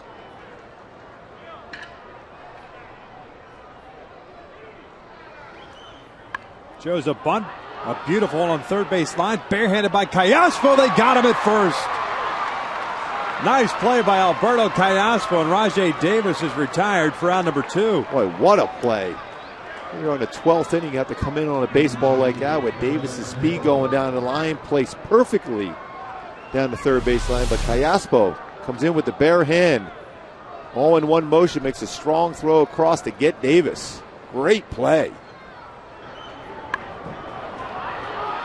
Well, when you think if you feel at that point you made the perfect bunt, you're going to get a base hit. So 2 outs, runners at second and third for Aaron Hill.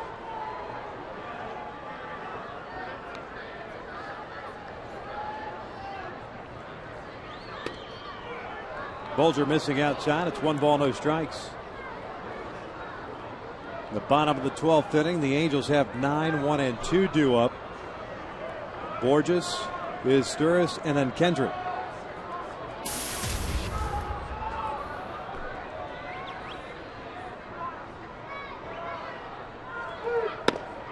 Strike on the inside corner, 1-1.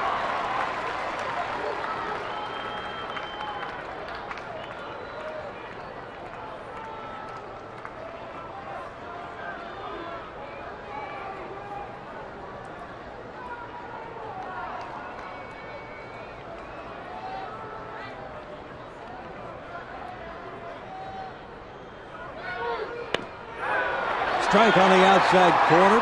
Hill thought about pulling the trigger. 1 ball, 2 strikes. Fastball in, curveball away. Great spot on that pitch.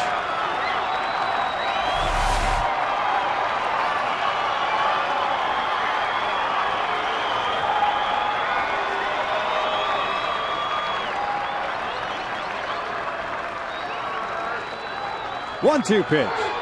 In tight, 2-2.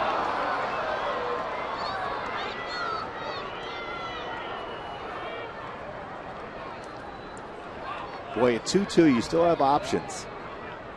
Most times, whatever you're going to throw 2-2, you're going to come back with 3-2 if you do throw a ball out of the strike zone. You can throw your fastball, you can throw your curveball. Who's the guy you want to get right now? Looks like Camp and John Roush are up in the Blue Jays pen. 2-2 on its way. And it was ruled foul.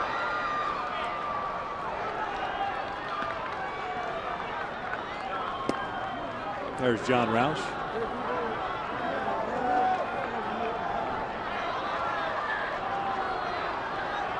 He made you look small as BP. He was gigantic. Oompa Loompa size. Yeah, a point guard against him.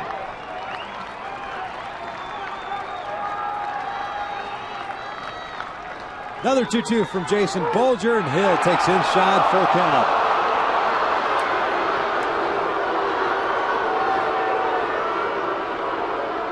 Jose Bautista on deck. If you're Jason Bolger right now, you got to think in line, I'm going to have to make my best pitch of the night right here. And a 3-2. Lost it. Third walk in the inning for Jason Bolger. They're loaded up.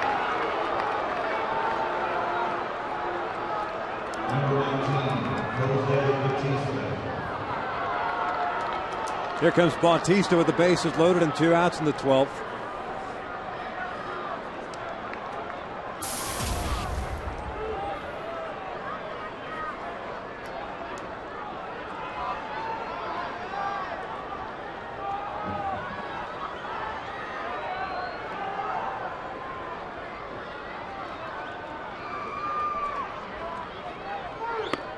First pitch fastball in there for a strike.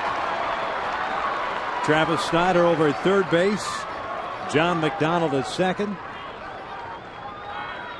And Aaron Hill over at first.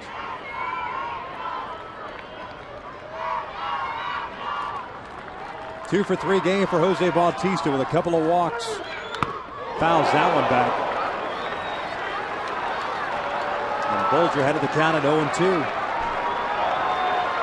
Right after him with another fastball.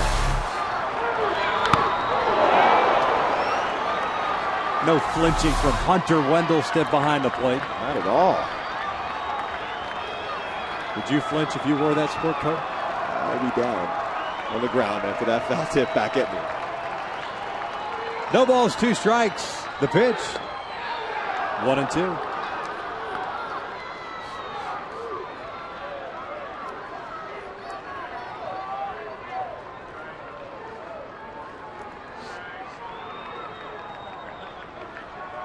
.30 pitches thrown by Jason Bolger here in the 12th. 1-2. It's outside. 2 balls, 2 strikes.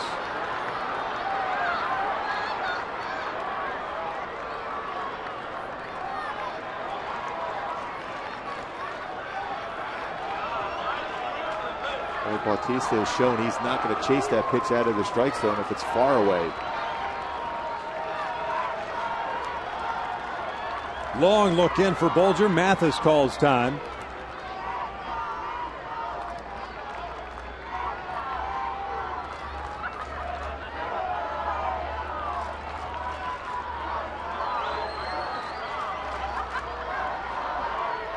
The 2-2. Fouled back.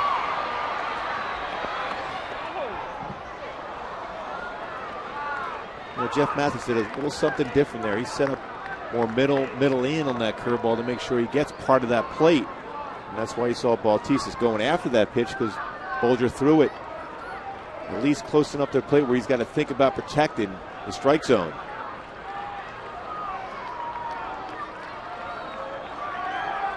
Count still at 2 balls, 2 strikes, 2 outs. Toronto with the bases loaded here in the 12th. Tied at 5. 2-2 again. Yeah, way inside. Almost got Bautista. Almost got away from Mathis. And now you're going to get the base runners going here with 2 outs and the full count. It's the 5th time I think tonight Bautista's had a full count against him.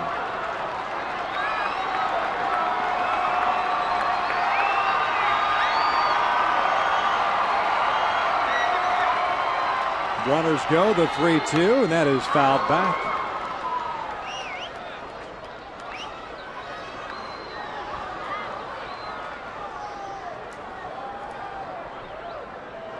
So we'll reset and do it again. Mathis out to talk things over with Bolger once again.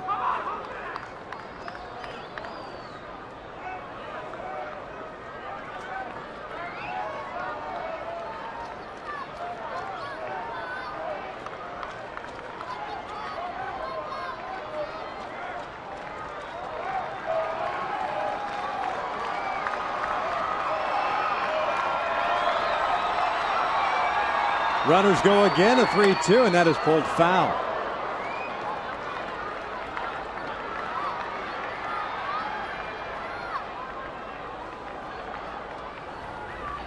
Boy, some kind of battle here against a great hitter in Bautista, with a good eye also.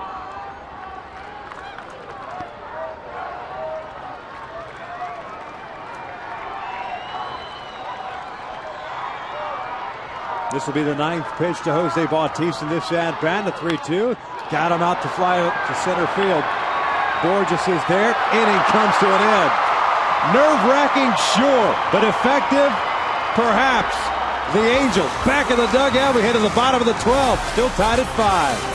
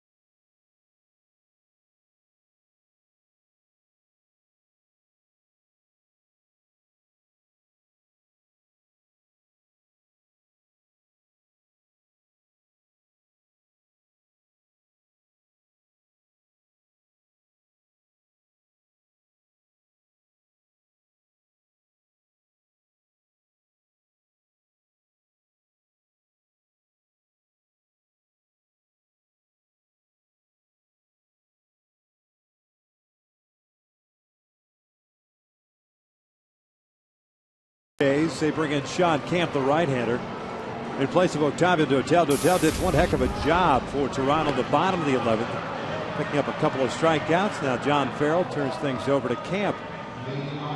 Camp's one of those guys that doesn't have an overpowering fastball, relies on sink on the fastball, 86 to 90. Very good slider and decent changeup. Doesn't throw the changeup often to right-handed batters.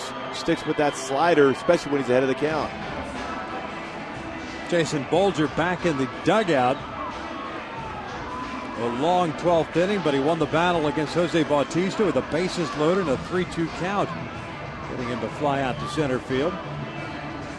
The Angels offense here in the bottom of the 12th have 9, 1, and 2 coming up. Borges, Izturis, and Kendrick against Camp.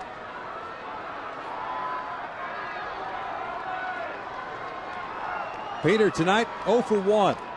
Sack bunt, sack fly, a walk, and a strikeout.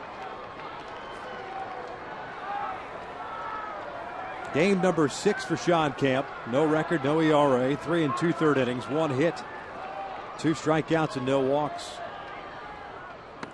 That pitch is inside. 1 ball, no strikes. Camp did pitch last night. 1 scoreless inning of relief.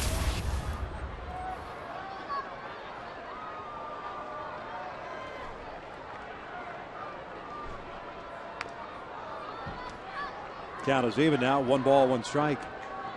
You see that sinking fastball. It's not overpowering. He tries to work down with movement.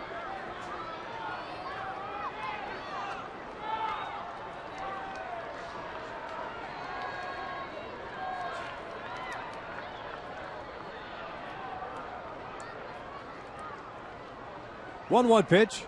Breaking ball is in there. 1-2.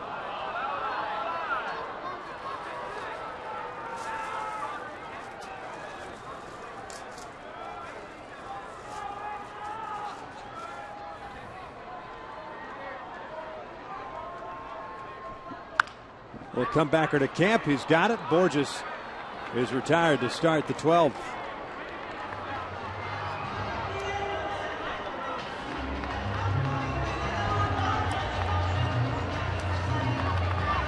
So 1 out, nobody on for Meister Izturis as my partner's busted out the rally ski cap. It's a good look, too. There's no doubt about it. Got to try something. I mean, you right now scream Norwegian.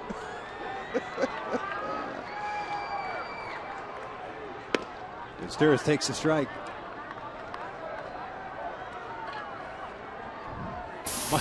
Meister, I can't even do a game.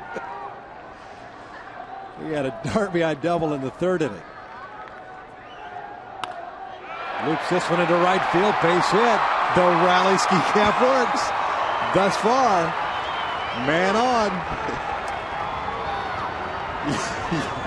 You know you're bringing that everywhere if it works out. I will do that for sure. There's no question about it. It's a lucky hat. It's a great luck. You got to work it. I mean, you could be the poster child for Swiss Miss Instant Cocoa.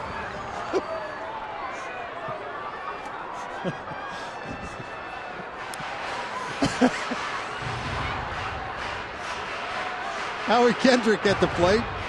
He's 2 for 5 with a home run and a single.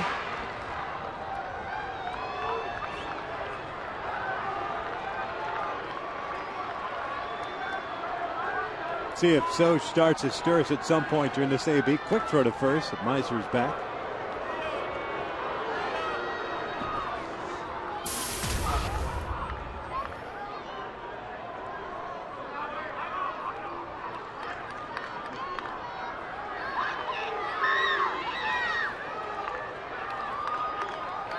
All leaving at the hits column now with 12. Showing butt, but that slider's outside. 1 ball, no strikes. A sweeping slider by Kemp. We'll get that pitch up. Big alley in left center field for Howie if he can get one on the inner half.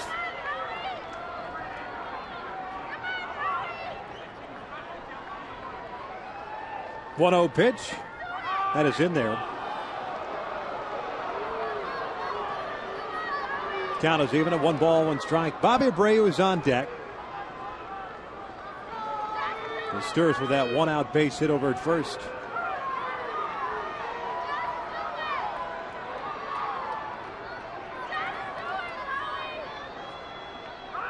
Boy, Camp drops down, sharply hit. Nice play by McDonald. Feeds Hill.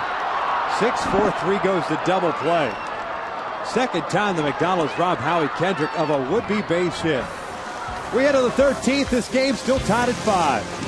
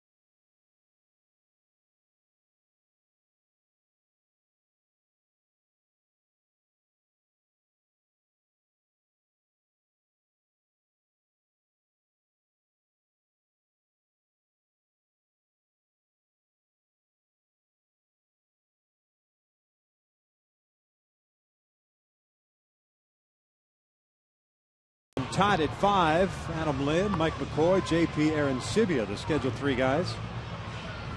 Boy, twice now, Howie Kendrick has hit the ball hard. The other time was in the 7th inning. Very similar shot toward the middle. McDonald had him shaded that way, and twice a double play. That's all you can do as a hitter, just have that approach going up the middle. That makes a nice defensive play. There's nothing you can do about it. Just stay back with that swing.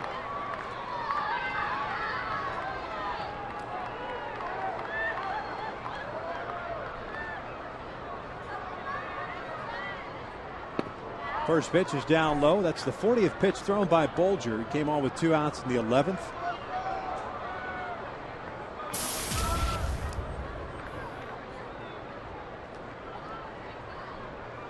Adam Lynn 1 for 5 with a base hit. Now when he's hard hit into right field, a base knock, so the leadoff man is on board. We'll start the 13th. Go back to that bottom of the 12th. A nice play by John McDonald. And once that got by Camp, he thought great chance to get up there in the middle, and the way as deep as Davis was playing, he might have a chance to go first to third on that ball.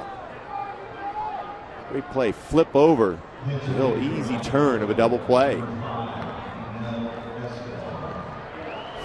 Yunel Escobar is now going to come up and pinch hit with Mike McCoy's spot. Escobar's been dealing with that mild concussion, colliding with Andy LaRoche.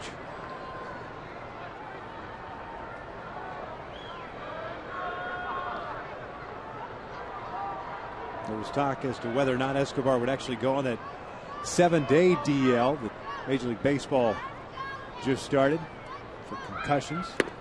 Breaking pitch is down low. It's 1 ball, no strikes, but they decided that Escobar was going to be okay. Passed all the standardized tests for concussions. It's good to see him back and ready to go. Got a chance to pinch hit here in the 13th. We got off to a great start this season, both defensively and offensively. Bolger falls behind at 2-0. Escobar in 5 games this year, a .474 average. 2 triples, a home run, and 3 runs batted in.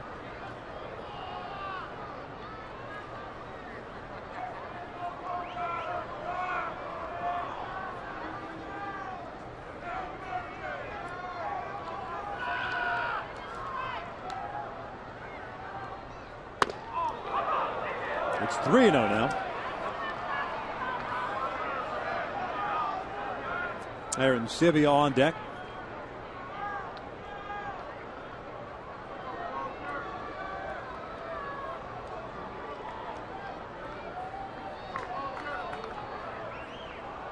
Escobar coming to the Blue Jays last year in a trade with the Atlanta Braves. There's a strike, 3-1.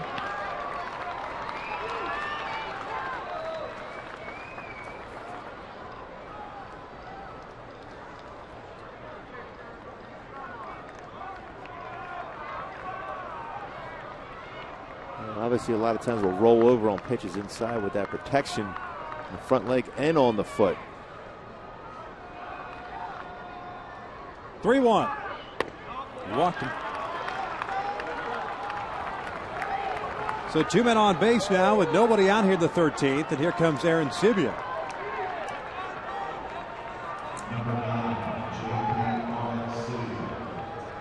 You would think a bunt play is going to be on here for the Jays. Time the Angels will put a pickoff at second base.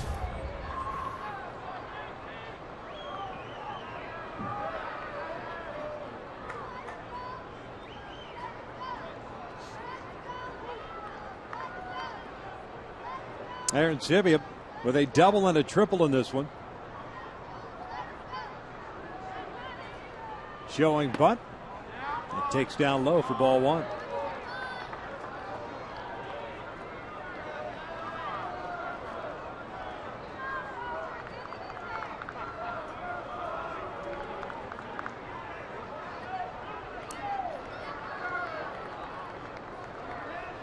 Overall, Aaron Sivia is 2 for 5 and an intentional walk in the 7th.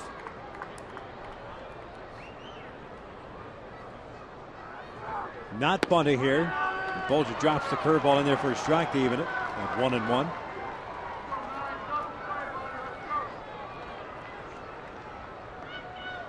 Aaron Sivia, former first-round pick, 21st overall in 07. University of Tennessee, a native of Miami, Florida. The debut he had last year. Now showing the bunt again. Bunts it foul. That breaking pitch kind of messed with him a little bit. You saw him with jelly leg, so he fouls it back, and it's 1-2. And it stayed high enough up in the strike zone. We will pop that up a lot. Mentioned that debut that JP had last year, August the 7th against the Rays. 4 hits, including 2 home runs. His first ever major league game.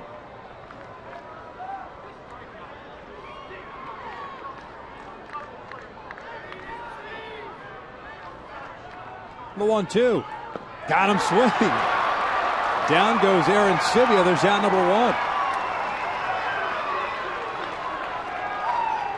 A nice breaking ball here.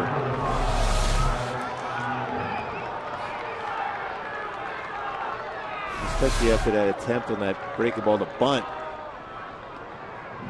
You try to do a little bit too much because you failed to get that bunt down. So 1 away, and here's Travis Snyder.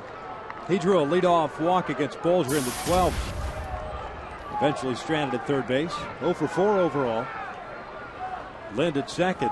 Escobar at first, and Bolger delivers a strike. Changeup he threw there. He's got a very good changeup.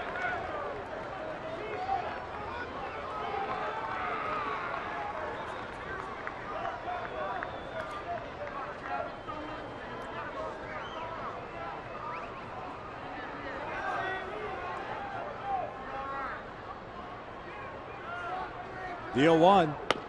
Strike on the outside corner, 0-2.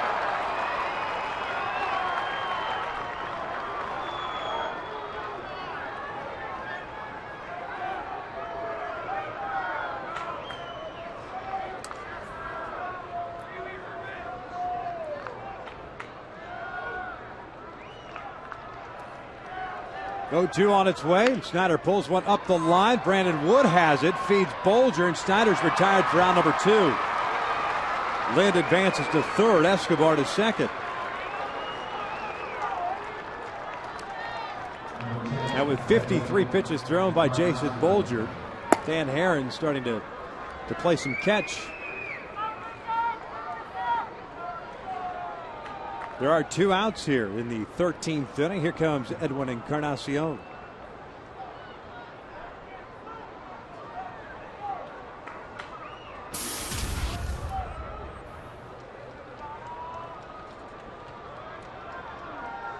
One for 6 is the Blue Jays third baseman.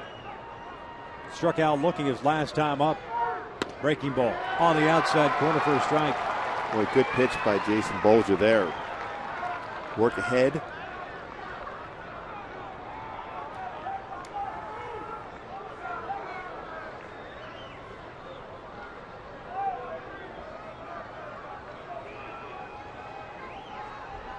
Oh, 1. Little slow roller. Cayaspo comes charging. He has to avoid the runner. Barehanded throw, and it pulls Wood off the bag. A run scores, and the Blue Jays take the lead. 6-5. Now they're calling runner interference. Check that at 5-5. Bob Davidson, the third base umpire, has called runner interference. Brian Butterfield, a third base coach, is arguing. And now John Farrell's coming out. Cayaspo comes in. Little stutter step around Escobar. We're heading to the bottom of the 13th, tied at 5.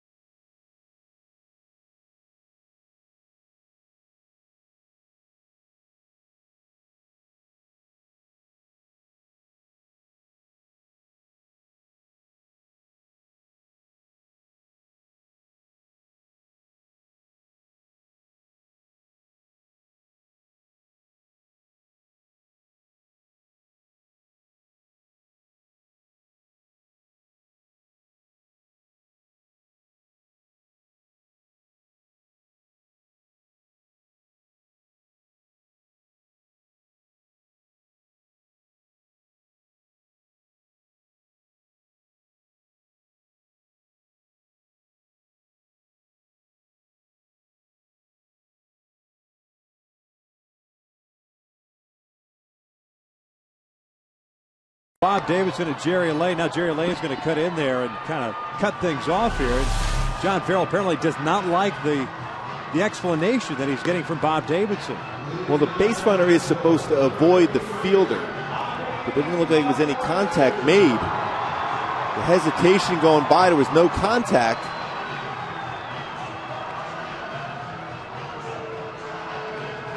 You see Bolger's reaction after Davidson called the out.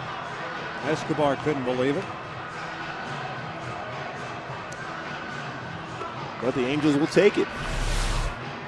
No doubt. Sean Camp back out in the bottom of the 13th inning, tied at 5. And here in the 13th, it'll be Abreu, Hunter, and Wells against Camp. Came in and pitched in the 12th. Bob Davis was kind of calling that somewhat emphatically. I was following the baseball across the diamond and saw Brandon fall down, making sure he kept the ball in play, not allow any more runs to come across. And it looks like we're going to see a defensive change here as Jason Nix is taking over for Edwin Encarnacion. Encarnacion looks really thrilled about it since he's walking just gingerly off the Yeah, he's off flying the field. off the field. Well, getting back to that play again is the base runner has to avoid the fielder and catch a break. We're waiting for Encarnacion to exit the field so Clay can resume here. Go back and check out that replay in the top of the inning. Caswell looks over to Escobar, sees him, says, you know what, I better stop so I don't run into the runner. You're almost somewhat better running into the runner. Then it for sure would have been interference.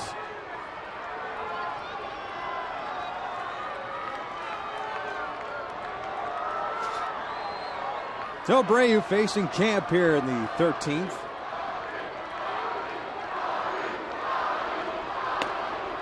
The first pitch is in there for a strike.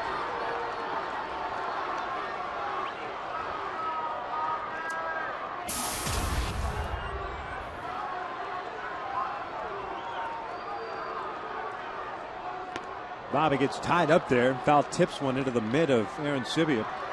It's quickly no balls, 2 strikes.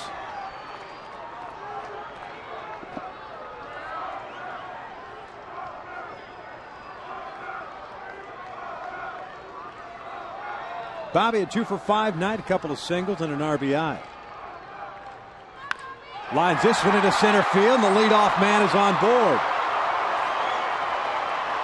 Boy, a mistake 0-2. A lot of the plate against a professional hitter like Bobby Abreu will make you pay for it. Tried to go slider this time on the backdoor slider, ends up hitting the middle part of the plate with that pitch. Mistake made.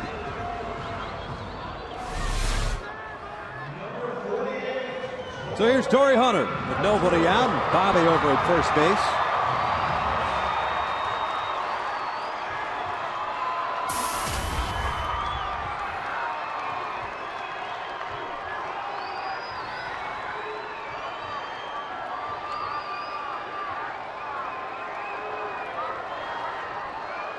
Multi-hit game for Torrey. Couple of base hits.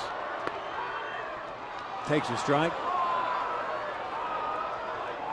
2 for 5 overall.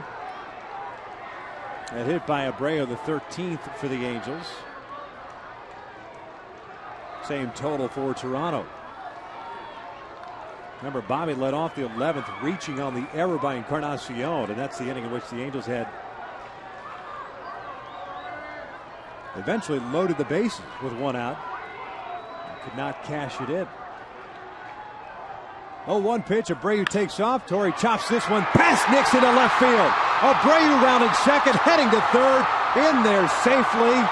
Deja vu all over again. This is just like the 11th inning. Runners at the corners, nobody out. Vernon coming to the plate. What does John Farrell do this time? Last time they elected to pitch to Vernon Wells and struck him out. A sinker, but this time instead of getting a double play ball, Torrey gets it through the hole. First to third, Bobby going on the pitch. What I like about Mike Scioscia, will have movement going, forcing the infielders out of their comfortable position. They're going to pitch to Vernon with the infield in. Wells with the opportunity to win it in the 11th, struck out. That was against Otavio Dotel. Torrey takes off. Vernon swings, lifts a lazy fly ball to shallow left. Here comes Travis Snyder, makes the sliding catch. And Torrey looks like he's going to get doubled up at first. Torrey standing at second. It's going to turn out to be a double play. And sure enough,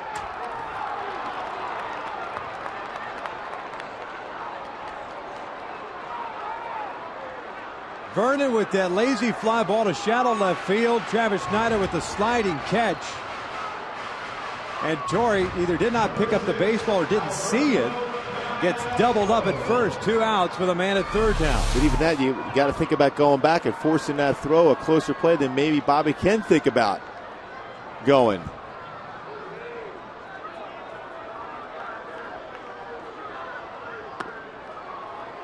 Now they're going to intentionally walk Alberto Callaspo to face Brandon Wood.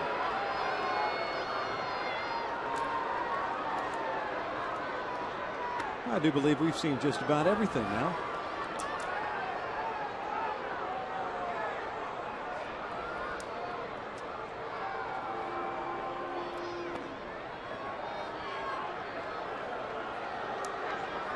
Well, why not a wild pitch on an intentional base on ball here?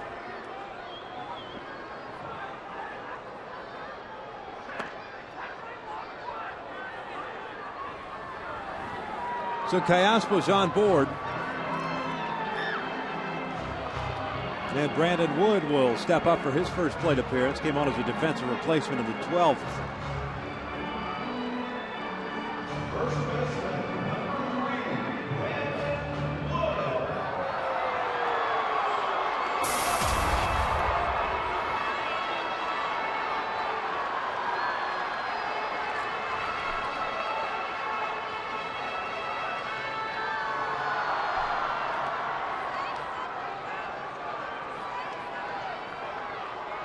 I'm trying to figure out where, if Torrey just didn't get a call from the umpire. I mean, the play was in front of him, trying to figure out why he didn't go back. Callaspo takes off, and now he's caught in a rundown, trying to get some. Here comes Bobby Abreu, the throw, and they get Abreu, and we're heading to the 14th inning. Back-to-back hits to start this 13th, putting runners at first and third. The Angels get nothing out of it. We head to the 14th, tied at 5.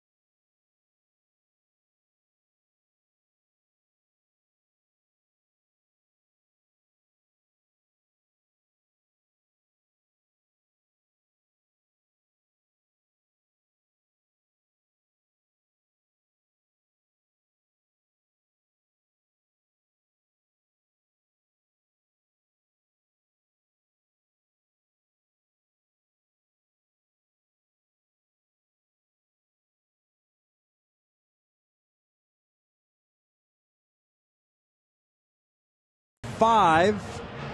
New pitcher on for the Angels. That is Dan Herron. Coming on to place it Jason Bolger. And Bolger working 2 1/3. You hate seeing something like this just because you look ahead to Monday and you wonder who's going to start Monday's game. Perhaps you keep it somewhat minimum. It's just kind of a throw session, if you will, if you limit the pitch count. Well, I think the option is, too, because they're going to have to come in with the 5th starter on Tuesday. They can have that person move up to Monday and give Dan Herron an extra day rest on Tuesday. So they do have some options whoever that fifth starter is going to be on that particular day, they're going to obviously call someone up in that spot. Jason Bolger, by the way, 2 1/3. Struck out 2, walked 4, gave up 1 hit, but no runs. John McDonald, Rajay Davis, Aaron Hill here in the 14th inning. The first pitch is in there for a strike. McDonald 3 for 4. A couple of singles, a double, a couple of walks. This one grounded towards short. Meiser has it. John McDonald is retired for round number 1.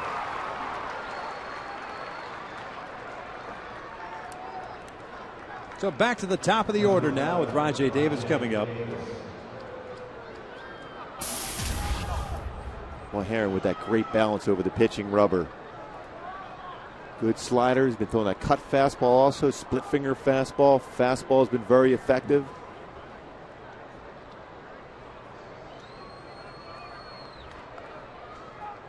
Davis swinging at the first pitch, bounces it foul, it's no balls and a strike.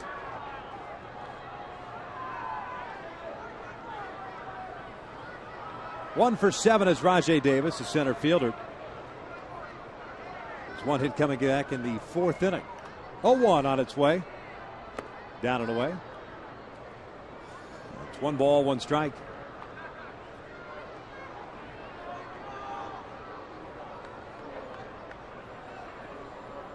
First relief appearance for Dan Herron since October 3rd, 2004, as a member of the St. Louis Cardinals. I think the big thing, though, with Dan Herron, because he started warming up with 2 outs in the last inning when the Jays were up, he had plenty and ample time to be able to warm up. So it's not like he was forced into where he had to throw 15, 18 throws to come in the game. So he had his normal throw time to come in this ballgame, which was important. That's why Mike Scioscia had him up that last inning at that particular point. Dan pitched into the 8th inning on Wednesday against the Rays. That was that 5-win Angels win. Notch's first victory. 2-2. This one fouled back off the screen.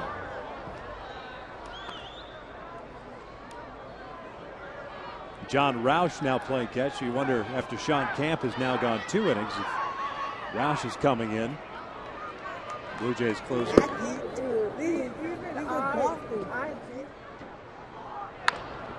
Late on that fastball. The count remains at 2 balls, 2 strikes.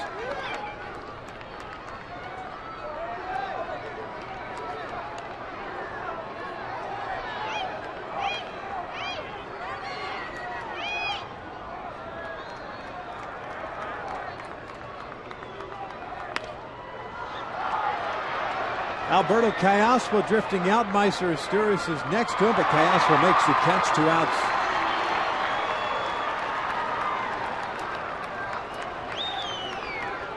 Number 2, Aaron Hill.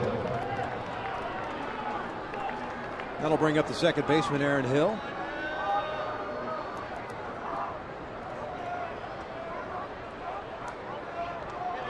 One is the loneliest number.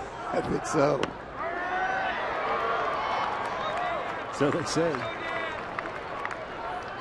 Well, Dan Herron is a starter, so he has some innings in his arm right now, if need be. The 0-1. 0-2.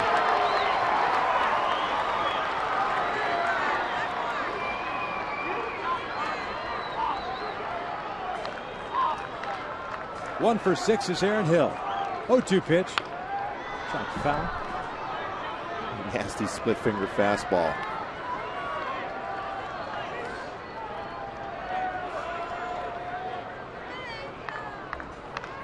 The bottom of the 14th. It'll be Wood, Mathis, and Borges.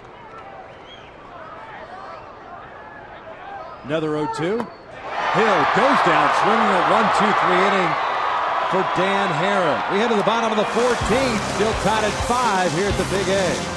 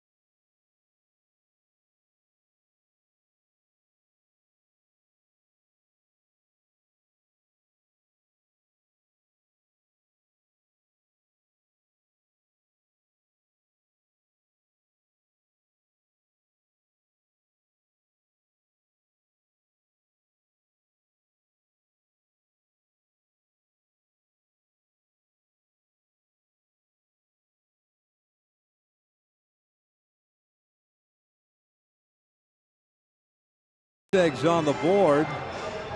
Last person to score was Alberto Callaspo on the sacrifice fly off the bat of Peter Borges. That came back in the 4th inning. That is it. Bullpen so far. Blue Jays 8 innings, 4 hits, 8 punch outs. The Angels 8 1/3, 2 hits and 4 strikeouts. Nice job by both. John Farrell has gone to his closers. John Roush comes into this one and places Sean Camp, who went 2 innings and walked a man intentionally. Gave up 3 hits, including the back-to-back hits to start the 13th inning. Yet the Angels ran themselves out of that inning. So Brandon Wood steps to the plate. His first AB plate appearance of the night. He was at the plate, actually, when Callaspo took off towards second to try to get it a rundown to allow Abreu to score, but Abreu was thrown out at the plate to end. Yeah, that was a design play to try to make that bad throw. 0-1. Brandon fouls it back. No balls, 2 strikes.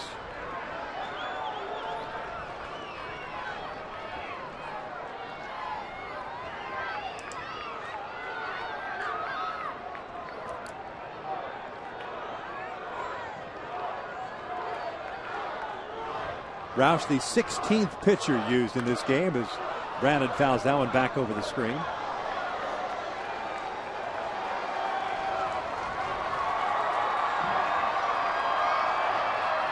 Halos with 9 pitchers. Blue Jays with 7. Down and in.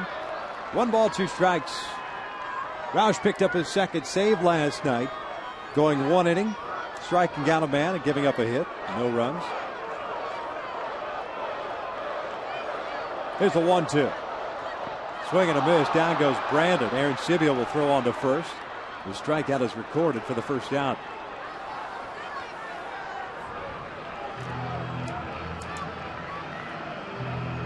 So 1 away, and that brings up Jeff Mathis. It's been a battle, too, for Jeff, catching all 14 innings, a lot of pitches in the dirt.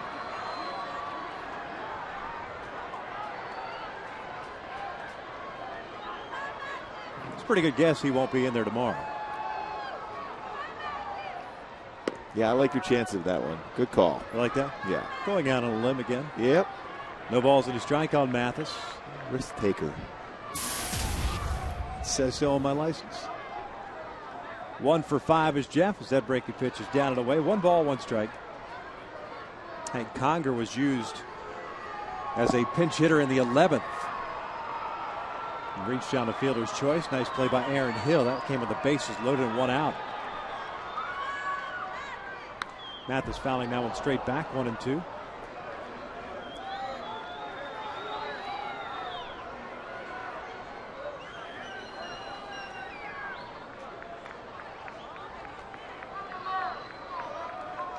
David Percy, the only guy left in the Blue Jays bullpen, the left-hander. He pitched last night.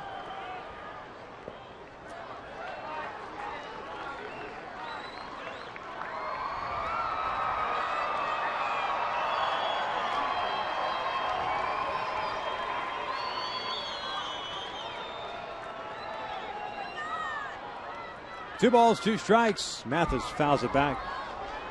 A nice job of getting a piece of that pitch. Slider at 85. Staying alive, keeping your bat going. With a chance to maybe get an extra base hit. Get in scoring position.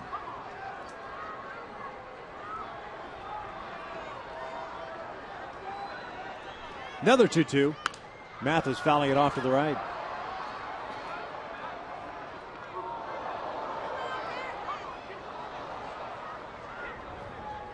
At one point, 43,000 plus here at the Big A.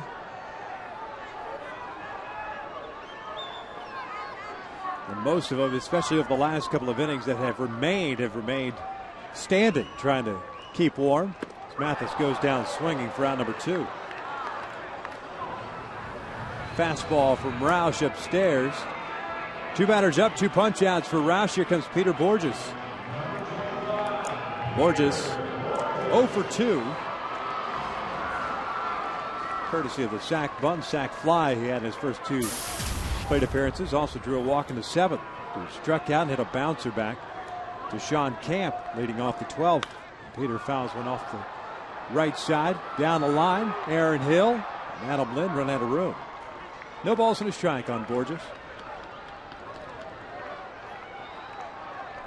The thing with Roush, he doesn't elevate many pitches to be able to get in the air to crush a ball. He's a guy that keeps the ball down, sinker.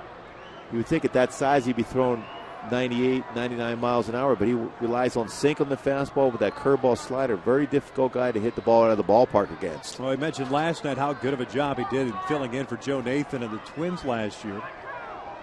Borges lining one to left field. Snyder got turned around. Can't make the play. Borges is heading to second. Snyder gets the ball back in there. And Peter slams on the brakes at second base. Nix has that ball trickle to him. It'll go as a double for Peter Borges, his first extra base hit of the year. Boy, it was hit well, but Snyder has to make that play, but a break for the Angels.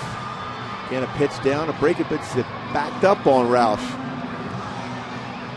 And over the head of Snyder in left field. Good idea to pull up right there, especially when you got Meiser up. So good as far as getting base hits with runners in scoring position. Love the fact that as a base runner, though, going hard, thinking about a triple. Should Snyder had bobbled that baseball and trying to pick it up. Able to slam on the brakes. He's in scoring position, representing the winning run. Here's Meiser Sturris, had a base hit in the 12th inning the last time up. Meiser takes a fastball in there for a strike. 2 for 6 is Sturris. RBI double in the 3rd, and that base hit I just pointed out in the 12th. Outfield very shallow for Toronto. 0-1 pitch.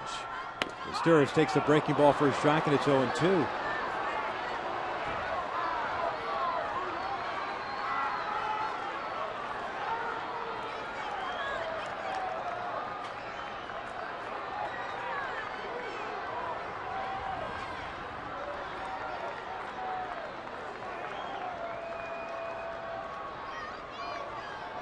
On its way. Sturris pulling one into right field. Base hit. Borges being waved around. Bautista with a good arm. Borges is safe at the plate. Light that baby up. The Angels defeat the Blue Jays 6-5 in 14 innings. Boy, Meiser coming through once again. The perfect guy to come up with a runner in scoring position after Peter Borges catches the break, gets a double over the head of Snyder in left field. But Meiser wins this ballgame. Dan Herron gets the W out of the bullpen. Big victory for the Halos and even up the record now at 4-4. What a game for Meiser to win for the club. 3rd hit of the game and 2nd RBI for Meiser Sturris, the game winner on an 0-2 pitch, pulling it to right field. Bautista playing shallow with an opportunity even to throw out a speedy Peter Borges. Boy, what a great approach to just shorten up your swing, just trying to make contact, and Peter Borges going as fast as he can. Slide it in there before the tag was applied to win this ball game. Dan Herron picks up his 2nd win. 6-5, the Angels win it. For Mark Gubicza and our entire crew, I'm Victor Rojas. Thank you for watching. Angels Live is coming up next.